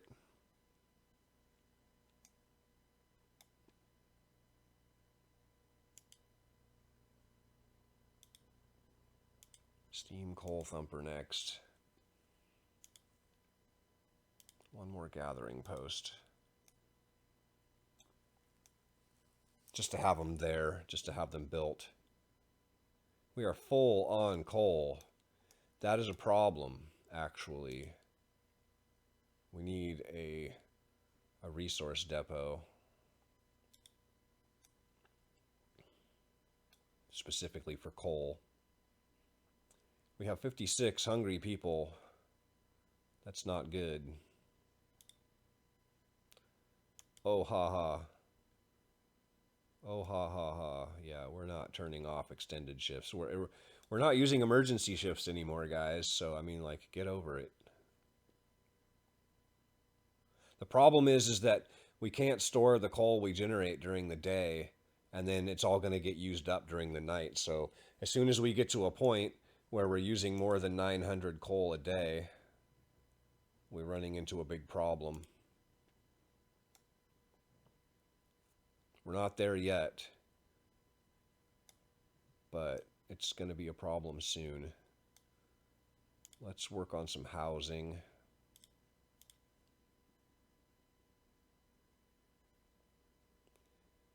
I'm just going to build that. I hate it, but it needs to be there.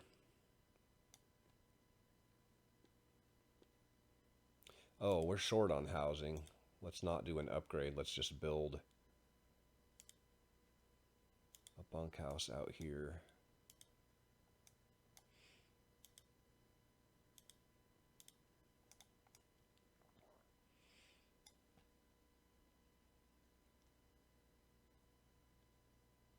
We're not doing too well. We need more steel. We did build our steelworks. Yeah, okay. 6.3 per hour. We don't need heaters going there. That's nice. We need another generator power upgrade. I think that's what we'll research next. Because this is going to kill us. And then we've got another drop here. We might survive this if we get another generator upgrade and we run overdrive while we upgrade the rest of this.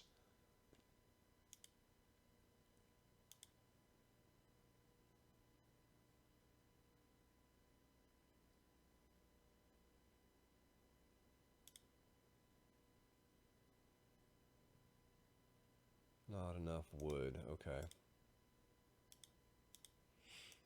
Keep building bunkhouses. Cold homes. Sorry, guys. Can't do it. Looming threat. Here come the lords.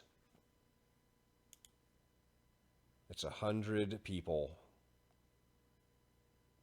We have to house them. We need to build 10 bunkhouses. Tents are not enough anymore. We need to build 10 more bunkhouses. We already have 9 homeless people. They're in a house right now, so we need to build 9 more bunkhouses. And at the same time, we need to upgrade all of this. Now then, we've got some extra engineers. We've got some extra workers too. I need to remember that we can use workers in these things. So we'll get ready for the influx of probably a bunch of these people are going to be sick.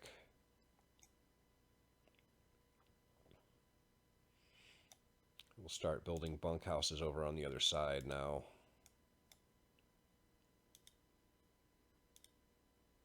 Not enough wood? Oh, crud.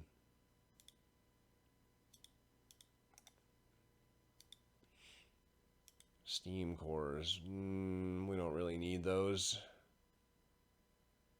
We're not doing anything with steam cores.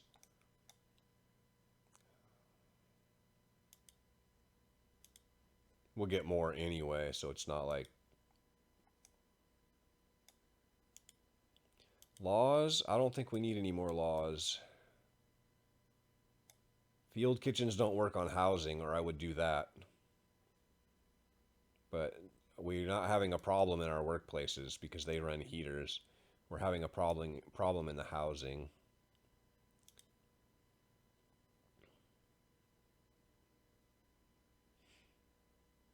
We're also kind of running low on wood. I'm a little bit surprised by that.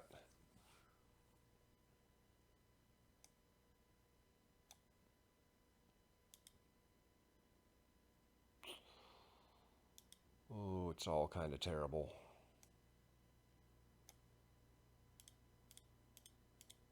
We need to get some gathering post insulation. That would really be a good tech to get. That's the big, that's the weakest link in the chain right now.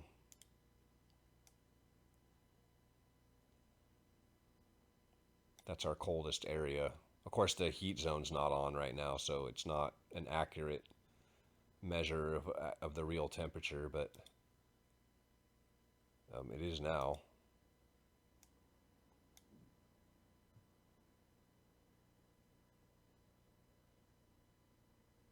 Is there nobody in here? Why is this? Oh, I see. Yeah.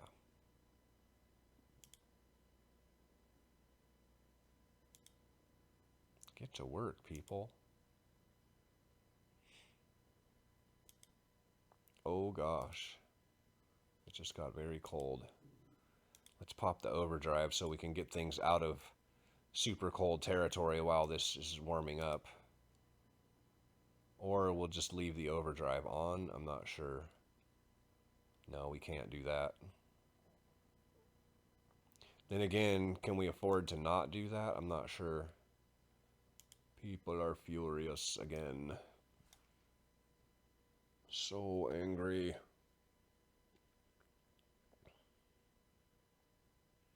Yeah, we need another power upgrade right after Steam Coal Thumper. I think we'll shoot for that. Unfortunately, I believe that requires us to unlock the next level of tech, which is going to be a huge investment. We don't have a lot of wood or steel, and that's all stuff that we should be investing in more housing. It's all super sketchy. Probably should have gotten more scouts at some point. Question is, if we turn the overdrive back on for a minute, is that going to do anything for our discontent?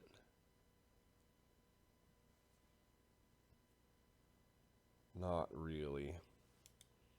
That's a problem. Our discontent is out of control. Now we can probably handle that with extended shifts.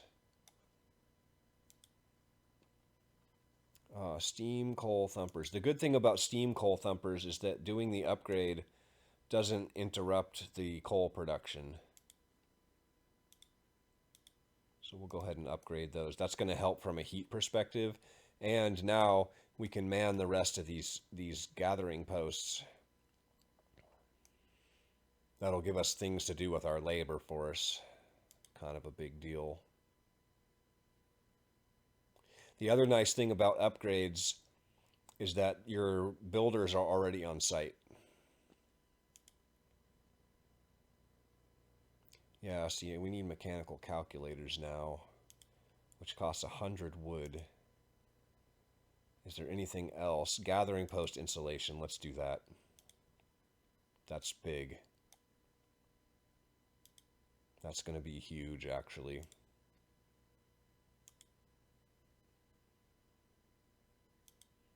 We've got a day.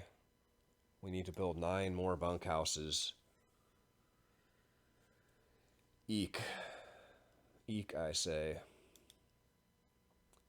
Steam cores and steel. We could use wood. Empty shelter. Let's go here first. That should make the trip significantly faster.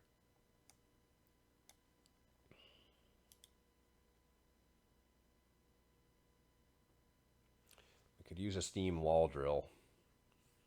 But again, we have to upgrade our tech before we can access that. Okay, it's the middle of the day.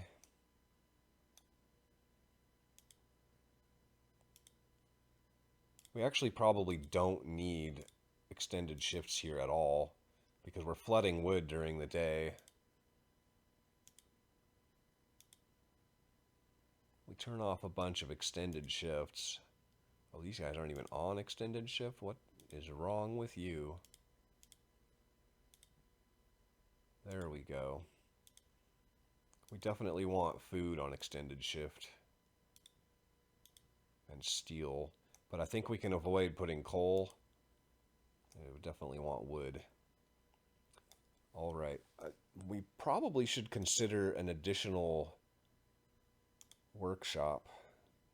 It feels like there's a lot of pressure on our research right now. So let's do that, even though it costs us some of our very valuable resources. And then let's also continue to build bunkhouses.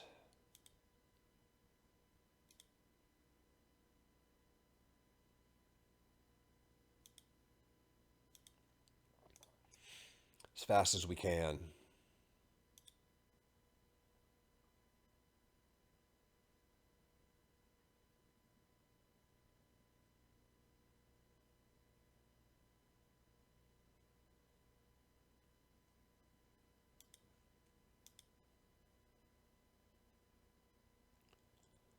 Yeah, that's a problem.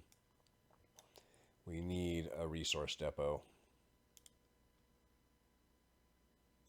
Which is unfortunately a lot of resources, 40 of our wood. And we will build you where? guess just right there is fine. Scouts are waiting.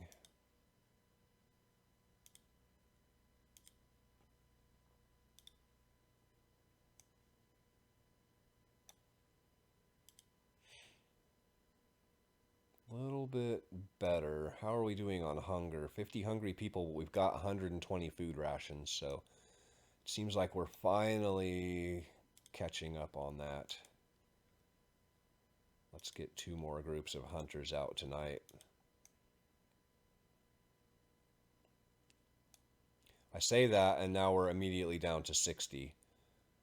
It just disappeared. But only 34 hungry people. That's not bad. And nobody's starving. It's good. Our big hang up now is just housing. And like probably one more of these House of Healing. So let's get some more bunkhouses on the way.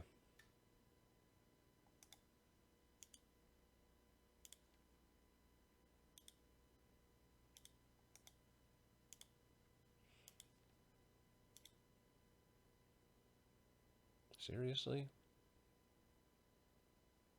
How does that work?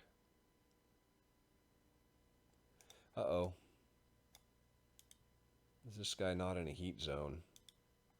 Okay, delete that. That means this one's probably not either. Yeah, stop that.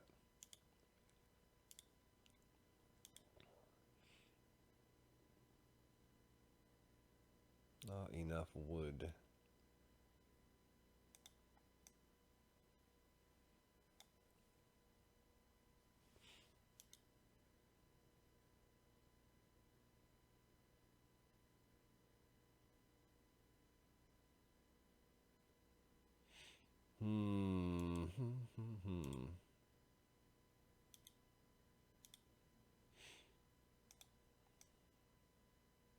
People are eating raw food.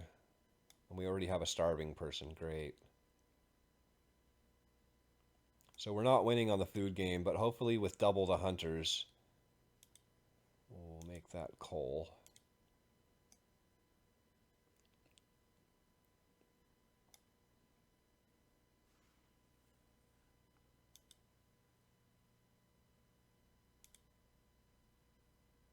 Nothing to do. Coal mine, iron bank. I think the iron bank is a potential outpost. I have never really felt the need for outposts, but a bunch of steel wouldn't be unwelcome right about now. Of course, he's carrying 75.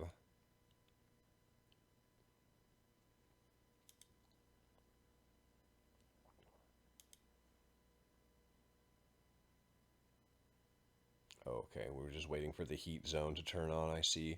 It's like, why is it cold there? We're still dying on wood.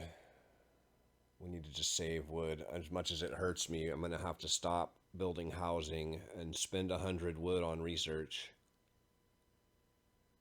How long is that going to take to accumulate? Because unfortunately, there's just another group of 100 people behind this one.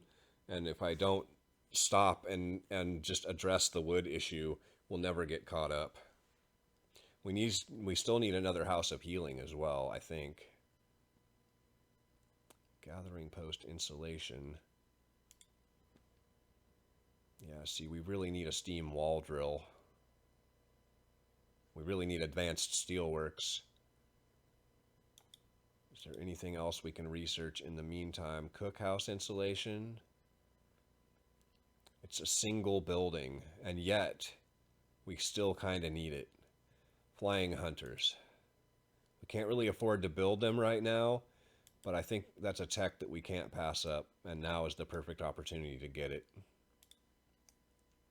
We're about to have 100 people. We gotta feed them somehow. Although, you could also argue that we're about to have 100 people and we don't really have anything for they could all be hunters. Or at least as many of them as are workers. We could send that could be 5 more hunting parties. Potentially. So maybe we don't need flying hunters? I don't know.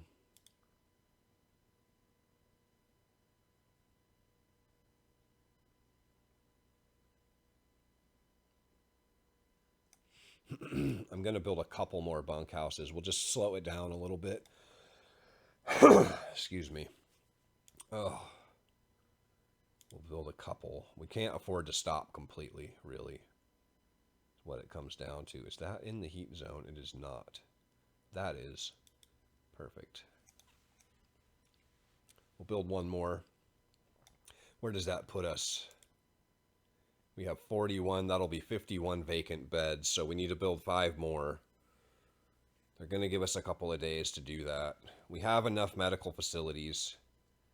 Barely. We are treating 80 people right now. Crazy.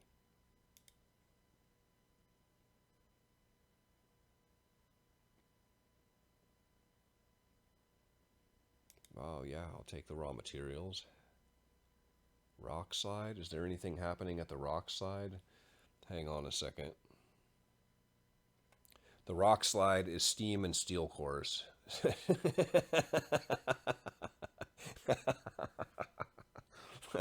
Steel and steam cores, which I don't think we need. So I'm not going to go there. Coal mine. Probably don't need anything at the coal mine either, honestly. We just really need wood at the moment.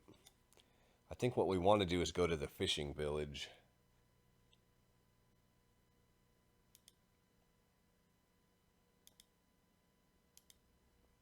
So let's head over in that direction.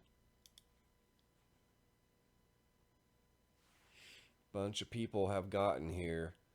Now the trouble begins. Because they're all entitled. They're going to steal food and be assholes. And I'll see to everyone's needs. 2 days to provide shelter and feed people.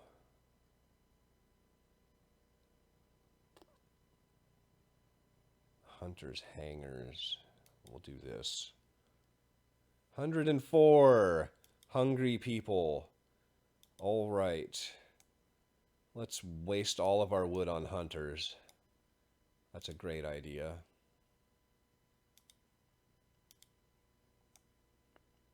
It's actually a terrible idea, but it's the only idea that I have right now. Where do we even put these?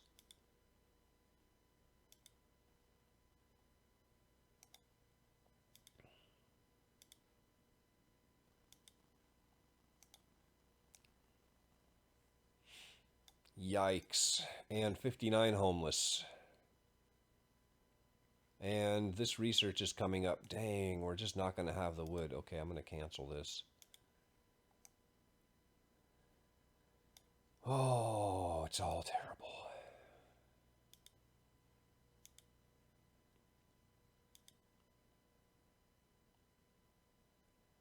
And there's going to be another 100 right behind them. Long hours of toil. Friends, I don't think you understand the dire circumstances that we are in. Everything is awful. And we have to somehow squeeze out 100 wood for research. Which we will get this time, finally. But at what cost is the eternal question. Because there's a whole bunch of stuff we should be building in place of all that stuff. But instead we're going to use wood for research. I'm just glad we can actually do it. That's the big cost of entry. We can go out here now because we're kind of hurting a little bit on coal.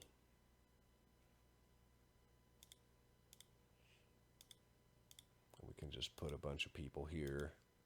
We can send some hunters out there. All the problems happening at once. The discontent is out of control. Get a little bit more wood. We can build some housing. Somewhere. We're running out of room for housing, actually. We're going to need another steam hub out here.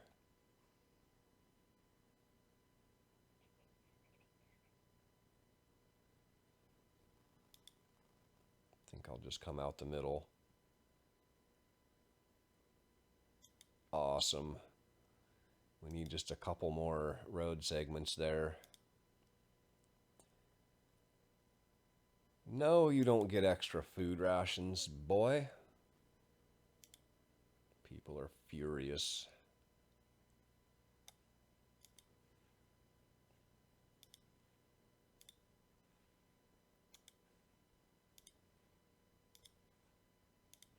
See what we can do about furious people.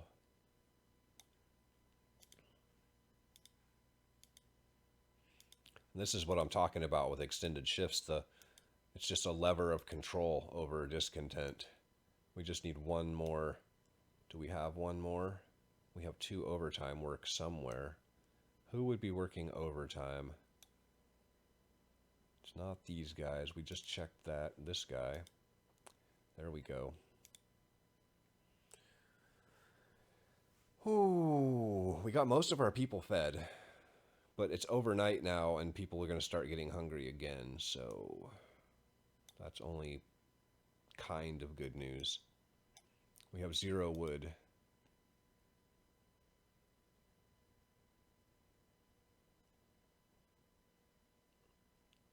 We can build 5 bunkhouses tomorrow. We'll be in good shape.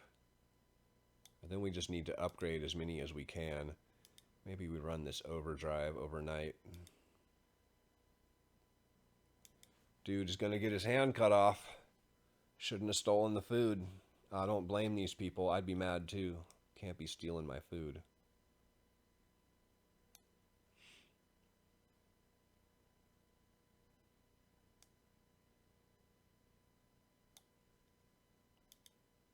Only 17 people hungry.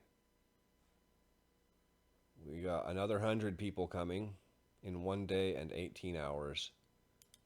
And we have to build housing for them as well. Super sketch.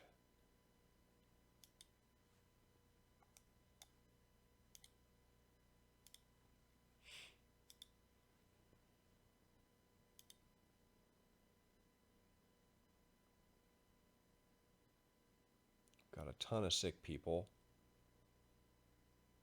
but still a manageable number. We'll turn the overdrive off. I should have turned it on a little earlier. We probably could have had significantly fewer sick people.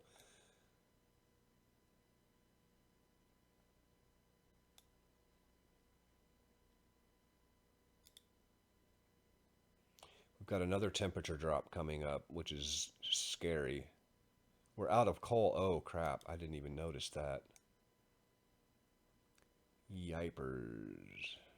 Well, it's work time now, so we're going to be generating some coal. So as soon as we actually get... Where's all the coal going? Oh, it's going to heaters. How are we not gaining any coal? Oh, there it goes. Okay.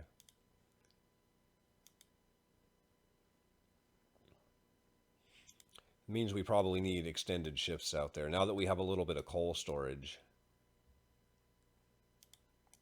we can actually use extended shifts to try to fill it up. Heaters. Heaters.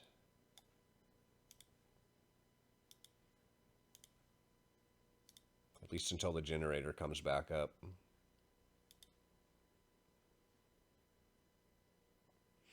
There we go. Don't need heaters anymore. All of these heaters, though, could probably stand... Well, maybe not. Chili? Yeah, we need heaters. Give me all the heaters. We also need extended shifts, which is going to piss these guys off so bad. Oops.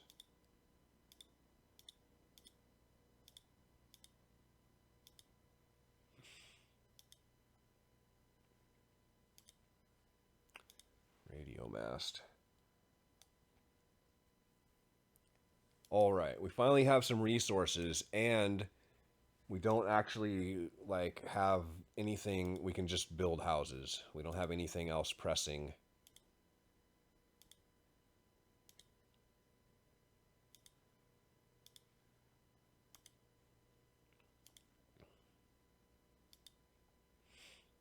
Build a couple more road sections out here. And then we'll build another steam hub.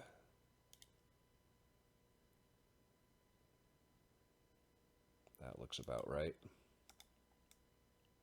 And that should be enough to accommodate all of our housing needs. We're already up to 617 coal. I think we should be okay now. I hope. Yeah, we'll be fine. We just didn't have enough storage, I think. Frostbite. That's a shame. We got a lot of sick people.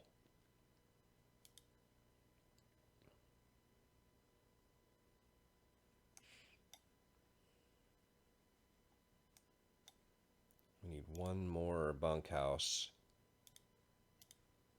to meet our requirements to house the lords.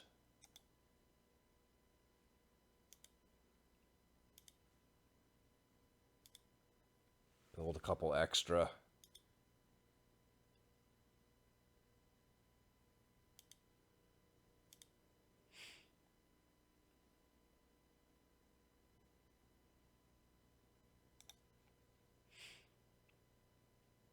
Then we can use the rest of the wood that we generate today to do research.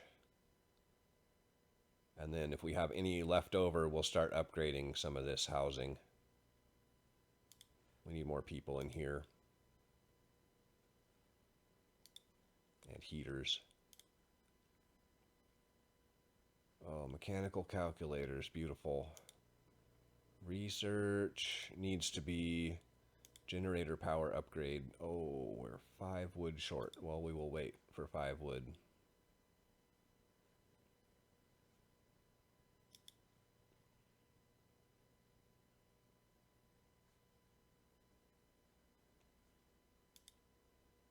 People are hungry. Let's feed them.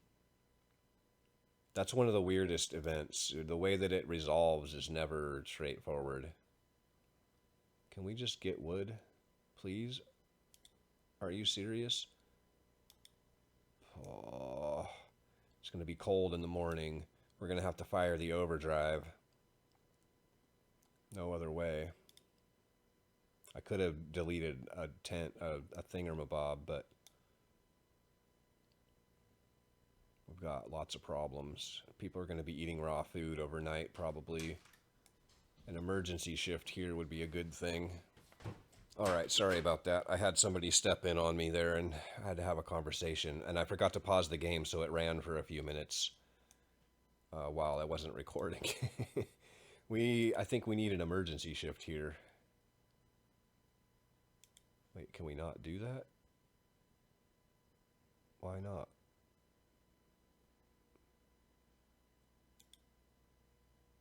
Why can we not emergency shift this? Too cold. Oh, because we don't have our heat zone, I think is why. We got 69 food and people are eating raw food. So if we turn that on and we let the heat zone expand, now we can emergency shift that with not people eating raw food. Research. Oh, we were waiting for wood, right? Terrible. All right, let's go. People are furious. Of course they are.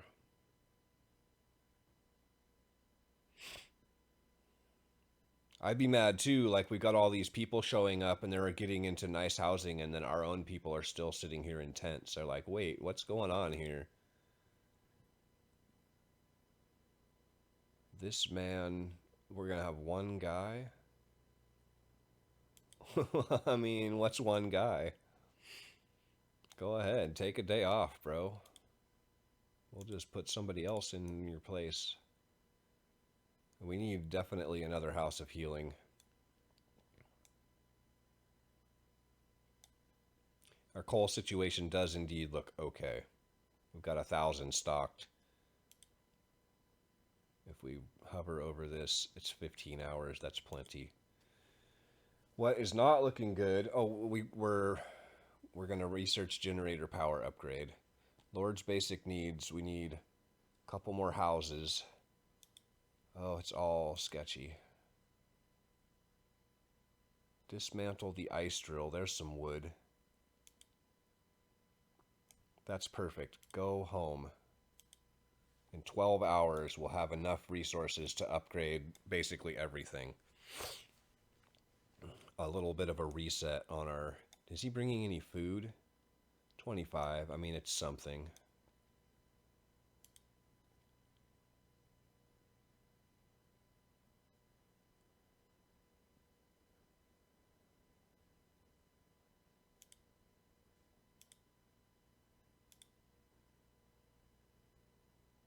Temperature falls. We got to overdrive. Research is generator power upgrade. We're going to have to overdrive until we get the power upgrade done, which is going to take us how? Why? 15 hours, 12 hours, 10 hours. Okay, we'll have it done in 10 hours. And then we can turn the overdrive off.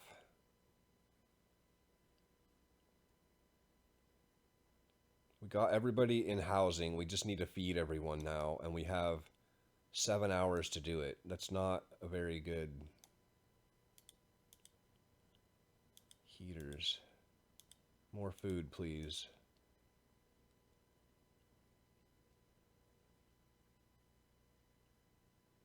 That's with the overdrive, too. We need to run those heaters.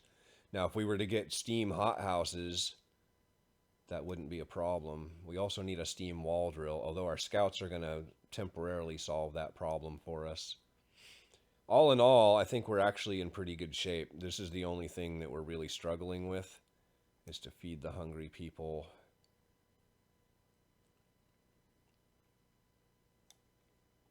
We have quite a bit of food. We just need to get them to eat.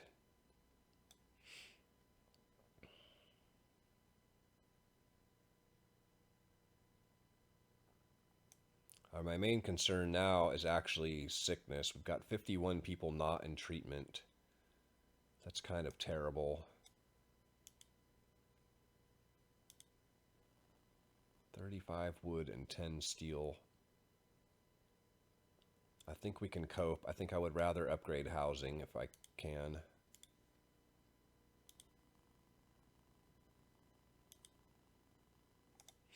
Do them 2 at a time, it looks like.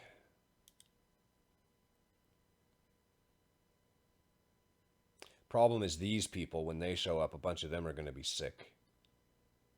And that's going to overwhelm our medical. If we don't get another House of Healing done, I guess we better do that next.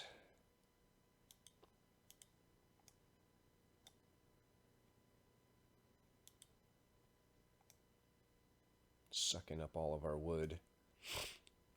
We'll have to save the rest of the wood for research. Unfortunately, our wall drill has a bunch of sick people working on it, which is less than optimal. Lord's basic needs unfulfilled. Discontent will rise, hope will fall. I mean, I think we're okay there, honestly. Scouts have returned. Baller. All right, we all of a sudden can do things.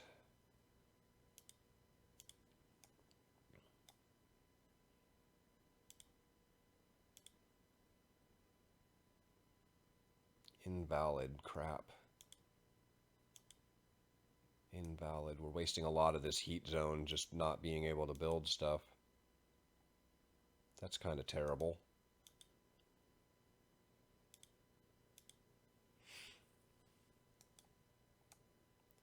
That's kind of terrible. We don't have a lot of room left, actually. Like, where do we even put more housing?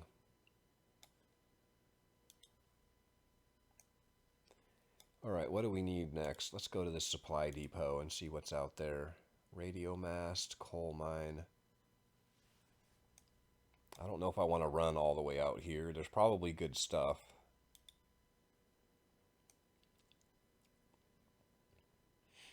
These guys are going to be here in 4 hours.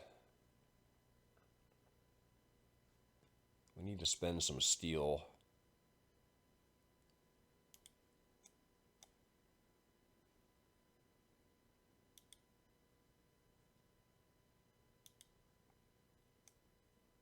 Well, there's all our wood gone. We need more for research. Sick lords are coming. Great.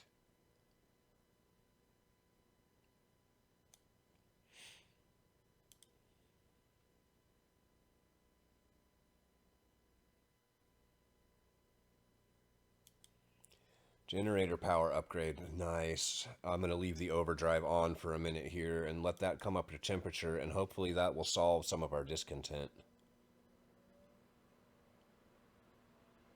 Maybe we need to get a, what's it called? A fighting arena. I think we can rearrange the roads in here a little bit.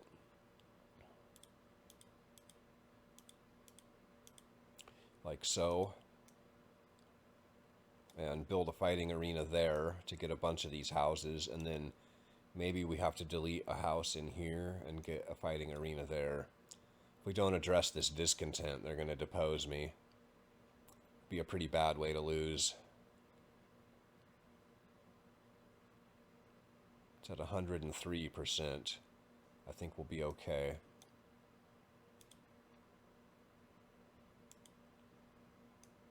This is up to temperature, and we're overdrive, and people are still complaining about cold at home. Oh yeah, because we've got all these tents. Alright, we'll see what we can do about it. Research is done. We need that steam wall drill. We're just dying. The wood is killing us.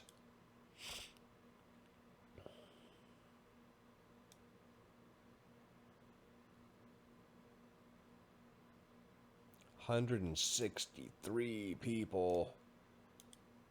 Whoo, buddy. We can do that. Freezing. They're not freezing.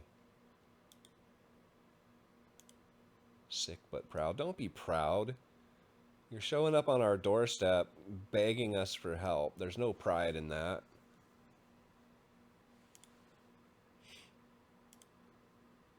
Ridiculous people. That doesn't actually get very many houses. But it's a good place for it, so we'll put it there anyway. We got our research paid for. Let's continue upgrading housing as best we can. 119 homeless. Oh God. We're going to have so much sickness and death. We are building a considerable number of bunkhouses, so it's not quite as dire as all that. And some of that is due to upgrades. We've got 3 or 4 upgrading, so again, it's not as dire as all that, but man. Fighting arena built. Hope rises. That should help a little bit with some discontent. We've got one more group coming. So we're going to have to keep building housing. The hungry were fed. Fantastic.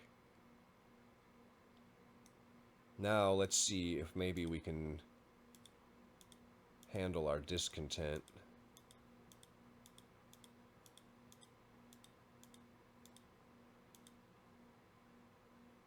I think that's probably okay. The rest will bleed off on its own.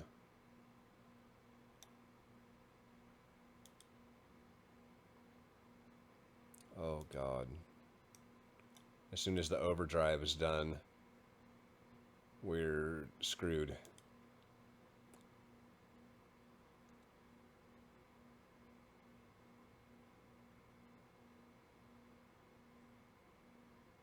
Discontent will rise slightly. Crap. Stop it. Generator stress level is critical. I'm going to let it run. And we're going to have to throw a steam core at it. Let's see. There we go. Discontent Falls. We can turn this... No.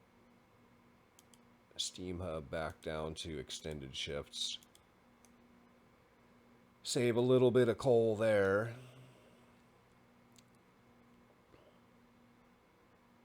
Steam wall drill will be done today.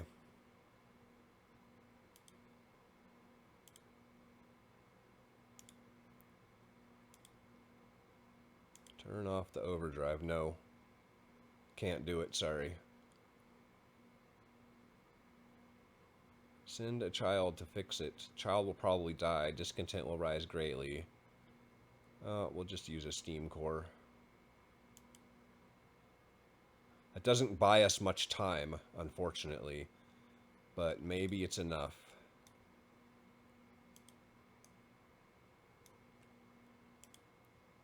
We need to just upgrade the crap out of these bunkhouses. Fast as we can do it. As quick as the wood comes in.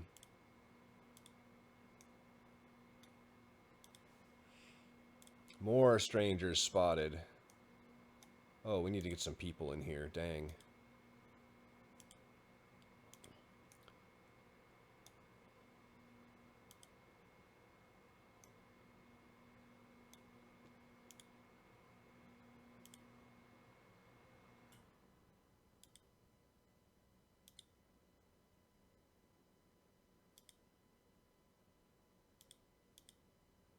Not enough wood.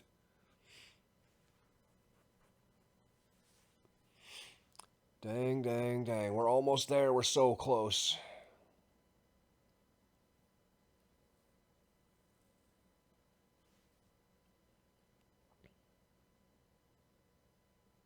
We've almost got everyone housed. Treat the lords. Yikes.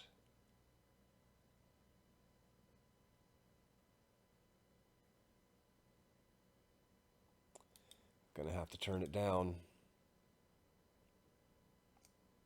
It's bad.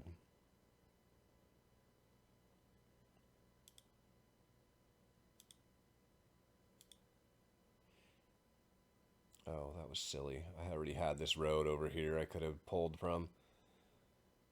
Oh well, it's whatever.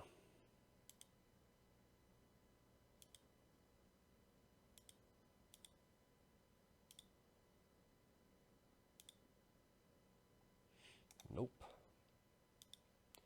Scoots. Wood. Is it a significant amount of wood? Yes, it is. Go home.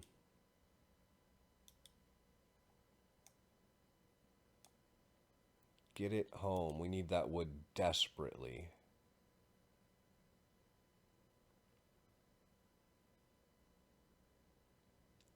They'll be here in 10 hours.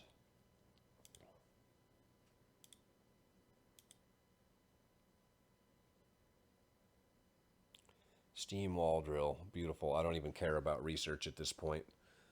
I just want that wall drill built.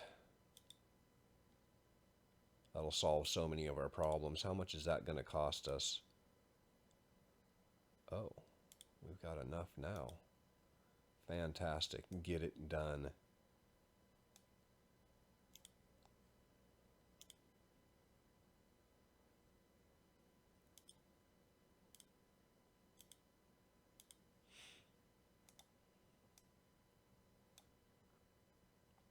That's everybody housed,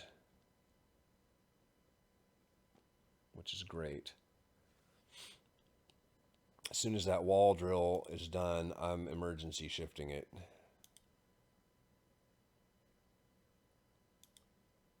Which means we need to put this steam hub back on 24 hours. All the lords have been treated. Yes. Cowardly attack. Arg. Alright, we've got a day. One lord was left as an amputee. Well, that's what happens when you're an asshole. People don't like you. Now we just have to upgrade these and build 10 more. Oh, 9 more. 9 more. Yep, 9 more bunkhouses and we're in the clear. Amazing.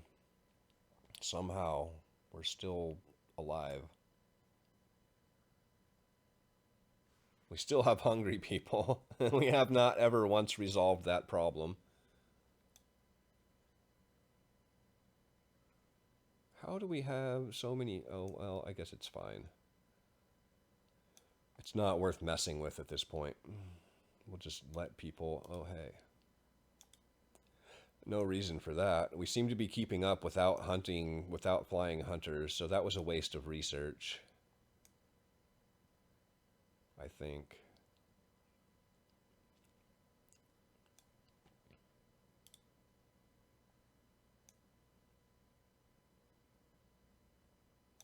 All right, give me all the wood. 2 of our people died. What? From what? Work accidents. I've never seen 2 people die from an emergency shift. That's wild.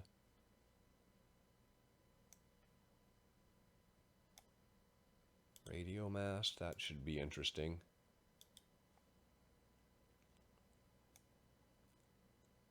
Okay, let's upgrade some housing.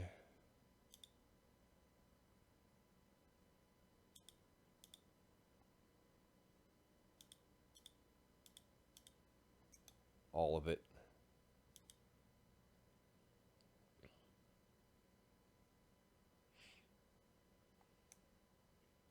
And then with the rest of our wood, we need to build 9 bunkhouses and we're done. Invalid. 1, 2, 3, 4. Dough. I thought we were going to be able to build out there. That's a problem. That's a little bit of a problem.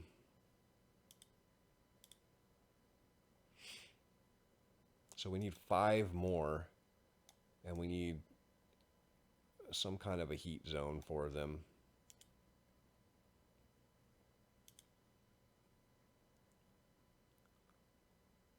There's no room there. We can fit 2 in this heat zone, but then we have to make that a 24-hour heat zone. Oh, you know what we can do? We can increase the radius of that, and then I bet we can fit them all there. 1, 2, 3.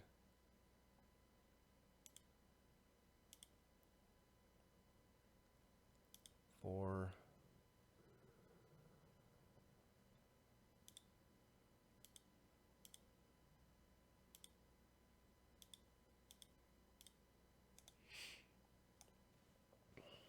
One more. One more. Right? I believe that's the case. Vacant. Oh no, we have 13 vacancies, so maybe we're okay.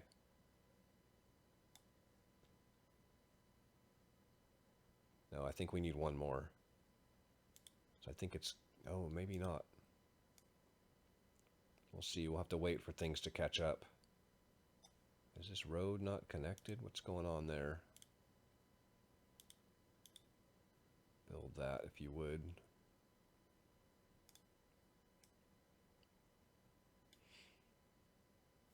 Somehow we're going to do this. I can't believe it. We don't have any more temperature drops. Minus 70 I think is as bad as it's going to get. Will someone please build that road? I can see you there moving around. I see you. There we go. That's not the thing I want. 83 vacant beds. And we've got 1 completing. So yeah, we need 1 more bunkhouse.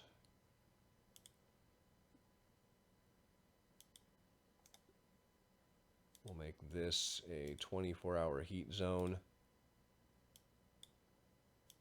And we're done. Okay, research. We can finally address some research. Let's look at house. Let's look at industrial hothouse. Now we can start upgrading food.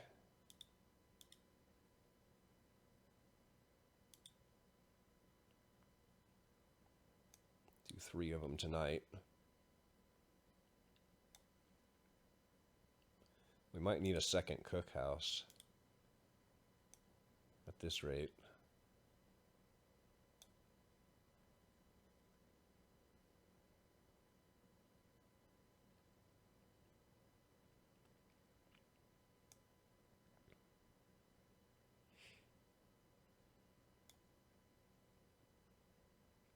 Five hours of coal left. What? Oh, crap. That's going to be so bad. It's only the end of shift, too. Yikes. How are we doing temperature-wise? I think it's probably in our best interest to drop down to steam level 2 and overdrive and try to conserve that coal. Yeah, that's going to be probably our best option.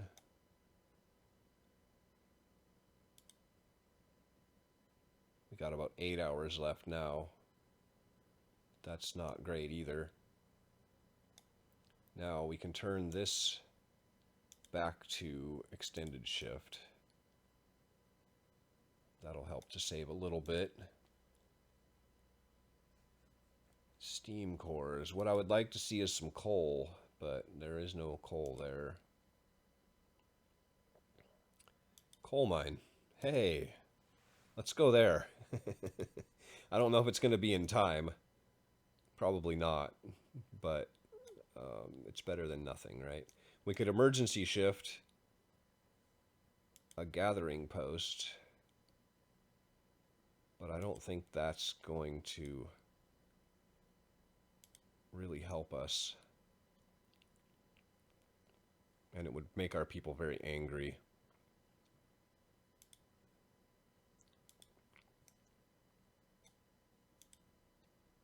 Lord Craven is coming. Oh no.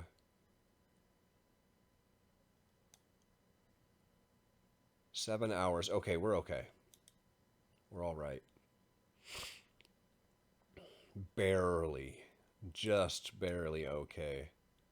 2 days and 10 hours. I think the scenario is basically over, so I think once we get the last group of survivors, there's nothing left to do at that point. I don't know, it's been a long time since I played this scenario, so I don't actually remember. Got 100 people sick, and here come 100 more.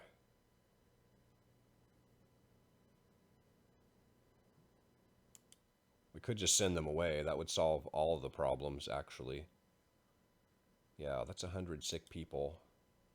We can treat them, barely. Remove the class conflict. We've got to get discontent down. Yikes.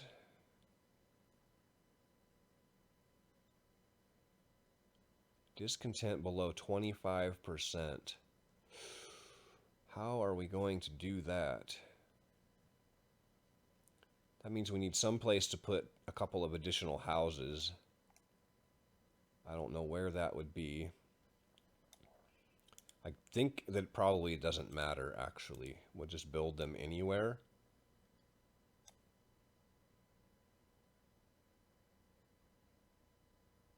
That's one in a heat zone, 2. Okay, perfect.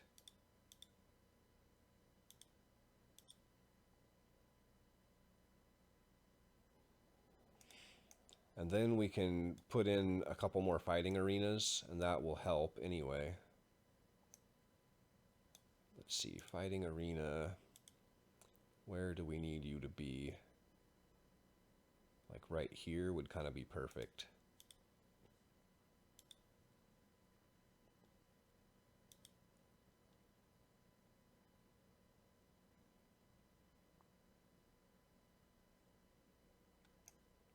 And then probably right here. I'm going to go... Yeah, that's probably fine. People are hungry. Let's feed them. We should be doing just fine on food in no time. Now we can take all these... Oh, they're already gone. I was going to put them on extended shift, but at this point I think we have to take all of the extended shifts off of everything if we're going to try to get this discontent under control. The big crunch is over. Wow, we hardly have any extended shifts. 2 overtime work. Who is that? We have no way of checking that, I don't think. Who is working overtime? Not you.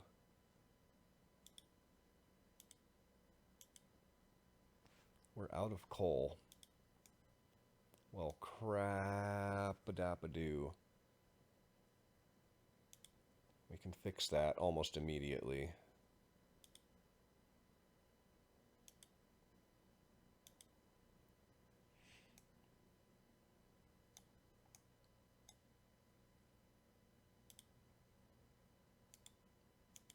Heater's there. Heater's there. There we go. If we put heaters on here, we can actually work these places. Open up the medical posts. All right. That should solve a lot of our discontent right there. What else do we have? We still have 1 overtime work somewhere. Lack of medical care will resolve itself eventually. Where's our 1 overtime work? Okay, we're almost there. We're almost there. Now if we go to our house of prayer, we can pop both of those. That's going to give us a little bit more discontent gone. And then we build our 2 fighting arenas. And that gets nearly universal coverage. So I think once those resolve, once those are built, we should be doing pretty well.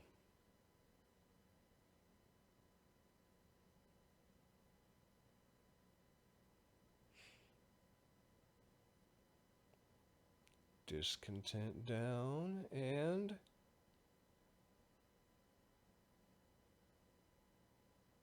all right, we're super close. Now it's just lack of medical care, really, and overcrowded medical facilities.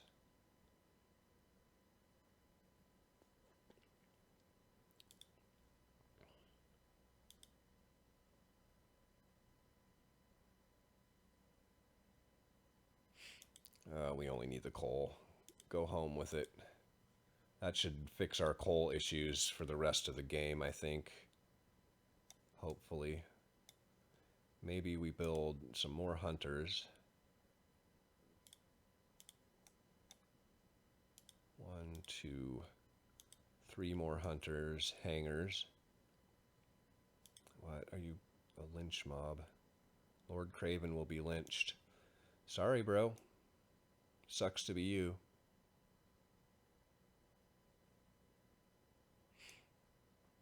Alright, we just need this to fall below the mark, which will happen as people get into medical care. Hopefully. I don't think I want to click on you. You look dangerous. I want to try to resolve the situation with... How about if we overdrive? Is that going to do anything for us? People are hungry. Don't be hungry. We have lots and lots of food. Lord Craven is dead. Discontent false. Baller. Baller. Okay, we're below the threshold. Let's build some industrial hothouses.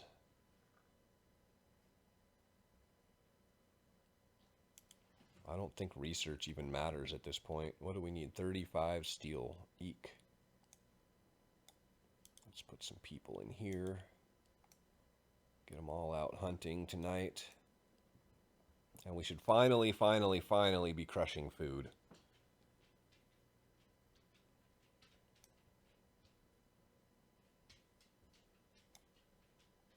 Amazing. Somehow we're not dead. We're going to run out of coal tonight, except we've got people coming back in 7 hours with coal. We've got 6 hours of coal left.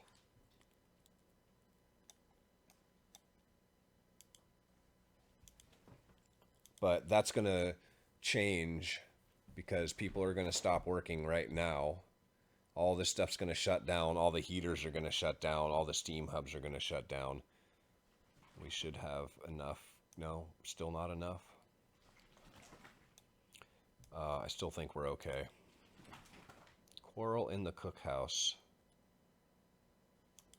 Ha ha ha ha.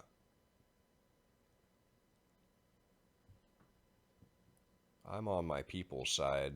Screw you guys. You guys are interlopers here.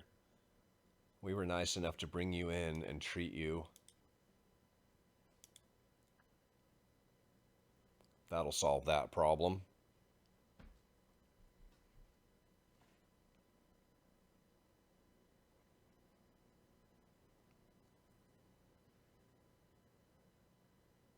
It says we have to stay in charge for at least 1 day. So when does that expire? I'm not sure I understand what they're asking of me.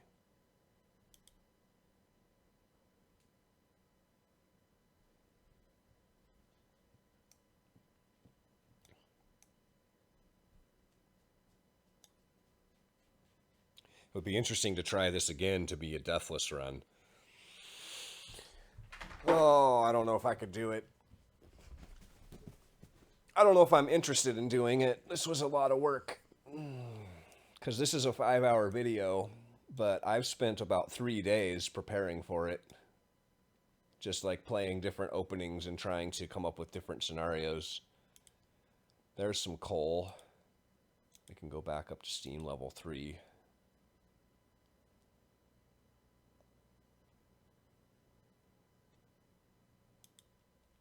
I guess we might as well send the scouts back out, huh?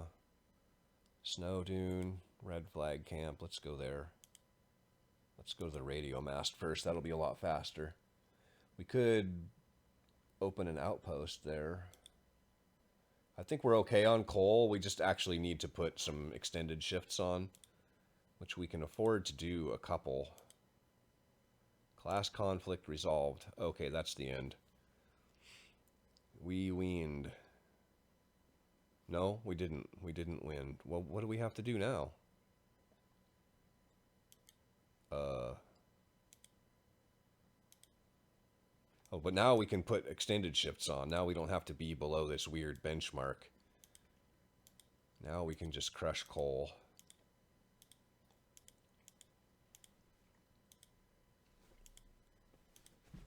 That should be fine. Research. I guess we're doing research again. Let's go for house. If we're going to do anything, we might as well make our people more comfortable.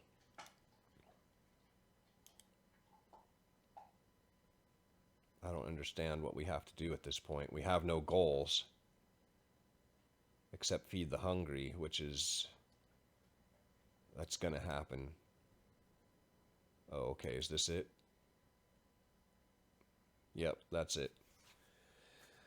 Refugees, extreme difficulty, no child labor, ultimate tips, tricks, and strategy guide, complete. Make sure you leave me a like down there and have a wonderful day.